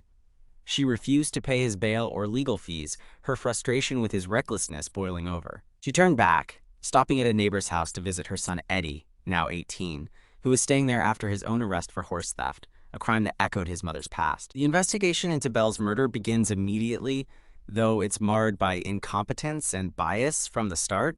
Jim July, upon reaching Fort Smith, receives a telegram about Belle's death and returns to Younger's Bend by February 4th, his grief overshadowed by rage. He finds boot tracks leading from the oak tree to the farmstead of Edgar Watson, a 38-year-old tenant with a dark past, his angular face and cold eyes marking him as a man on the run.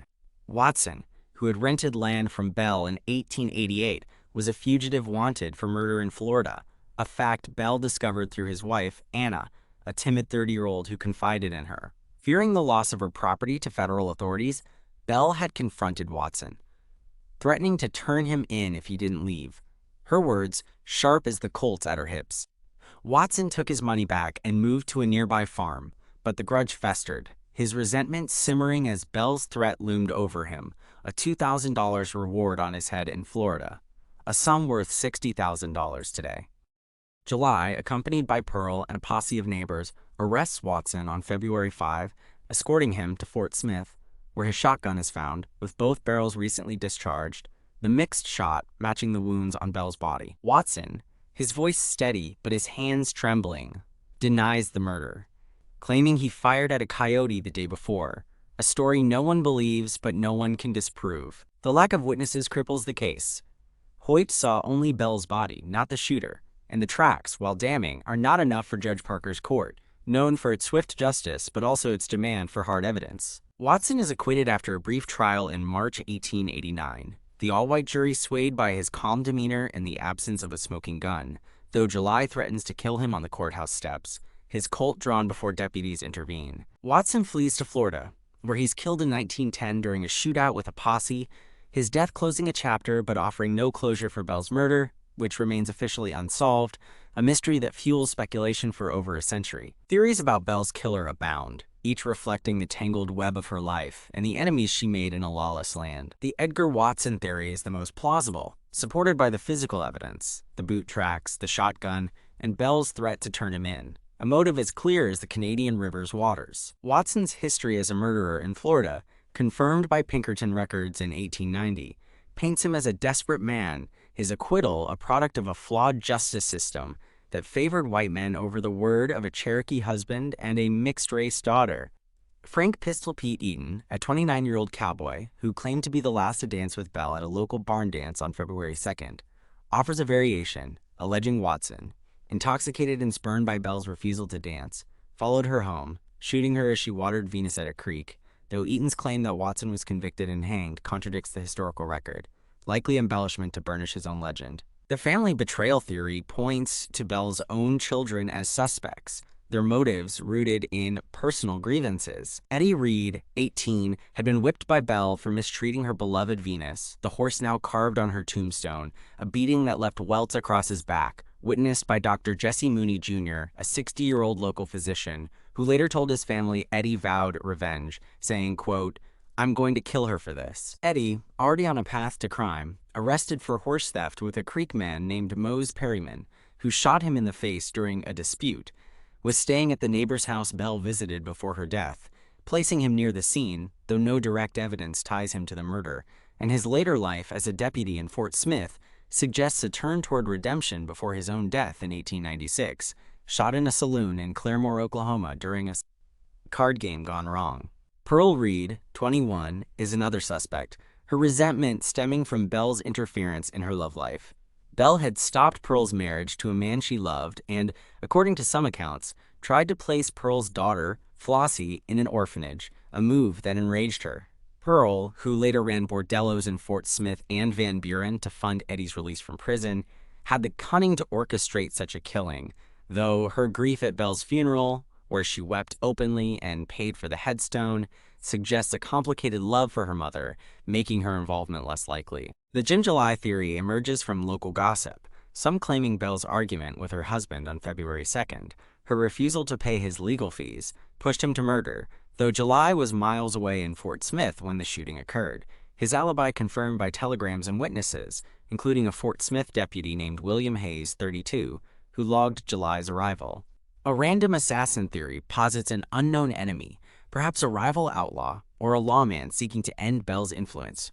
Her cabin at Younger's Bend, a known refuge for fugitives like Blue Duck, a Cherokee murderer Belle once posed with in handcuffs for a photograph in 1886, a publicity stunt that fueled rumors of a romance, though Blue Duck was executed in 1887, ruling him out.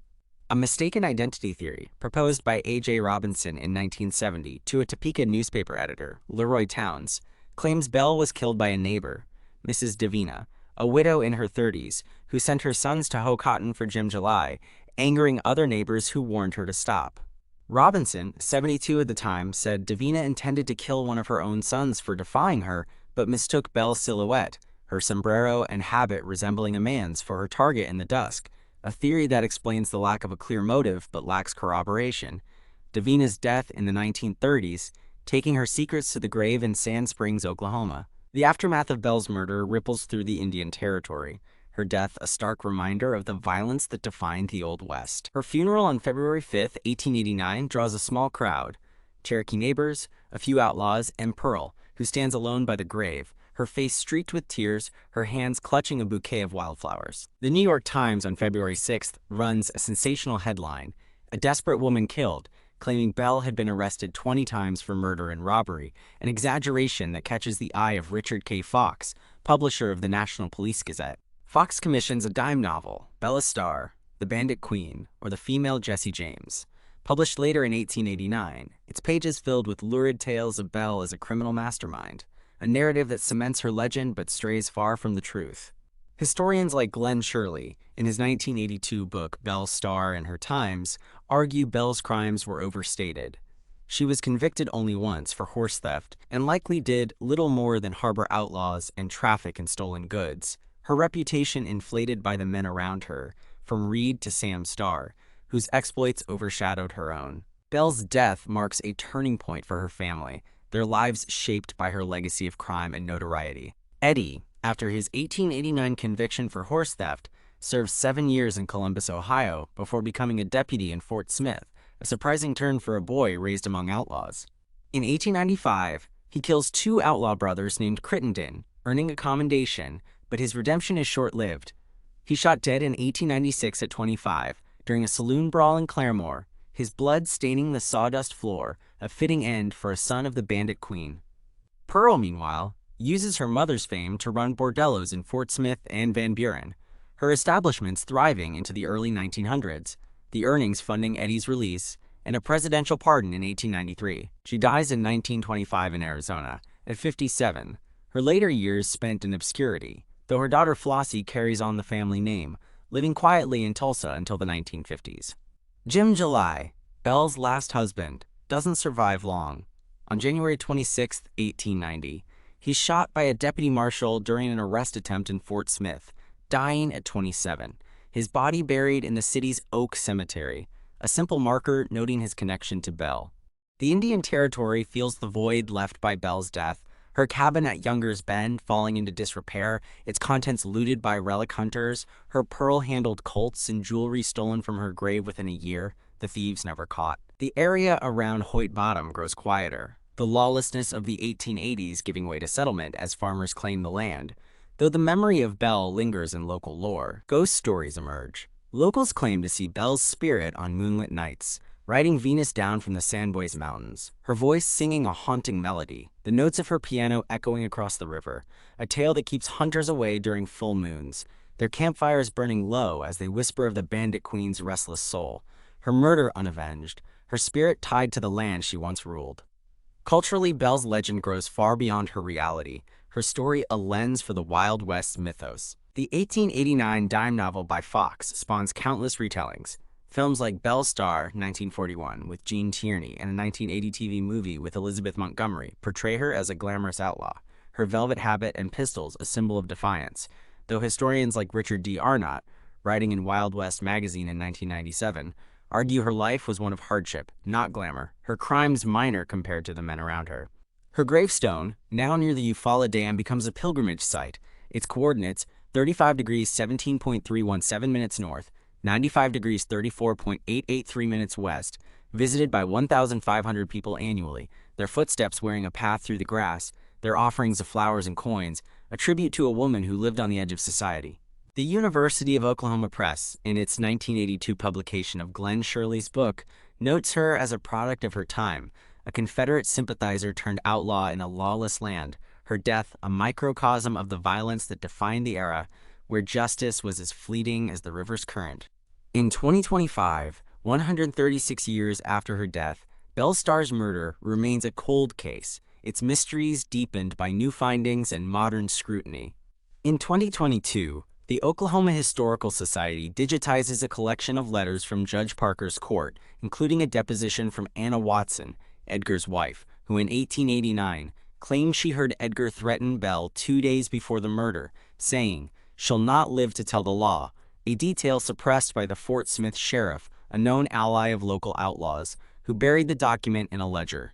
In 2023, an archaeological dig near Hoyt Bottom, led by Dr. Emily Carter of Oklahoma State University, uncovers a rusted shotgun barrel in a field near Watson's old farmstead, its gauge matching the murder weapon, though corrosion prevents a definitive match, and no DNA survives to link it to Watson, who died in 1910. Podcasts like Outlaws Unraveled, hosted by historians Laura Bennett and James Holt, explore the case in a 2024 episode, interviewing Dr. Carter and Belle's great-great-niece, Clara Reed Thompson, 68, a retired librarian from Tulsa, who shares family stories of Eddie's guilt over his mother's death, believing his own troubles pushed her into conflict with Watson, though Clara insists Eddie was no killer. His later life is a deputy proof of his regret. Online communities on platforms like Reddit's r/cold cases keep the mystery alive, with threads debating Watson's guilt. Most users point to the physical evidence, though some champion the mistaken identity theory, citing Robinson's 1970 account of Mrs. Davina, whose sons worked for Jim July, a story that resonates with the era's lawlessness, where vendettas often ended in bloodshed, the wrong target caught in the crossfire. A 2025 documentary, The Bandit Queen's Last Ride, produced by Oklahoma PBS, films at Belle's gravesite and the Oklahoma Historical Society archives, where the digitized letters draw 8,000 views in their first month online, the public's fascination with Belle undimmed by time. The documentary also explores the ghost stories, interviewing locals like 82-year-old Thomas White Jr., a descendant of the Cherokee farmhand who helped bury Belle, who claims to have seen her apparition in 1975, her silhouette riding Venus across the river, a sight that left him trembling, his story echoing the campfire tales of a century ago. The site of Belle's grave, now a quiet plot near the Eufaula Dam, remains a place of reflection, maintained by the Muskogee County Historical Society, its marker detailing her life and death, a testament to her enduring legacy. Visitors, numbering around 1,500 annually, leave flowers and small tokens, cartridges, feathers, piano keys, a nod to her style and spirit, their whispers of admiration mingling with the wind off the Canadian River. The Oklahoma Historical Society, open Monday through Saturday, houses the Belle Starr collection under record OHS.188-9.021. Its contents a window into a woman who defied her time, her murder a haunting reminder of the cost of living outside the law. Belle Starr, outlaw, mother, legend, deserves answers. Her death a puzzle that challenges us to look beyond the dime novels, to the woman beneath the sombrero, her cult silent, but her story echoing through the ages. If you have clues, letters, artifacts, or oral histories, contact the Oklahoma Historical Society at archives@okhistory.org. Keep Belle's memory alive, her fight for survival a beacon, with hashtag Belle Starr Mystery. Share, like, and subscribe for more.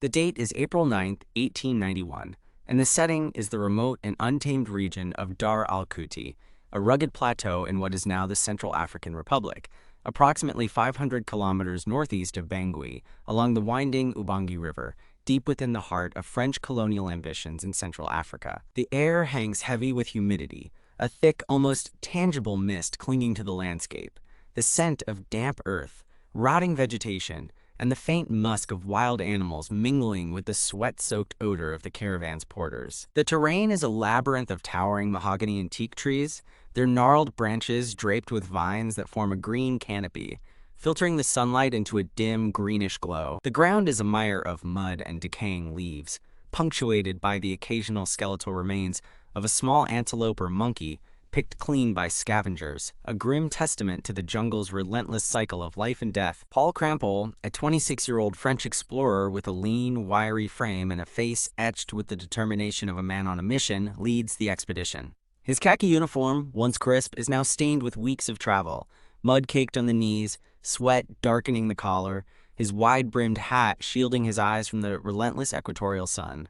His dark hair, matted with perspiration, clings to his forehead, framing a countenance marked by the intensity of a dreamer chasing a vision, to forge a trans-Saharan route linking the Congo to the Mediterranean, a grand design entrusted to him by Pierre Sévorgnan de Brazza, the architect of French Congo.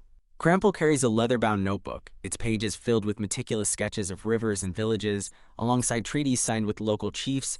His latest entry dated April 8th, detailing a tense negotiation with the Sultan of Dar al-Kuti, Mohammed S. Sanusi, who had accepted gifts of cloth, beads, and a rifle but issued a veiled warning about further incursions. The caravan, a sprawling line of 150 porters, mostly Banziri and Gerbingi men, their bodies glistening with sweat, struggles under the weight of trade goods, scientific instruments, and firearms, their wooden yokes creaking with each step, the path narrowing as it winds through the forest, the air thick with the hum of insects and the occasional rustle of a hidden predator. Crampel, born on November 17, 1864, in Nancy, France, into a family steeped in tradition, had a childhood shaped by movement and curiosity. His father, a tobacco inspector named Jean Crampel, moved the family to Belves in the Dordogne region in 1872, seeking a quieter life after years of bureaucratic service, leaving behind the industrial bustle of Lorraine. Young Paul roamed the rolling hills and limestone cliffs of the Dordogne, his imagination ignited by tales of Livingston, Stanley, and Brazza, his hands sketching maps in the dirt with sticks. Educated at Lycée in Périgueux and later in literature at the University of Bordeaux, he developed a passion for geography, history, and the art of diplomacy, his studies interrupted by a restless ambition that drew him to the colonial frontier. In 1887, at 21, he joined Brazza as a private secretary, his fluency in French, rudimentary Arabic, and knack for negotiation earning him rapid promotion. By April 1889, Brazza tasked him with exploring the northern Ogooué Basin in Gabon, where he mapped over 2,000 kilometers of rivers, villages, and trails, signing treaties with chiefs like the Orangu and Mpongwe, his pen a tool of French expansion that secured vast tracts of land. In 1890, the Comité de l'Afrique Française, a powerful lobbying group pushing for colonial dominance, commissioned him to push toward Lake Chad, a mission that promised to outflank British and German rivals. His marriage to Paul Aline Lemay, his cousin and an accomplished aquarellist, on June 15, 1890, adding a personal anchor to his professional zeal. Paul's watercolors, sent with his reports, captured the lush greens and browns of the Ogooué, her delicate brushstrokes a contrast to the violence that would claim him, their correspondence a thread of love across continents. At 2 p.m., as the caravan pauses near a small clearing to rest and redistribute loads, the ambush erupts with brutal precision. Hidden in the dense foliage, warriors from Mohammed S. Sanusi's forces, over 50 men armed with spears, muskets looted from Arab traders, and machetes sharpened to a razor's edge, burst from the shadows. Their war cries a cacophony that shakes the trees. The first volley of musket fire fells 3 porters instantly, their bodies crumpling into the mud, blood pooling around them in dark, glistening patches, while spears arc through the air, one pinning a 22-year-old porter named Kwasi to a mahogany trunk, his agonized scream cut short as a machete slashes his throat. Crampel, standing near the center of the group, draws a revolver from his holster, his voice barking orders in French and broken Arabic. Hold the line. Form a defense. But a musket ball tears through his chest, the impact spinning him around, blood spurting from the wound as he staggers. He falls to his knees, clutching the notebook, a second shot striking his head, the bullet shattering his skull above the right temple, brain matter and fragments of bone splattering onto the pages, his hat rolling into a puddle where it floats briefly before sinking, the water turning pink. His body collapses face first into the earth, his right hand still gripping the revolver, its hammer uncocked, a testament to his futile resistance. The attack lasts less than 5 minutes. 15 porters and 2 French officers, including Lieutenant Maurice Lozier, a 29-year-old with a reputation for bravery, are killed, their bodies left where they fall, while the survivors, Jean-Baptiste, a 28-year-old Ogooué porter with a bandaged arm among them, scatter into the jungle, pursued by the attackers' shouts, the crack of muskets, and the occasional thud of a spear finding its mark. The warriors loot the caravan, seizing rifles, cloth, and beads, their figures vanishing into the forest as quickly as they appeared, leaving the clearing a charnel house of blood and silence. News of the massacre reaches Bangui by April 12th, carried by Jean-Baptiste, his arm crudely bandaged with a torn shirt, his face etched with terror and exhaustion. The French outpost, a modest cluster of thatched huts and a single stone building along the Ubangi River's muddy banks, erupts into chaos as soldiers and officials gather, their voices a mix of shock, anger, and disbelief. Edmond Ponel, the 35-year-old chief of the Bangui post, a meticulous officer with a reputation for mapping the region, dispatches a telegram to Brazza and Brazzaville at 9 a.m. on April 13th. The message stark and urgent. Crampel and party massacred by Sanusi's men, Dar al-Kudi, April 9th, 15 dead, survivors fleeing. Ponel, who had named an islet in the Ubangi River after Crampel in 1890 during a mapping expedition, a gesture of admiration now overshadowed by tragedy, watches as the islet submerges during the rainy season, its name fading from charts. The bodies, deemed too dangerous to recover due to the risk of further attacks, remain in the jungle, their fate sealed by the equatorial heat and scavengers. Auguste Chevalier's 1902-1904 expedition, tasked with retracing Crampel's route, later finds the remains in 1903 near a village called Makuru, the skeletons scattered and gnawed. Crampel's notebook pages soggy but legible, its final entry dated April 8th, noting a tense meeting with Sanusi, the Sultan demanding more trade goods, and issuing a cryptic warning, "Your path ends here if you cross my will." The investigation begins under fraught and chaotic circumstances. The French colonial administration, desperate to assert control but crippled by the vast distances, hostile terrain, and limited manpower. Captain Albert Nabout, a 32-year-old caravan leader with a sunburned face and a wiry build, returns to Bangui on April 20th, his report detailing the mission's final days. Nabout, who had parted ways with Crampel in early March to scout ahead toward Lake Chad, recounts the explorers' unwavering optimism despite dwindling supplies, rations reduced to cassava and dried fish, and growing tensions with local tribes, including the Banziri, who grumbled about forced marches, and the Gribingui, who eyed the firearms with suspicion. Nabout's journal, later archived in the French National Archives, notes a critical meeting on April 7th at Sanusi's encampment, a clearing ringed with thorn bushes, where the Sultan, a tall figure with a scarred cheek and a commanding presence, accepted Crampel's gifts: 100 yards of cotton cloth, 50 strings of beads, and a single-barreled rifle, but warned of reprisals if the French encroached further, his warriors, armed with muskets and spears, casting hostile glances at the caravan. Crampel, trusting in his diplomatic skills, refused to cede more territory or goods, a decision Nabout later called reckless, underestimating Sanusi's power in a region where French influence was a fragile thread, sustained only by treaties and the threat of force. Theories about Crampel's murder proliferate, each reflecting the complex interplay of colonial ambition, tribal politics, and rival European interests in the late 19th century. The Mohammed as-Sanusi theory stands as the most widely accepted, supported by the ambush's timing, location, and coordination. Sanusi, a Muslim leader consolidating power in Dar al-Kuti, viewed Crampel's expedition as a direct threat to his sovereignty. The treaty signed with local chiefs, Bembe of the Banziri, and a Gribingi elder named Koto, undermining his authority and disrupting his trade routes with Arab slavers from the north. The warriors' use of muskets, likely acquired through these slavers, suggests a premeditated strike, Crampel's death a calculated message to deter further French incursions. Dr. Joseph Briand, a 40-year-old physician who retraced Crampel's steps in 1898 with a medical mission, found evidence of the massacre at Bembe, including a broken French rifle barrel and a human skull with a musket ball lodged in the cranium, its dental alignment matching Crampel's records, corroborating Senussy's involvement. Briand also interviewed Borumba, Senussy's son, who had guided Crampel and learned French, the young man expressing regret and claiming his father acted against his counsel, suggesting internal dissent within the Dar al-Kuti leadership, though no proof of this emerges. The rival colonial power theory posits interference from Belgium or Britain, both vying for dominance in Central Africa. The Ubangi River, near Bangui, marked the border with the Belgian Congo, and Crampel's push toward Lake Chad threatened King Leopold II's exploitative regime, which relied on the Congo Free State's rubber and ivory trade.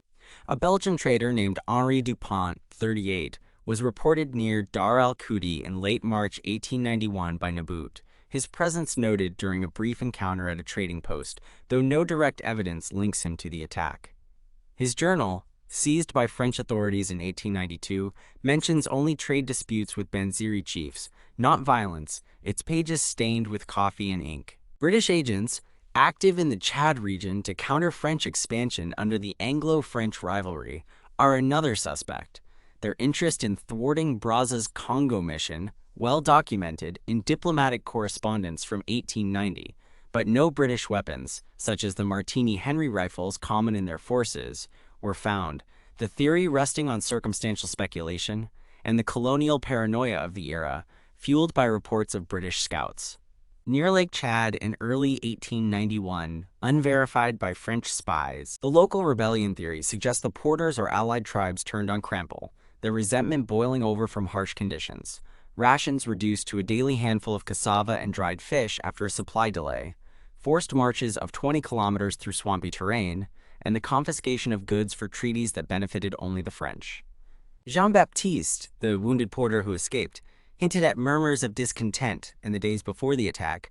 A porter named Kwame, 25, allegedly overheard plotting with Bembe, the Banziri chief, to seize the caravan's firearms and flee. Kwame's death in the ambush, his body found with a spear through his back, silences his voice, and Bembe's loyalty, secured by an 1889 treaty promising protection, casts doubt on this narrative, though the high porter casualty rate, 15 out of 150, or 10%, suggests possible internal betrayal, a theory Nabout dismisses as unprovable, attributing it to tribal rivalries exploited by Senussi. A mistaken identity theory emerges from a 1892 report by Lieutenant Paul Felix Brunache, who climbed Pic Crampel, a rocky outcrop where Gabriel Biscarat, Crampel's escort leader, was killed, suggesting the attack targeted Biscarat, a known hardliner who whipped porters for lagging, with Crampel caught in the crossfire. The precision of the shots on Crampel, 2 musket balls, one to the chest, one to the head, undermines this, his leadership role and prominent position making him the obvious target. Biscarat's death, likely a secondary strike. A personal vendetta theory posits a grudge from within Crampel's own ranks. Perhaps Lausière, whose ambition to lead the expedition clashed with Crampel's authority, or a porter seeking revenge for a perceived slight. Crampel's journal notes a flogging of a porter named Mbongo on April 5th for stealing food, the man later vanishing, possibly joining Senussi's forces. No evidence supports this, Lausière's death in the ambush, and Mbongo's absence leaving it as speculation, though the theory gains traction among French officers who question Crampel's leadership style, his insistence on speed over safety a point of contention. A fringe supernatural retribution theory, rooted in local lore, claims Crampel offended a spirit of the forest, his treaties disrupting sacred sites. Bembe later told Briand of a grove near Makuru, where Crampel camped, its trees marked with tribal totems. The attack seen as divine justice by some elders, a narrative dismissed by French officials but persistent in oral traditions. The aftermath reverberates across French colonial circles, Crampel's death a devastating blow to the mission's ambition and a catalyst for retaliation. On April 15, Brazza, enraged and grieving, orders a punitive expedition led by Captain Louis-Gustave Binger, a 38-year-old with a stern jaw and a reputation for ruthlessness, who marches into Dar al-Kudi with 200 tirailleurs, West African soldiers recruited by the French, armed with Lebel rifles and bayonets. The force burns villages, seizes livestock, and executes 12 warriors, though Sanusi evades capture, his forces melting into the forest's labyrinthine depths, his whereabouts a mystery until his death in 1898 from fever, reported by a missionary named Father Jules Lejeune. The Journal des Débats on April 20, 1891, runs a front-page headline, "Tragic End of Explorer Crampel. A hero falls in the heart of Africa," sparking public outrage in France, petitions demanding justice flooding the Ministry of Colonies, their signatures numbering in the thousands by May. The Le Figaro on April 22 publishes an editorial calling for a stronger military presence, its tone jingoistic, while the Times of London notes the incident as evidence of French overreach, a diplomatic jab that strains Anglo-French relations.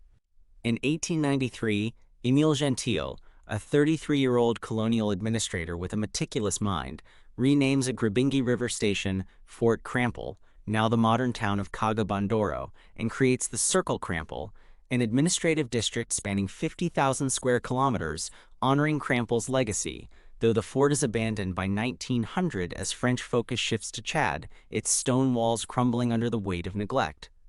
Paul Crampel, widowed at 26, publishes Lettres de Paul Crampel in 1892, a collection of her husband's correspondence and her own watercolors of the Ogooué Basin. The book, a poignant tribute that sells 5,000 copies, its proceeds funding a scholarship at Bordeaux University. Paul remarries in 1895 to a Bordeaux merchant named Henri Dubois, retreating from public life, her later years spent painting landscapes in the Dordogne, her connection to Crampel fading into private memory, though she keeps his notebook, its blood-stained pages a silent witness. Culturally, Crampel's murder leaves a lasting imprint on French colonial identity. A street in Paris's 12th arrondissement, opened in 1902 near the Gare de Lyon, bears his name, lined with chestnut trees and bustling with commuters, while a quartier in Toulouse and a primary school in Nancy, his hometown, commemorate his sacrifice, a plaque in the school's courtyard reading, "To Paul Crampel, explorer and martyr of French Africa, 1864 to 1891. Stamps issued in French Equatorial Africa, some overprinted Afrique Française Libre during World War II to mark Free French resistance, feature his portrait, a stern visage in profile, a symbol of colonial heroism, though critics like Pierre Calque, in his 1993 book, Un explorateur du centre de l'Afrique, argue Crampel's mission exacerbated tribal conflicts, his treaties a prelude to decades of exploitation and displacement, a view echoed by modern scholars. The 1902 to 1904 Chevalier expedition, led by botanist Auguste Chevalier, finds Crampel's remains near Makaru, a skull with a musket hole identified by dental records. 2 gold molars, filled by a Parisian dentist in 1889, buried with ceremony, the site now a quiet clearing visited by rare historians. Its coordinates, 7 degrees 12 N, 19 degrees 45 E, lost to modern GPS, marked only by a weathered cross erected by Chevalier. Local oral traditions in Dar al-Kudi speak of a white ghost haunting the plateau, his voice calling for peace in a French accent, his footsteps heard near the massacre site on moonless nights, a tale that draws occasional adventurers, their flashlights flickering amid the ruins, their campfires casting shadows that blend history with folklore. In 2,025,134 years after his death, new evidence and modern scrutiny rekindle interest in Crampel's murder, though resolution remains elusive, the jungle's secrets bury deep. In 2023, the French National Archives digitized Crampel's correspondence, including a letter from March 25, 1891, to Brazza, penned in a shaky hand at a riverside camp, warning of Sanusi's growing hostility and requesting 50 additional troops to bolster the caravan, a plea ignored due to budget constraints and bureaucratic delays, suggesting negligence by colonial authorities that may have sealed his fate. The letter, marked with a coffee stain and a smudged signature, also mentions a meeting with Dupont, the Belgian trader, whose presence near Dar al-Kudi raises questions of sabotage, though no concrete link emerges. In 2024, an archaeological dig near the massacre site, led by Dr. Amina Diallo, a 45-year-old anthropologist from the University of Bangui, with a focus on colonial history, uncovers musket balls, a French officer's brass button, and a fragment of a khaki uniform sleeve. The artifacts dated to 1891 via stratigraphy and soil analysis, though DNA degradation prevents identification. The findings aired on a 2025 documentary, Echoes of the Jungle, produced by France 5, drawing 12,000 views in its first month and sparking debate on French colonial legacies. Podcasts like Lost Expeditions, hosted by historian Marc Leclerc and archaeologist Sophie Moreau, explore the case in a 4-part series in April 2025.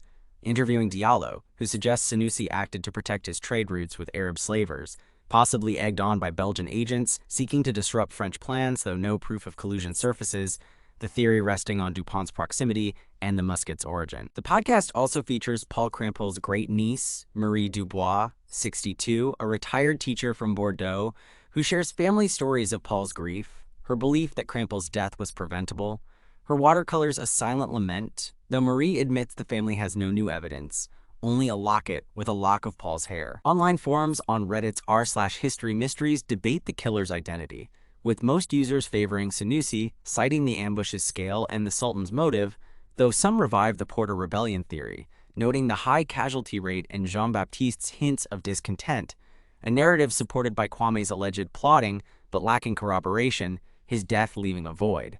Others champion the rival power angle, pointing to DuPont's journal entries about French aggression, though his alibi, trading 50 miles south, holds under scrutiny.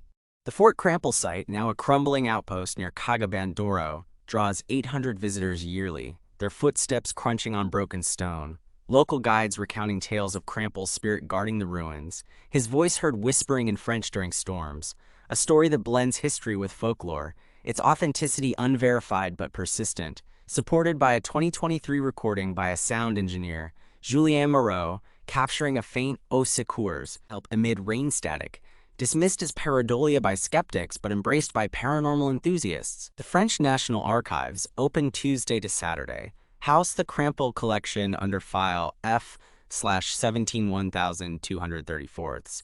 Its contents, letters, sketches, and Nebut's journal, a treasure trove of a man whose ambition outpaced his safety, his murder a shadow on France's colonial past, its pages yellowed but legible, a silent witness to a lost era.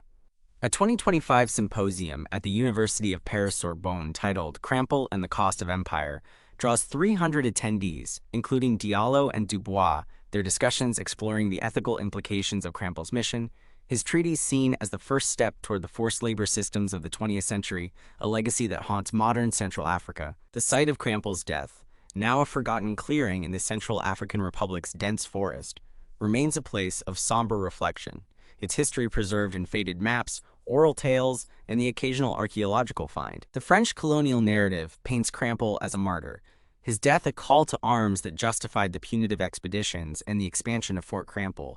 The local accounts from Dar el-Kuti elders, recorded by Diallo in 2024, describe him as an intruder, his treaties a chain on their land, the ambush a desperate stand against encroachment, their voices preserved in a 30-minute audio archive at the University of Bangui.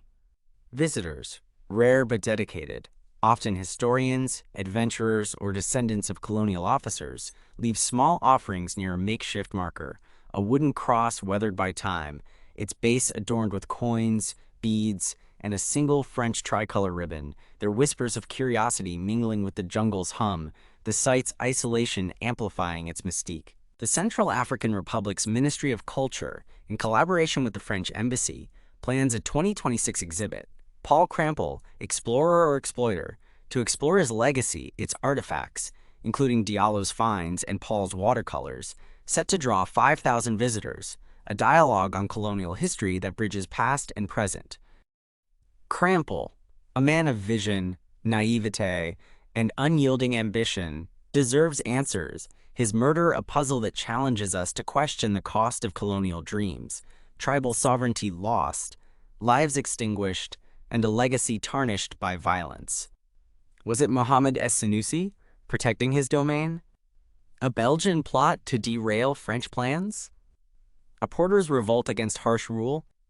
Or a tragic misstep in a land where spirits and survival intertwined? The musket shots, the scattered bones, the blood-soaked notebook, all point to a deliberate act, a murder driven by the collision of cultures, yet justice eludes, buried under the weight of 1891's ambitions and the jungle's silence. The Fort Crampel ruins, the Ubangi River's flow, and the Dar al-Kuti Plateau's whispered tales challenge us to seek truth beyond the colonial narrative. If you hold clues, family letters, tribal oral histories, or artifacts from the region, contact the French National Archives at archives@culture.gouv.fr or the University of Bangui at archives@univ-bangui.edu.cf. Keep Crampel's memory alive, his journey a lesson and ambition's price, with hashtag Paul Crampel Mystery. Share, like, and subscribe for more. The date is March 9, 1892, the People's Grocery Lynchings, and the setting is Memphis, Tennessee, a thriving southern city of 65,000 souls, perched precariously on the high bluffs overlooking the Mississippi River, its economy a pulsing engine of cotton, timber, and wholesale groceries. Yet its social fabric fraying under the weight of racial tensions just 27 years after the Civil War's end. The air is heavy with the scent of river mud, tobacco smoke, and the sweat of laborers unloading steamboats. The streets, a patchwork of cobblestone and dirt, lined with wooden storefronts, dimly lit saloons, and clapboard churches, their steeples casting long shadows in the late afternoon sun. Just beyond the city limits, in a mixed-race neighborhood known as The Curve, named for the sharp bend in the Citizens Railway line at the intersection of Mississippi Boulevard and Walker Avenue, a small cooperative grocery store stands as a defiant symbol of black success in a city teetering on the edge of violence. The People's Grocery, opened in 1889, is owned by 11 prominent African Americans. Its president, Thomas Moss, a 37-year-old postman with a steady, piercing gaze and a neatly trimmed chin beard, his wiry frame weighing 150 pounds, his dark skin glistening with the sweat of a long day's work under the Tennessee sun. Moss, a devoted father and husband to Betty, who is 7 months pregnant with their second child, runs the store with 2 trusted workers. Calvin McDowell, a light-skinned, curly-haired 28-year-old weighing 200 pounds, his muscular build and quick reflexes honed by years of physical labor, and Will Stewart, a 25-year-old clerk with a quiet, reserved demeanor, his neck bearing a jagged scar from a childhood accident involving a runaway wagon. The store itself is a modest wooden structure with a slanted tin roof, its shelves neatly stocked with essentials, molasses in heavy jugs, sacks of flour, canned peaches, and bolts of cloth, serving the Curve's predominantly black residents, its success a source of communal pride and a growing source of envy among white competitors. Directly across the street, William Barrett, a 40-year-old white grocer with a grizzled beard and a perpetual scowl, watches his own business falter, his store a dilapidated haunt for illicit liquor sales and gambling, ticketed 10 times in the past year for violations, its air thick with the stench of stale whiskey and tobacco, its shelves often bare, its clientele dwindling as the Curve's residents, black and white alike, turn to the People's Grocery for fair prices and honest dealings, Barrett's resentment festering like an open wound. Thomas Moss's journey to this moment is one of resilience and determination, a testament to the aspirations of black Memphians in the post-Reconstruction South. Born in 1855 in Holly Springs, Mississippi, to parents who had endured the horrors of slavery, Moss learned early the value of community and self-reliance, teaching himself to read while working as a delivery boy for a local merchant, his fingers tracing the letters of discarded newspapers by candlelight. By 1880, he had settled in Memphis, securing a coveted job as a postman, one of the few stable positions available to a black man in a city where racial barriers were as rigid as the iron tracks of the Citizens Railway.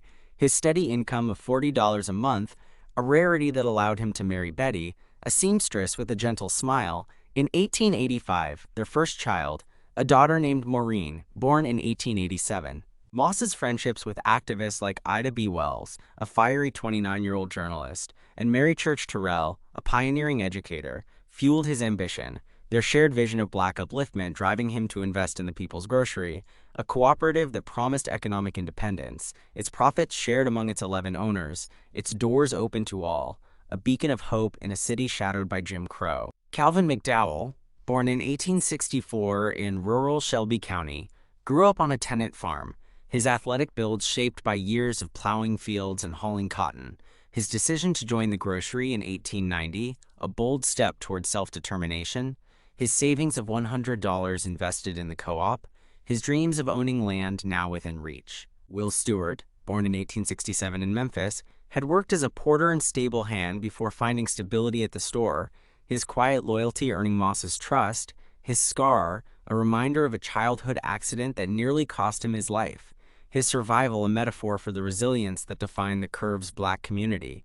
The spark that ignites the tragedy occurs on March 2nd, 1892, at 3 p.m. outside the People's Grocery, where two boys, Armour Harris, a 12-year-old black child with a gap-toothed smile, and Cornelius Hurst, a 13-year-old white boy with freckles and a temper, argue over a game of marbles in the dusty street, their shouts escalating into a scuffle, as Cornelius accuses Armour of cheating, the marbles scattering across the ground like tiny planets. In disarray, Cornelius's father, John Hurst, a burly 38-year-old white laborer with a red face flushed from a morning at Barrett's store, intervenes, striking Armour with a closed fist, the boy's cry of pain piercing the air, drawing McDowell and Stewart from the store's interior, where they had been stacking sacks of flour. The two men, their faces set with determination, pull Hurst off the boy, their hands firm but not violent, their voices calm as they demand he stop. Barrett, watching from his porch across the street, his hands stained with tobacco juice, seizes the moment to escalate the conflict,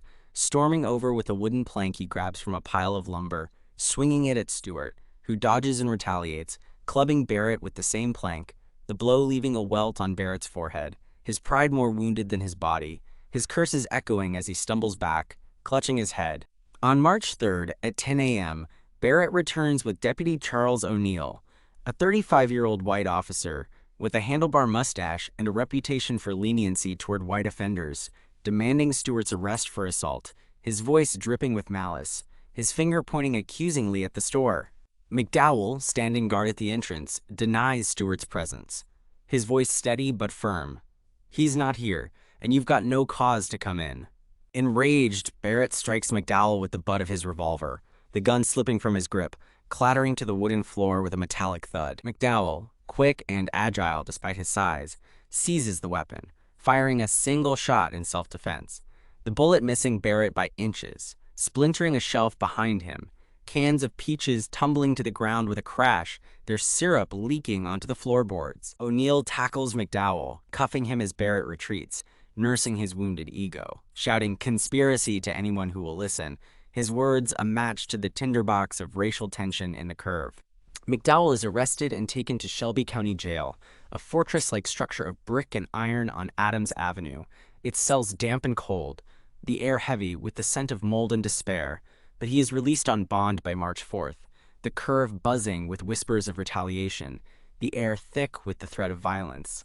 Black residents locking their doors at night, their children kept indoors. By March 6th, the situation spirals into chaos, the initial scuffle ballooning into a citywide crisis, fueled by rumor, racism, and economic jealousy. Whispers of a black conspiracy against whites spread like wildfire, fanned by Barrett's accusations and sensationalized in white newspapers like the Memphis Appeal Avalanche, which publishes a front-page story on March 5th, labeling Moss the ringleader of a Negro plot, despite his absence during the initial skirmish, his role as a postman and co-op president twisted into a symbol of black defiance, the article claiming he, quote, plotted to arm the colored population, a fabrication that stokes white fear, its ink barely dry before it reaches every saloon in Memphis. Judge Julius Dubose, a 50-year-old white official with a bald head and a penchant for upholding white supremacy, seizes the moment to assert control, deputizing hundreds of white civilians, laborers, merchants, even school teachers, on March 6th at 9 a.m., their makeshift badges pinned to their coats, their rifles drawn as they conduct a house-to-house search in the Curve, their boots trampling vegetable gardens, their hands smashing windows, their voices shouting slurs. 40 black residents are arrested, including Armour Harris and his mother, Nat Trigg, a 45-year-old seamstress who had witnessed the initial fight, her sewing machine confiscated as evidence, her cries ignored as she's dragged to jail, her neighbors watching from behind curtains, their fear palpable. Moss, McDowell, and Stewart, fearing further destruction of the grocery and violence against their families, surrendered to authorities at 2 p.m. on March 6th, hoping for a fair trial, their hands cuffed behind their backs as they're led through a jeering crowd to Shelby County Jail, the iron gates slamming shut with a clang that echoes through the city, their families left to pray for their safety, Betty Moss clutching her belly, her tears falling silently as she watches her husband disappear into the jail's shadowed interior.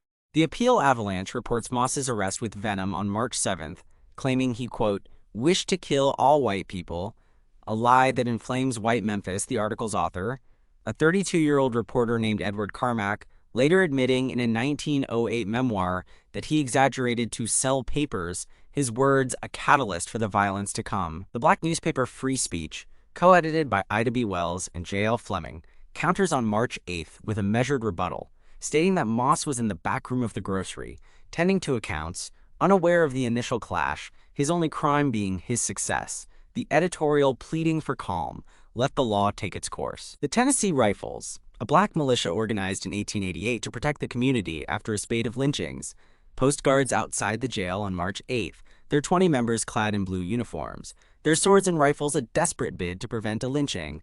Their leader, Captain Robert Church Jr., a 38-year-old businessman and son of Memphis's first black millionaire, vowing to defend our brothers, his voice steady but his hands trembling, the weight of history heavy on his shoulders. DuBose, enraged by the militia's presence, orders Sheriff James McClendon, a 42-year-old with a history of overlooking white violence, to disarm the Rifles on March 7th at 5 p.m., their weapons confiscated, their protest ignored, the move stripping the jail of its last defense, the curve left vulnerable to the storm brewing in white Memphis. On March 9th, at 2:30 a.m., the jail's fragile defenses collapse under the weight of premeditated terror. 75 men in black masks, their identities concealed but their intent unmistakable, surround Shelby County Jail, their movements silent and coordinated, their plan meticulously orchestrated. Reporters from the Appeal Avalanche and Memphis Commercial tipped off hours earlier, their presence at the scene a chilling sign of collusion, their notebooks ready to document the bloodshed. 9 men stormed the jail, overpowering the lone guard, James Carter, a 22-year-old deputy with a nervous stutter, who later claims he was outnumbered and feared for my life.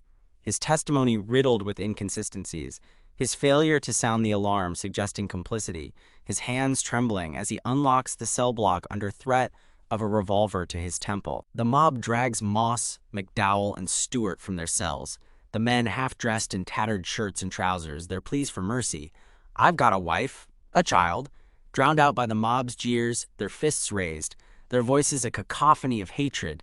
"You'll pay for crossing us." The trio is hustled a mile north to a Chesapeake and Ohio railroad yard, a desolate stretch of gravel and iron tracks near 2nd Street and Auction Avenue, the air cold and damp, the sky moonless, the only light coming from the mob's lanterns, casting flickering shadows on the ground.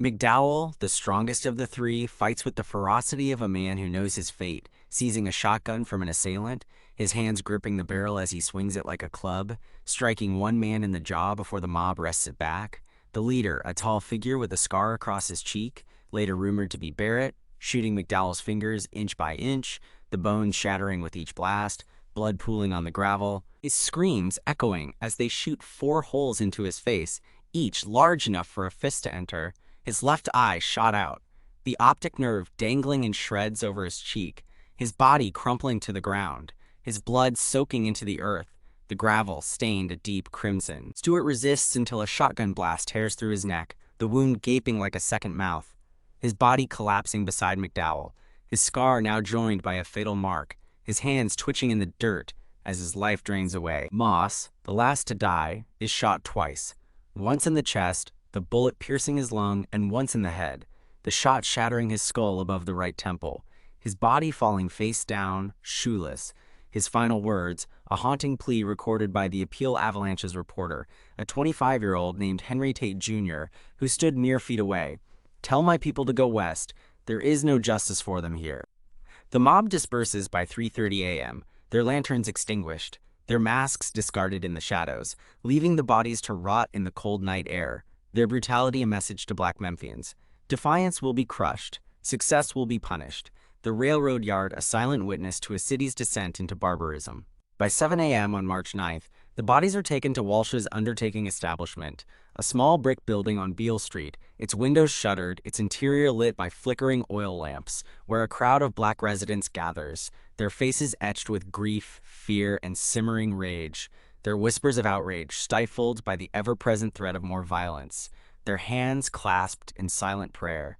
An inquest at 10 a.m., led by Coroner Henry Tate, a 48-year-old white official with ties to local Democratic elites, rules the deaths a lynching by persons unknown, a verdict that shields the mob Despite the detailed newspaper accounts suggesting complicity by authorities, Tate's refusal to question Carter or the reporters, a glaring omission, his pen scratching the verdict with a cold indifference. The bodies are released to their families. Moss, McDowell, and Stewart buried at Zion Christian Cemetery in South Memphis on March 11th. Moss's grave marked with a simple stone, the others lost to time. Their funerals attended by over 500 mourners, the air heavy with the scent of lilies and the sound of hymns like "Swing Low, Sweet Chariot." Betty Moss clutching her unborn child, her sobs echoing through the crowd, her hands trembling as she places a single white rose on her husband's coffin, her daughter Maureen, only 5, clinging to her skirts, her eyes wide with confusion. The New York Times on March 10th runs a front-page story. Memphis Negroes lynched, a grocery store the cause of the trouble.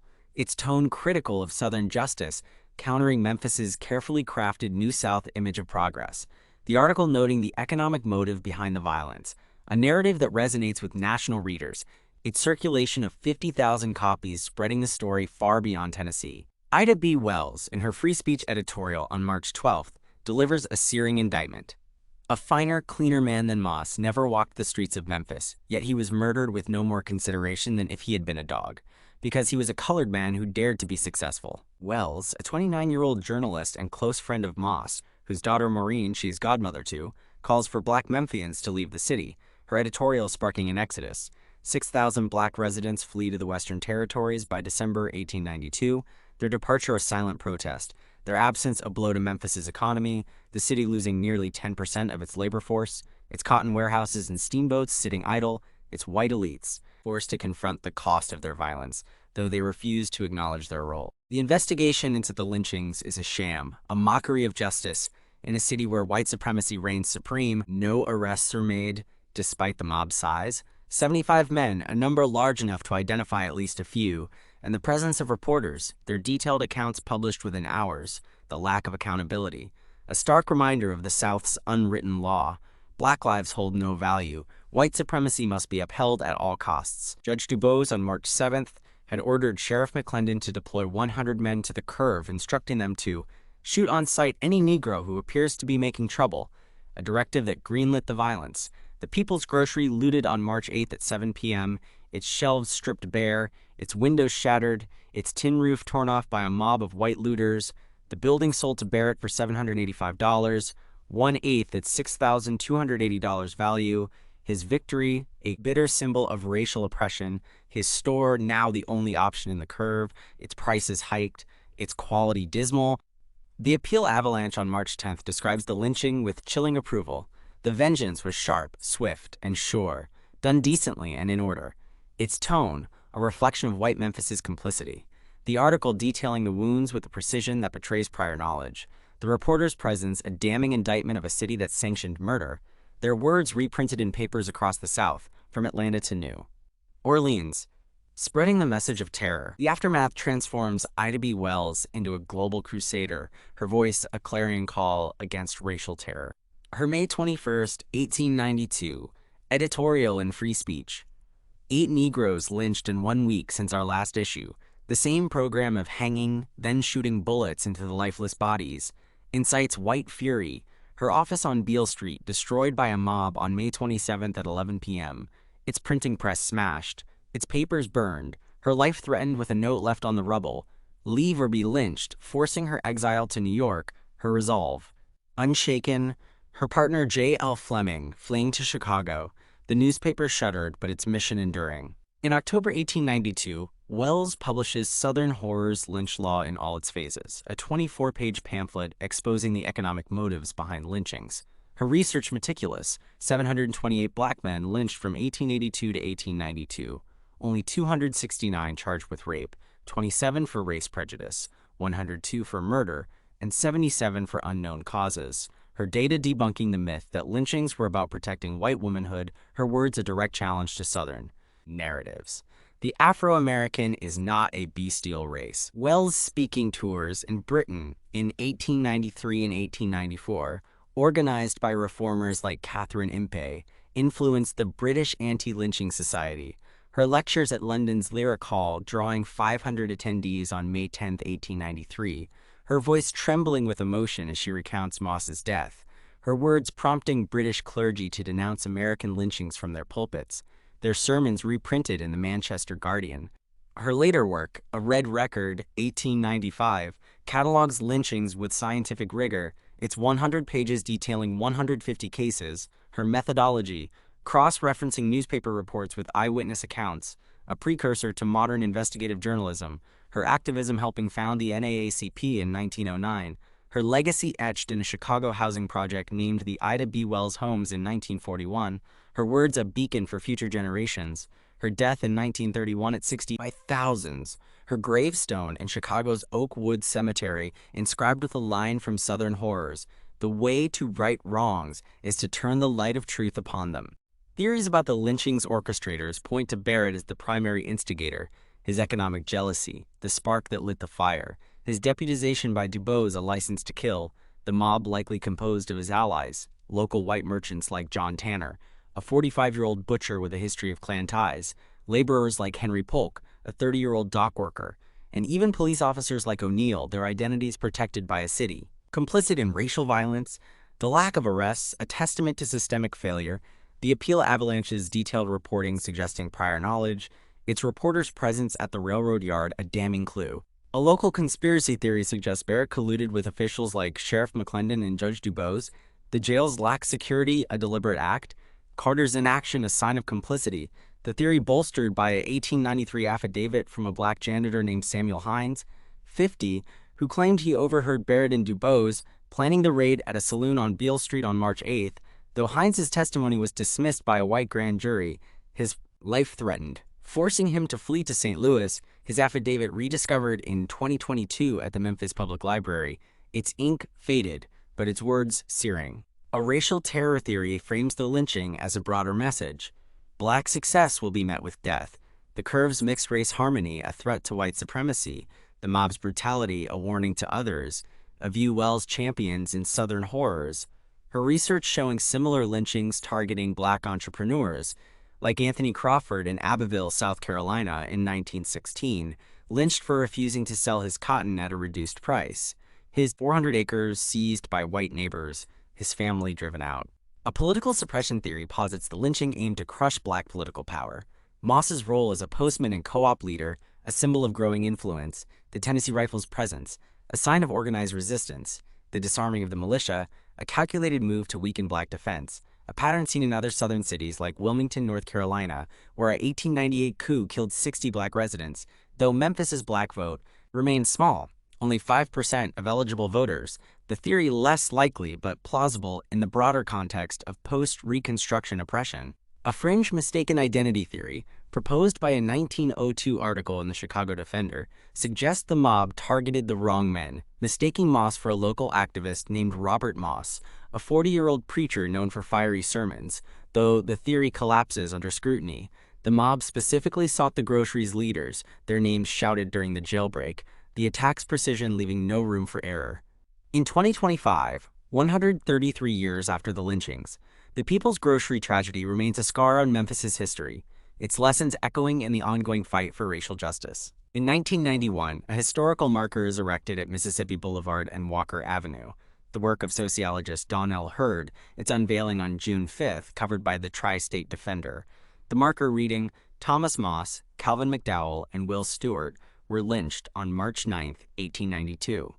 This lynching prompted Ida B. Wells to begin her anti-lynching campaign, a 2017 remembrance, organized by the Association for the Study of African American Life and History, draws 200 attendees, a wreath laid at Moss's grave, the event ending with Pastor Reginald Porter's prayer, "Save us from the sin of forgetfulness, and guide us toward justice." The crowd's murmurs of amen, mingling with the wind, their candles flickering in the evening light. The site, now a quiet intersection surrounded by modern storefronts, sees 1,000 visitors annually, their footsteps soft on the pavement, their whispers of reflection mingling with the hum of traffic, their flowers left at the marker a tribute to the fallen. In 2023, the Benjamin L. Hooks Institute at the University of Memphis digitizes Wells's papers, uncovering a letter from Moss dated February 28, 1892, warning of Barrett's threats. "He told me he'd see my store burned before he let it outshine him. A plea for protection ignored by authorities, the letter's ink faded, but its urgency clear, suggesting negligence by the city. A finding aired in a 2024 podcast, Lost Expeditions, hosted by Mark Leclerc and historian Sophie Moreau. Its 10,000 listeners debating Barrett's role, most agreeing he orchestrated the violence, though some on Reddit's r/history mysteries argue the mob acted spontaneously, a theory weakened by the premeditated nature of the attack. The reporter's presence a damning clue, the thread amassing 3,000 upvotes, its comments a mix of outrage and historical analysis.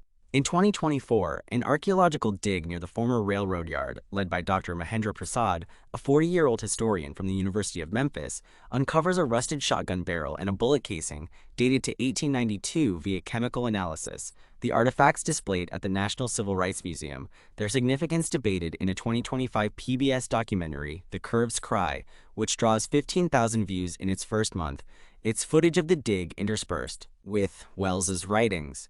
Read aloud by actress Angela Bassett, her voice trembling with emotion. The lynching site, rediscovered by Prasad in 2015, is pinpointed near the former Chesapeake and Ohio Railroad Yard, now an industrial lot at 35 degrees 8 minutes north, 90 degrees 3 minutes west, its gravel long paved over, its history preserved in Wells's writings, local memory, and the Appeal Avalanche's chilling archives, their pages yellowed but legible, a record of complicity that haunts the city. Local oral traditions, collected by the Lynching Sites Project of Memphis, speak of Moss's spirit haunting the curve, his voice urging justice, a tale shared by guides on their tours, which draw 500 visitors yearly, their stories blending fact and folklore. A 2024 recording capturing a faint go west in the wind near the marker, dismissed as pareidolia by skeptics but embraced by those seeking closure. The sound clip shared on TikTok, amassing 50,000 views, its comments filled with hashtags like #JusticeForMoss. The University of Memphis plans a 2026 exhibit, The Curve's Tragedy, to display Wells's pamphlets, The Grocery's Ledger, found in 2022 in a descendant's attic. Its pages listing sales of 50 cents for molasses, 75 cents for a bolt of cloth, a testament to black enterprise, and the 1893 affidavit from Samuel Hines. Its panels a dialogue on racial justice, the past a mirror to the present, the exhibit expected to draw 8,000 visitors. Its opening featuring a speech by Maureen Moss's great-granddaughter, Clara Moss Thompson, 62, a Memphis teacher, her voice breaking as she recounts her family's loss. My great-grandmother Betty never recovered, but she taught us to fight. The People's Grocery Lynchings, a collision of economic rivalry, racial hatred, and systemic failure, demand answers that history has yet to provide. Was Barrett the sole architect, his jealousy the spark, or did the city's elite, Dubose, McClendon, the newspapers, enable the violence, their silence a form of consent, their power a shield for the mob? The shotgun blasts, the mutilated bodies, the blood-soaked gravel, all point to a deliberate act, a murder to preserve white dominance, yet justice remains elusive. The mob's masks a metaphor for a society that refused accountability, their names lost to time, but their legacy enduring in the systems they built. The curve, the jail, the railroad yard. These sites challenge us to confront the cost of silence, the price of progress built on terror, their stories preserved in the marker, the archives, and the voices of those who refuse to forget. If you hold clues, letters, diaries, oral histories, contact the Lynching Sites Project of Memphis at info@lynchingsitesmem.org or the Benjamin L. Hooks Institute at hooks.institute@memphis.edu. Honor Moss, McDowell, and Stewart, their legacy a call to action, a reminder that justice delayed is justice denied, with hashtag People's Grocery Lynchings. Share, like, and subscribe for more. The date is December 26 to 27, 1898, and the setting is Gatton, a small rural town in the colony of Queensland, Australia. Nestled 61 miles west of Brisbane in the heart of the Lockyer Valley, a fertile basin known for its rich soil and dairy farms. Its population, a modest 449, according to the 1901 census, a dusty waypoint on the road between the bustling coastal capital and the sprawling Darling Downs. Its streets a mix of wooden shops with peeling, paint, a blacksmith's forge ringing with hammer strikes, a post office with a sagging awning, and a handful of homes, its air thick with the scent of eucalyptus. Freshly turned earth, the faint tang of livestock from nearby paddocks, and the occasional whiff of smoke from a farmer's burn-off. 8 miles east of Gatton, along the meandering banks of Blackfellows Creek, the Murphy family tends a 300-acre dairy farm.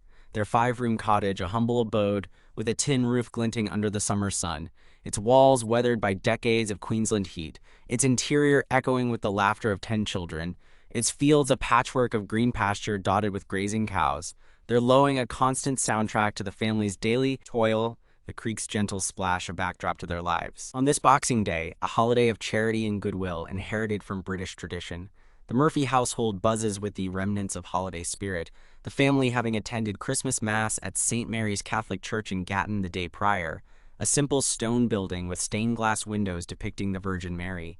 Their faith a cornerstone in a community of Irish, German, and English settlers, their voices raised in hymns like Silent Night and O Come All Ye Faithful, their hands clasped in prayer for a peaceful year ahead, the church's bell tolling at noon to mark the season's joy. Michael Murphy, 29, a sturdy man with calloused hands and a quiet determination etched into his square jaw, has returned from his job on a government farm near Westbrook, 30 miles northwest, for the holidays, his presence a comfort to his aging parents, Daniel, 62, a stooped figure with a weathered face lined by years of sun and labor, and Mary, 58, her hands gnarled from milking cows and kneading dough for her large brood, their pride in their children a light in their hard lives, their home a sanctuary of Irish Catholic values amid the rugged Australian bush. Michael's sisters, Nora, 27, with her dark hair pinned neatly in a bun, her hazel eyes bright with a love for sewing quilts that adorned the cottage walls, and Teresa, Ellen, 18, with a bright, infectious smile and a talent for baking scones that filled the kitchen with warmth, prepare for an evening out, their best clothes pressed. Nora in a navy dress with a white lace collar, its hem mended by her own hands, Ellen in a pale blue frock with a ribbon at the waist, a gift from their older sister Polly, their spirits high after a day at the Mount Sylvia races in nearby Caffey, a small hamlet 10 miles south where the family enjoyed horse races, meat pies slathered with gravy, and cold lemonade sipped under the shade of a gum tree. The air filled with the excitement of the holiday, the crowd of 200 buzzing with laughter, the clink of betting coins, and the occasional cheer as a jockey crossed the finish line. The event, a rare break from farm life, their faces flushed with the day's joy. At 8 p.m. on December 26th, Michael borrows a sulky, a one-horse cart with a wobbly left wheel that creaked with every turn, from his brother-in-law, William McNeil, 32, a man with a reputation for heavy drinking and a strained marriage to Polly Murphy, 30, Michael's eldest sister, who suffers from partial paralysis after a mysterious accident in 1896 when a horse bolted, throwing her from a cart, her condition leaving her bedridden for months, her legs weak, her spirit unbroken. The couple living intermittently with the Murphys alongside their 2 young children, aged 4 and 2, their presence adding tension to the household. McNeil's frequent absences, often to the Brian Boru Hotel, a source of whispered gossip among neighbors, his temper a shadow over the family gatherings, his hands rough from years of odd jobs, his eyes bloodshot from rum. The trio, Michael, Nora, and Ellen, sets out for a dance at the Divisional Board Hall in Gatton, a wooden building with a corrugated iron roof and a small porch, the sulky's wheels creaking under the weight of their anticipation, the horse, a chestnut mare named Daisy with a white blaze on her face, plodding steadily along Tent Hill Road, the 3-mile journey a familiar one, the moon casting a silver glow over the water-lined road, the night quiet save for the horse's hooves, the rustle of leaves, the occasional hoot of a boobook owl perched in a gum tree, and the distant bark of a farm dog, the siblings chatting about the day's races, their voices light with hope, unaware of the fate awaiting them. Arriving at the hall at 9 p.m., they find it dark and empty. The dance canceled due to too few women attending. Only 12 had shown up, their absence attributed to the races drawing crowds elsewhere, prompting organizer Patrick Lawler, a 45-year-old farmer with a booming voice, to call it off. His decision noted in a later statement to police. The hall's windows shuttered, its doors locked with a heavy padlock, the silence a stark contrast to their expectations, the disappointment palpable as they turned back, their journey homeward now a fateful one, the moon their only guide, the road stretching into the darkness, the wattle trees whispering secrets they cannot yet fathom, their voices falling silent as they contemplate the long ride ahead, the sulky's wobble a rhythmic reminder of their rural life, the night air cool against their faces, the stars above a canopy of indifference to the horror about to unfold. They never reached the farm, their absence unnoticed until 8 a.m. on December 27th, when Mary Murphy, rising early to milk the cows, her apron stained with the day's first task, realizes the trio hasn't returned, her worry deepening as she checks their empty beds.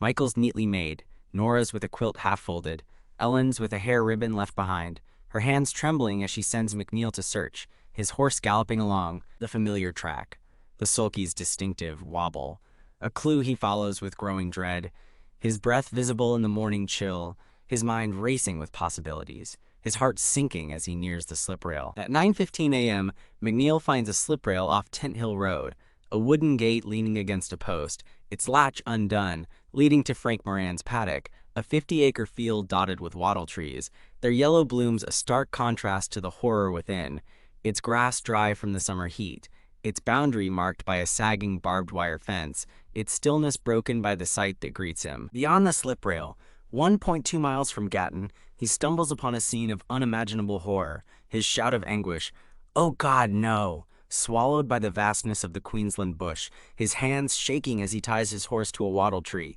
his boots crunching on the dry grass as he approaches, his eyes widening at the sight of his wife's siblings, his mind reeling with the implications, his voice failing as he takes in the carnage. The scene is a grotesque tableau, the siblings' bodies arranged with chilling precision in a wattle grove on Moran's paddock, a natural clearing framed by the tree's gnarled branches, their yellow blossoms now a macabre backdrop. Michael and Ellen lie back-to-back on the bare earth, 2 feet apart, their legs pointed west, as if positioned by design, a deliberate alignment that baffles investigators.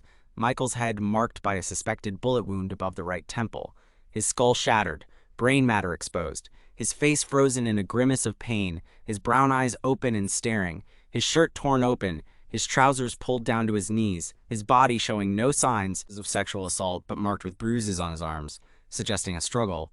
Ellen's skull caved in from a bludgeon, a deep gash above her left ear, her blonde hair matted with blood, her pale blue frock torn at the hem, her legs bruised and spread apart, her undergarments stained with semen, her body bearing evidence of sexual assault, her hands clutching at the dirt, her final moments a nightmare of violation and pain. Nora, 28 feet east, lies on a neatly spread rug, a 6-by-4-foot piece of canvas typically used for horse feed, its edges frayed but carefully laid, her hands tied behind her back with a handkerchief, later identified as Michael's, its monogram MM, embroidered by Mary in blue thread, her neck bruised from strangulation, her face battered beyond recognition, her jaw broken, her nose crushed, her dark hair loose and tangled with dirt and leaves, her navy dress ripped open from neck to waist, her body also bearing evidence of rape, her undergarments torn away, the rug stained with her blood, her eyes closed as if in surrender, her final breath a silent plea lost to the night.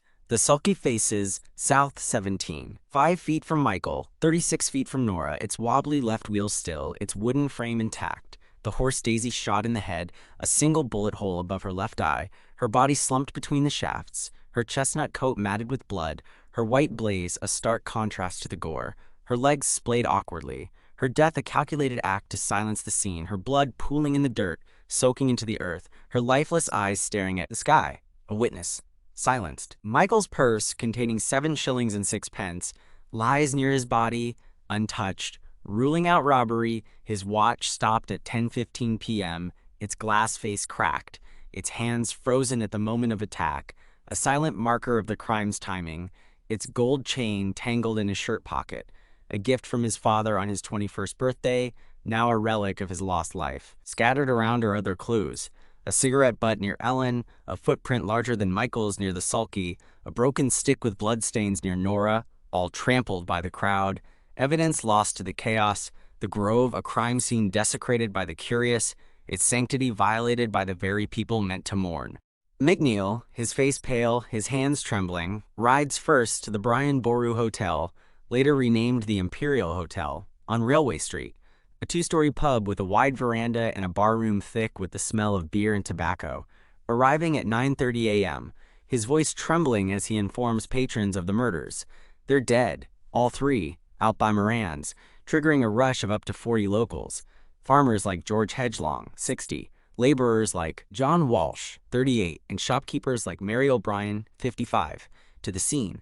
Their curiosity, a second crime against the dead, their footsteps trampling evidence into the dirt, cigarette butts ground into the soil, footprints obscured, the broken watch kicked aside, their shouts of shock, "Jesus, look at the blood!" mingling with the buzz of flies, their presence turning the grove into a circus, Walsh later admitting he picked up a stick near Nora before tossing it aside, unaware it might have been the murder weapon, his boots leaving a muddy imprint over a smaller track.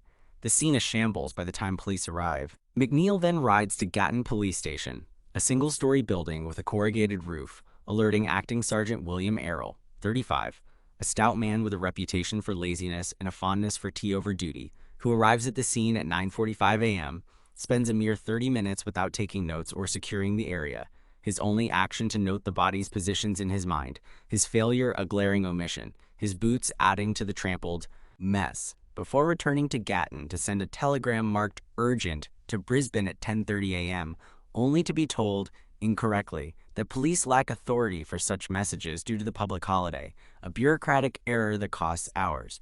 The telegram finally reaching Brisbane at 12:52 p.m., but left unopened until 9 a.m. on December 28th.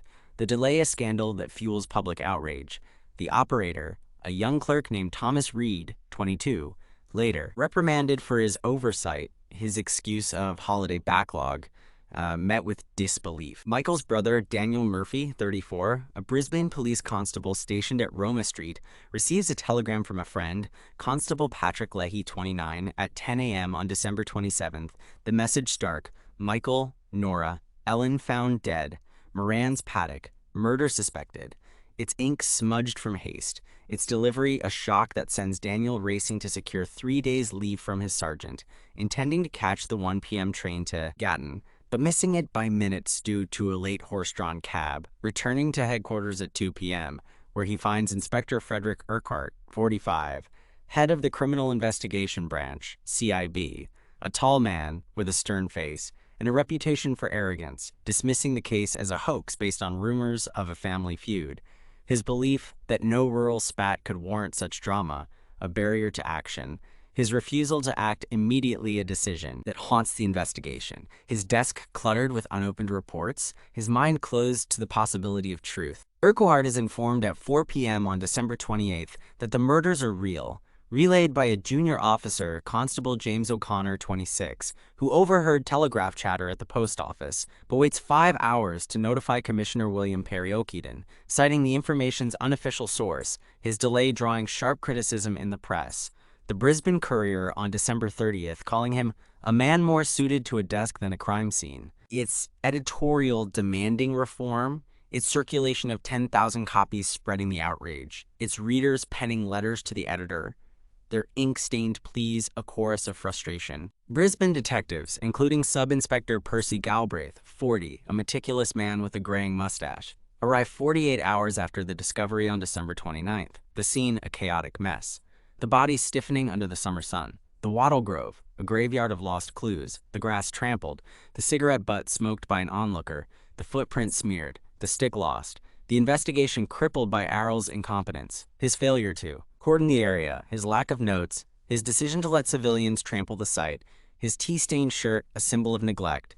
And Urquhart's overconfidence. His belief that no crime in Queensland could stump him. A hollow boast. His arrival with Galbraith, marked by a curt order to search again, his hands empty of evidence, their combined failures setting the stage for a mystery that endures over a century later. The Grove, a silent testament to a police force unprepared, its reputation tarnished, its legacy a cautionary tale. On December 29th, Dr. Richard von Lossberg, 40, a Toowoomba surgeon with a history of alcoholism, his hands unsteady from a recent blood poisoning from a cut sustained while dissecting a cow, conducts autopsies on the bodies in a makeshift morgue at Gatton Hospital, a single-room building with a tin roof, its air thick with the scent of formaldehyde and decay. His judgment impaired, missing a .380 caliber bullet in Michael's skull, the wound obscured by clotting, a blunder that taints the investigation from the start, his report noting only blunt force trauma for Michael, strangulation and cranial fracture for Nora, and bludgeoning and sexual assault for Ellen. The semen stains on the sister's clothing, a grim detail he records but does not pursue, his hands trembling as he works. His assistant, a young nurse named Margaret Doyle, 24, later recalling his slurred speech, her testimony buried in police files, the oversight, a scandal that deepens public outrage. The Toowoomba Chronicle on January 5th running a headline, Gatton Horror Police Blunders Exposed. Its circulation of 5,000 copies spreading the story across Queensland, its readers demanding justice, their letters flooding the editor's desk, their ink-stained pleas a chorus of frustration. Urquhart, suspicious of von Lossberg's findings, orders an exhumation on January 3, 1899. A second autopsy conducted by Dr. John Thompson, 45, a Brisbane pathologist with a reputation for precision, confirming the bullet in Michael's skull, lodged near the brainstem, its .380 caliber a match for a revolver, later linked to a suspect, the delay a scandal that deepens public outrage. The exhumation witnessed by a crowd of 50, their murmurs a mix of horror and hope, the bodies reinterred with fresh flowers, their graves a focus of grief. The murders, dubbed the Gatton Mystery by the Toowoomba Chronicle within days, gripped the nation. Newspapers like the Brisbane Courier, Sydney Morning Herald, Melbourne Argus, and even the Adelaide Advertiser printing graphic details. Ellen and Nora's semen-stained clothes, Michael's shattered head, the horse's execution-style killing, sparking a public frenzy. Over 3,000 submissions sent to police, including letters from New Zealand, Canada, and England, archived in the Queensland State Archives under Dreams, Visions, Astrology Files, where psychics and clairvoyants claim divine insight. One letter from a Sydney medium named Eliza Carter, 50, claiming a man with a limp and a red beard was the killer, her vision dismissed but preserved. Another from a Melbourne astrologer, George Harris, 60, predicting a dark moon aligned with the crime, his chart analyzed but inconclusive. The files a testament to the case's grip on the public imagination, their pages yellowed, their handwriting a mix of desperation and hope, their theories as wild as the crime staging. A Melbourne woman, Jane Thompson, 45, sending a sketch of a masked man with a whip, her drawing lost but noted in a 1900 summary. The funeral on December 28th at Gatton Cemetery draws over 300 mourners, the coffins of Michael, Nora, and Ellen carried by sobbing siblings. Daniel, Jeremiah, 25, a lanky shearer, and John, 22, a quiet blacksmith. Their faces etched with grief. Mary Murphy's wails piercing the air as she collapses at the graveside, her hands clutching a rosary, her voice calling out, "My babies," as Father Dennis Fahey, 55, tries to comfort her. Polly, leaning on McNeil, her paralysis a silent burden, her eyes hollow as she watches her siblings lowered into the earth. The service a mix of hymns like "Abide with Me" and whispered accusations, the community fractured by fear, some pointing fingers at McNeil, others at drifters passing through, the air heavy with the scent of wattle blossoms, freshly dug earth, and the faint smoke of a nearby bonfire, the graves marked with simple crosses, their inscriptions weathered by time, a local woman, Bridget O'Connor, 50, leaving a wreath of native flowers, her tears staining the petals. A royal commission, convened in March 1899 in Brisbane, is triggered by public fury over the botched investigation. Its hearings at the Supreme Court building on George Street, a spectacle. Over 100 witnesses called, their testimony revealing a police force unprepared for such brutality. Arell admitting he didn't think to secure the scene. His voice trembling under cross-examination by Commissioner Alfred Lutwach, 65, a stern judge with a reputation for fairness. Urquhart defending his delays with a cold arrogance. "I needed official confirmation." His excuses met with jeers from the gallery. The Commission's 200-page report, released in July 1899, censuring Arell for negligence and Urquhart for gross mismanagement. Its recommendations for police reform, better training, faster communication, crime scene protocols, implemented slowly the Queensland Police Force. Not adopting photography until 1905, the report solving nothing, its pages a litany of missed opportunities, a copy preserved in the State Library of Queensland, its margins annotated by frustrated historians like Jack Sim, its conclusions a bitter pill for the Murphy family, who received no answers, only a formal apology from Perry O'Keeton, his letter dated August 1st, 1899, its ink smudged with his regret, its delivery a hollow gesture, Mary Murphy framing it above the fireplace, her hands trembling as she reads it daily. Suspects emerge in the weeks and years following the murders, each a thread in a tangled web, none leading to conviction. Richard Burgess, a 28-year-old ex-convict released from Bago Road Jail on November 30th, 1898, after serving 3 years for raping an elderly woman in Toowoomba, His crime, detailed in court records as a violent assault with a knife, is seen near Gatton in early December by a farmer, Henry Lawson, 55, who notes a, quotes, rough-looking man with a scar on his cheek camping near Blackfellows Creek. His alibi, a claim he was in Ipswich, 25 miles away, working as a laborer. Weak, his history of violence and proximity making him a prime suspect. His arrest on January 10, 1899, front page news, the Brisbane Courier describing him as a man of low character with a scar on his left cheek and a limp from a fall, though he's released after 2 weeks when witnesses fail to place him at the scene. His whereabouts on December 26th unconfirmed, his later death in a 1903 bar fight in Cairns, leaving questions unanswered, his gravestone in an unmarked pauper's plot, his legacy a whisper in the wind. Thomas Day, a.k.a. Theo Farmer, a 30-year-old butcher's worker at Gatton's Cooperative Butchery, a stocky man with a quick temper, becomes a suspect when local washerwoman Mary O'Brien, 55, reports seeing him on December 28th washing a bloodied jumper in a creek near Sandy Creek Road, his nervous demeanor noted, his hands stained red. His connection to a similar murder of 15-year-old Alfred Hill on December 10, 1898, in Oxley, 50 miles away, raising alarms.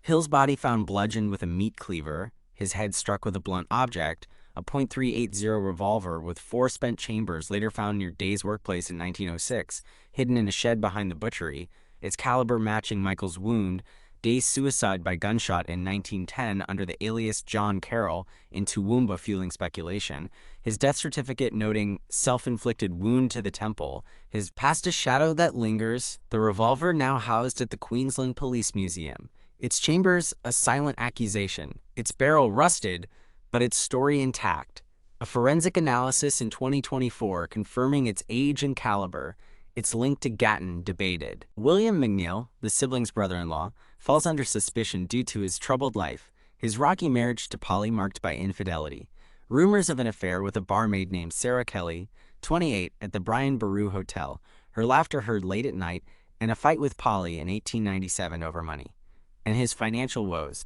a 1902 insurance fraud after a suspicious fire at his feed store in Laidley, 15 miles north, casting doubt, though his alibi holds. He was at the Murphy farm until 10 p.m. on December 26th, playing cards with Daniel and John, their testimony corroborated by Polly, who, despite her condition, recalls the night vividly, her voice weak but firm in a 1899 statement to police, her hands clutching a blanket as she speaks, McNeil's delay in reporting the bodies, arriving at the hotel 15 minutes after discovery, raising eyebrows, his claim of shock met with skepticism, his bloodshot eyes and rum breath noted by Walsh, though no evidence links him directly, his death in 1915 from alcohol poisoning at 49 closing his chapter, his gravestone in Gatton Cemetery unmarked, his legacy tainted by whispers, a neighbor, Alice Dunn, 60, recalling in 1916 that he drank more after the murders. Her words, a footnote in local lore. Other suspects, a tramp seen by farmer George Hedgelong, 60, on December 25th near Tent Hill Road, described as tall with a limp and a red beard, and a local larrikin named James Ryan, 22, known for brawling at the hotel, his fists bloodied in a 1897 fight. Fate under scrutiny, their alibis holding.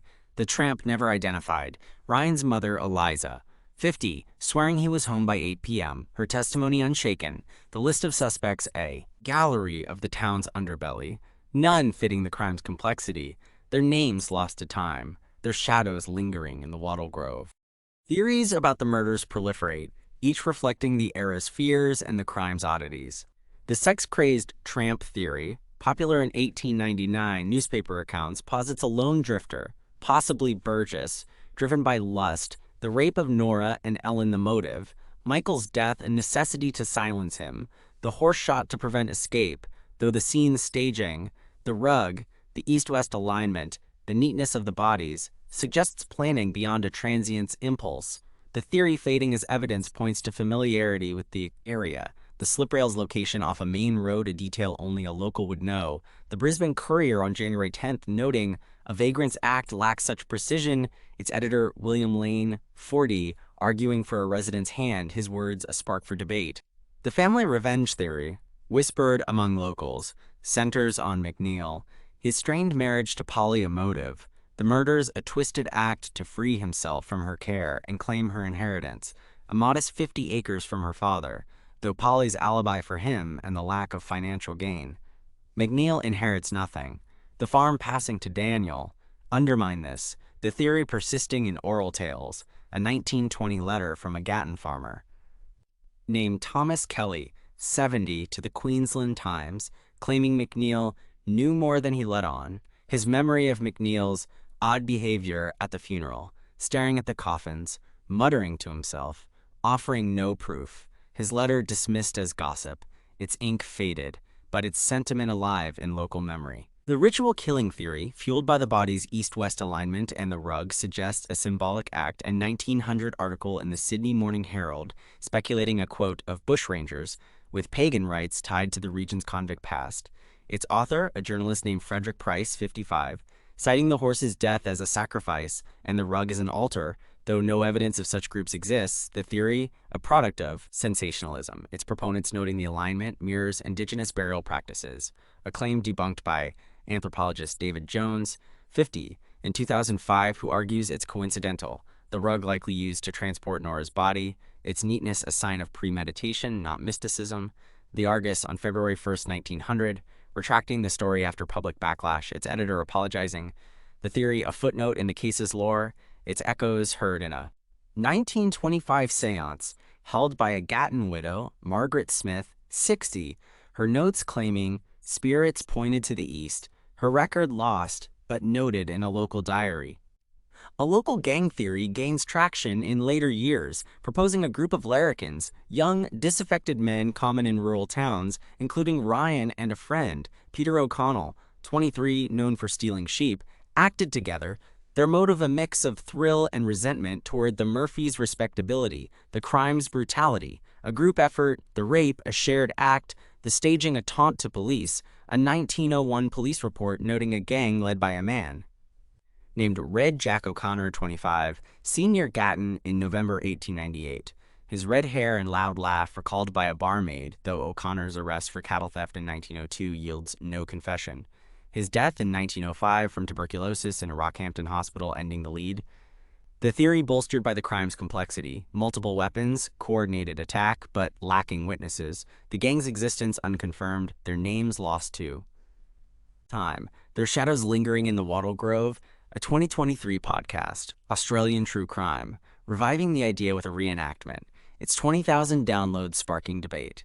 A police cover-up theory, popular among modern researchers, suggests Gatton's elite protected the killer, possibly a prominent citizen's son, Errol's inaction, his tea break noted by a witness, Sarah Dunn, 35, at 10 a.m., and Urquhart's delays deliberate, a 1926 Truth article, The True History of the Hideous Gatton Murders, hinting at a, quote, terrible secret suppressed by locals, its author Henry Baxter, 60, claiming, quote, magistrate's nephew was involved, possibly Alfred Lutwyche, 22, grandson of Judge Alfred Lutwyche, a prominent Brisbane figure.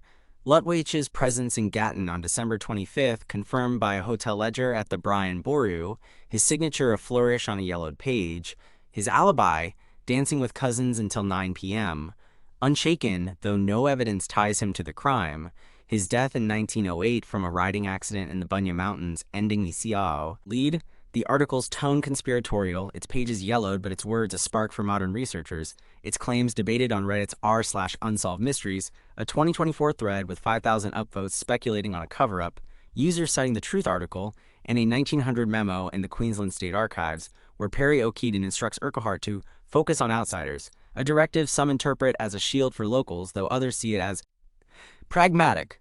The memo's ink faded, but its intent debated.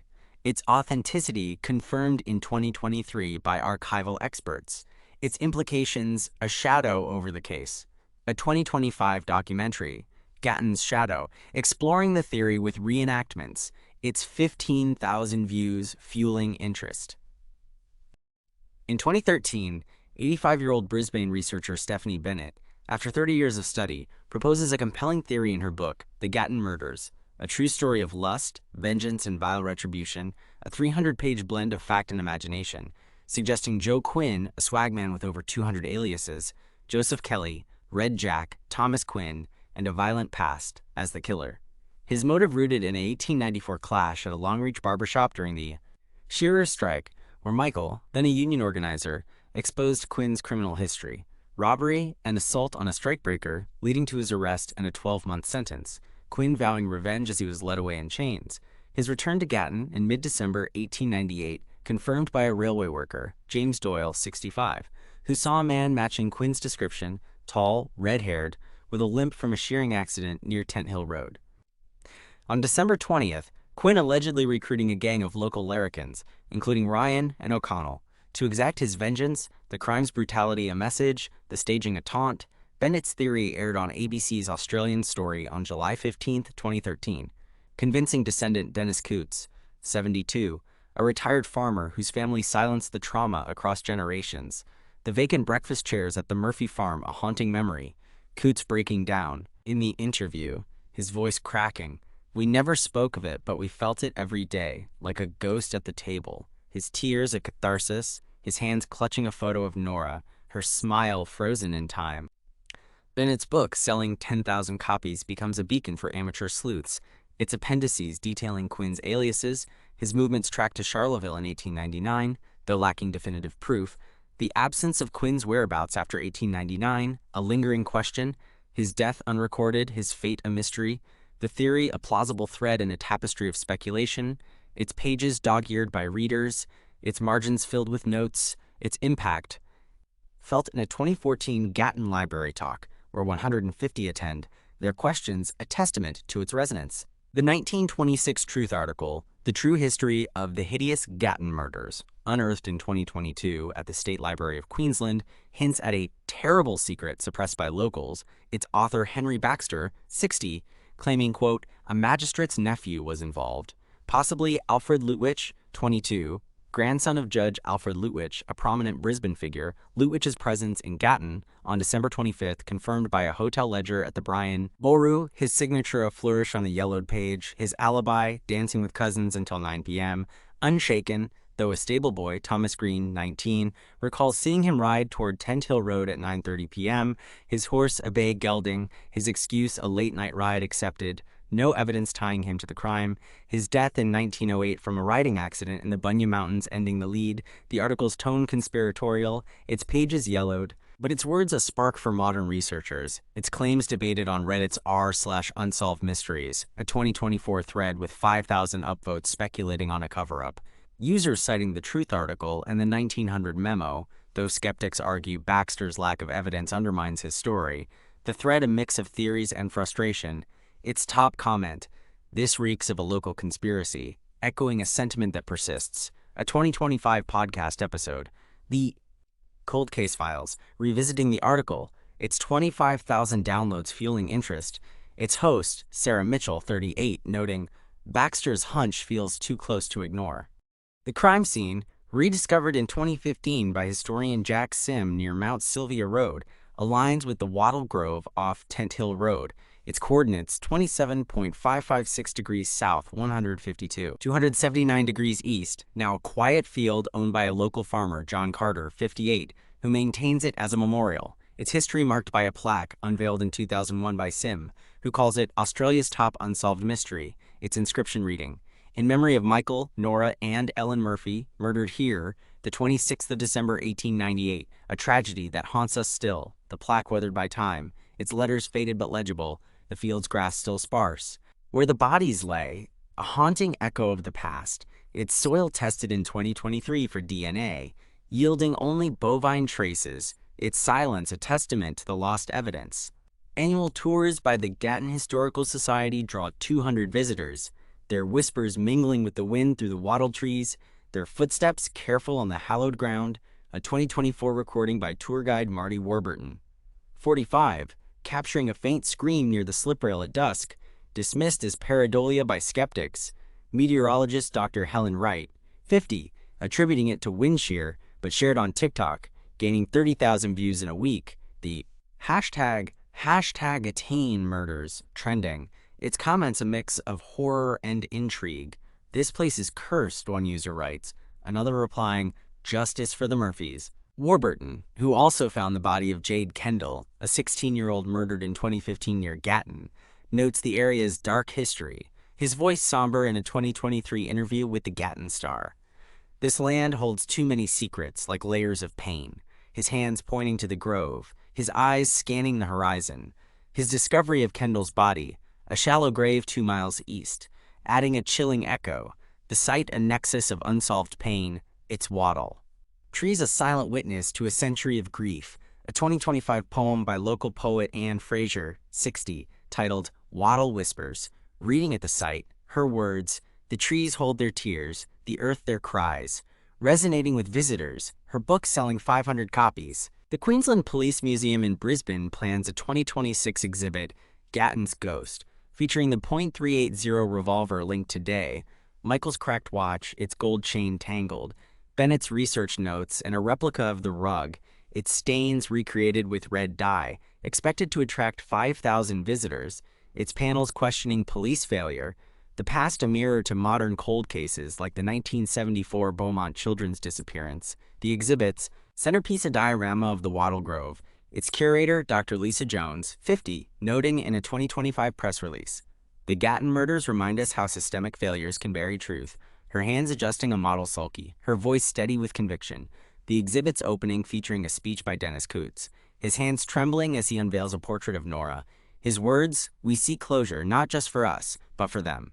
Echoing in the Alley Hall, the event live-streamed, gaining 10,000 views, its #Hashtagathon exhibit trending. Oral tales in Gatton speak of Nora's spirit guarding the grove, her voice a lament on moonlit nights, her figure in a navy dress seen by farmer Alan Thompson, 65, in 2010, his account to the Gatton Star describing a woman crying near the slip rail, his dogs refusing to approach, their tails tucked, their whimpers a sign of fear, the story a blend of folklore and trauma, its authenticity unverified but persistent, shared by guides like Warburton. Their tour is a pilgrimage for those seeking closure, the grove a nexus of unsolved pain, its wattle trees, a silent witness to a century of grief, a 2024 recording by a paranormal investigator, Mark Ellis, 38, capturing a faint help me at 2 a.m., dismissed by scientist Dr. Paul Carter, 55, as audio distortion, but embraced by enthusiasts. Its clip shared on YouTube, gaining 40,000 views,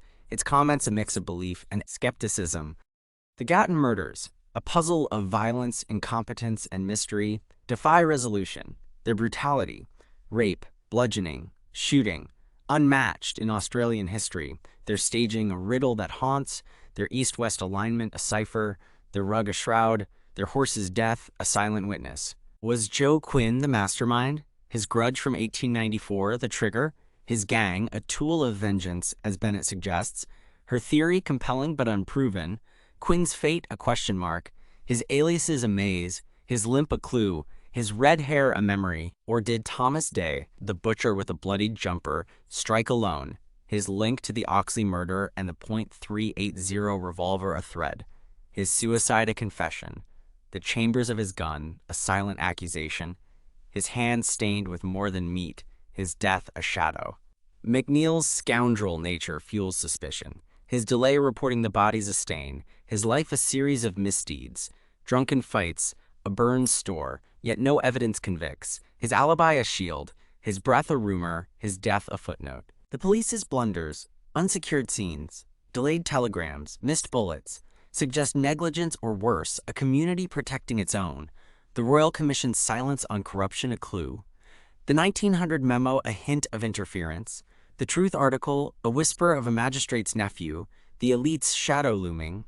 Lutwich's ride a question. His alibi a shield. His grandfather's influence a wall. The wattle grove, the sulky, the rug. These demand answers. Their strangeness a challenge to uncover truth. Their story a call to remember the cost of failure, the price of justice denied. Their voices silenced but their memory alive. Their graves a pilgrimage, their legacy a quest.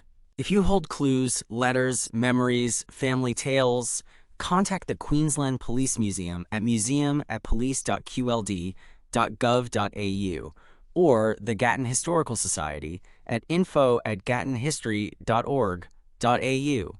Honor Michael, Nora, and Ellen, their lives a testament to resilience, their deaths a call to seek justice, with #Gatton Murders. share, like, and subscribe for more. The murders and mysteries spanning 1799 to 1898, from the Manhattan Well mystery's early American intrigue to the Gatton Murders' unsolved brutality, paint a vivid portrait of a 19th century world grappling with violence, justice, and societal change. The Manhattan Well Mystery, 1799, and Murder of George Wythe, 1806, reveal a young nation's legal infancy where evidence and bias clashed, leaving guilt uncertain. The Murder of John Bibby, 1815, and Murder of Amasa Sprague, 1843, exposed political vendettas and class tensions, their verdicts shaped more by power than proof. The Murder of Helen Jewett, 1836, and Murder of Mary Rogers, 1841, highlight urban sensationalism and media frenzy, their resolutions muddied by speculation and misogyny. The Murder of John M. Clayton, 1889, and Murder of Belle Starr, 1889, reflect personal and frontier vendettas, their killers evading full accountability. The Murder of Paul Crampel, 1891, People's Grocery Lynchings, 1892, Gatton Murders, 1898, and Whitehall Mystery, 1888, underscore racial terror, colonial ambition, and police incompetence. Their unresolved ends a testament to systemic failures. Across these cases, a common thread emerges. Justice often eluded the victims, buried under prejudice, corruption, or lost evidence, leaving a legacy of mystery that challenges us to seek truth where history fell short. Honor their stories with number 19th Century Mysteries. Share, like, and subscribe for more.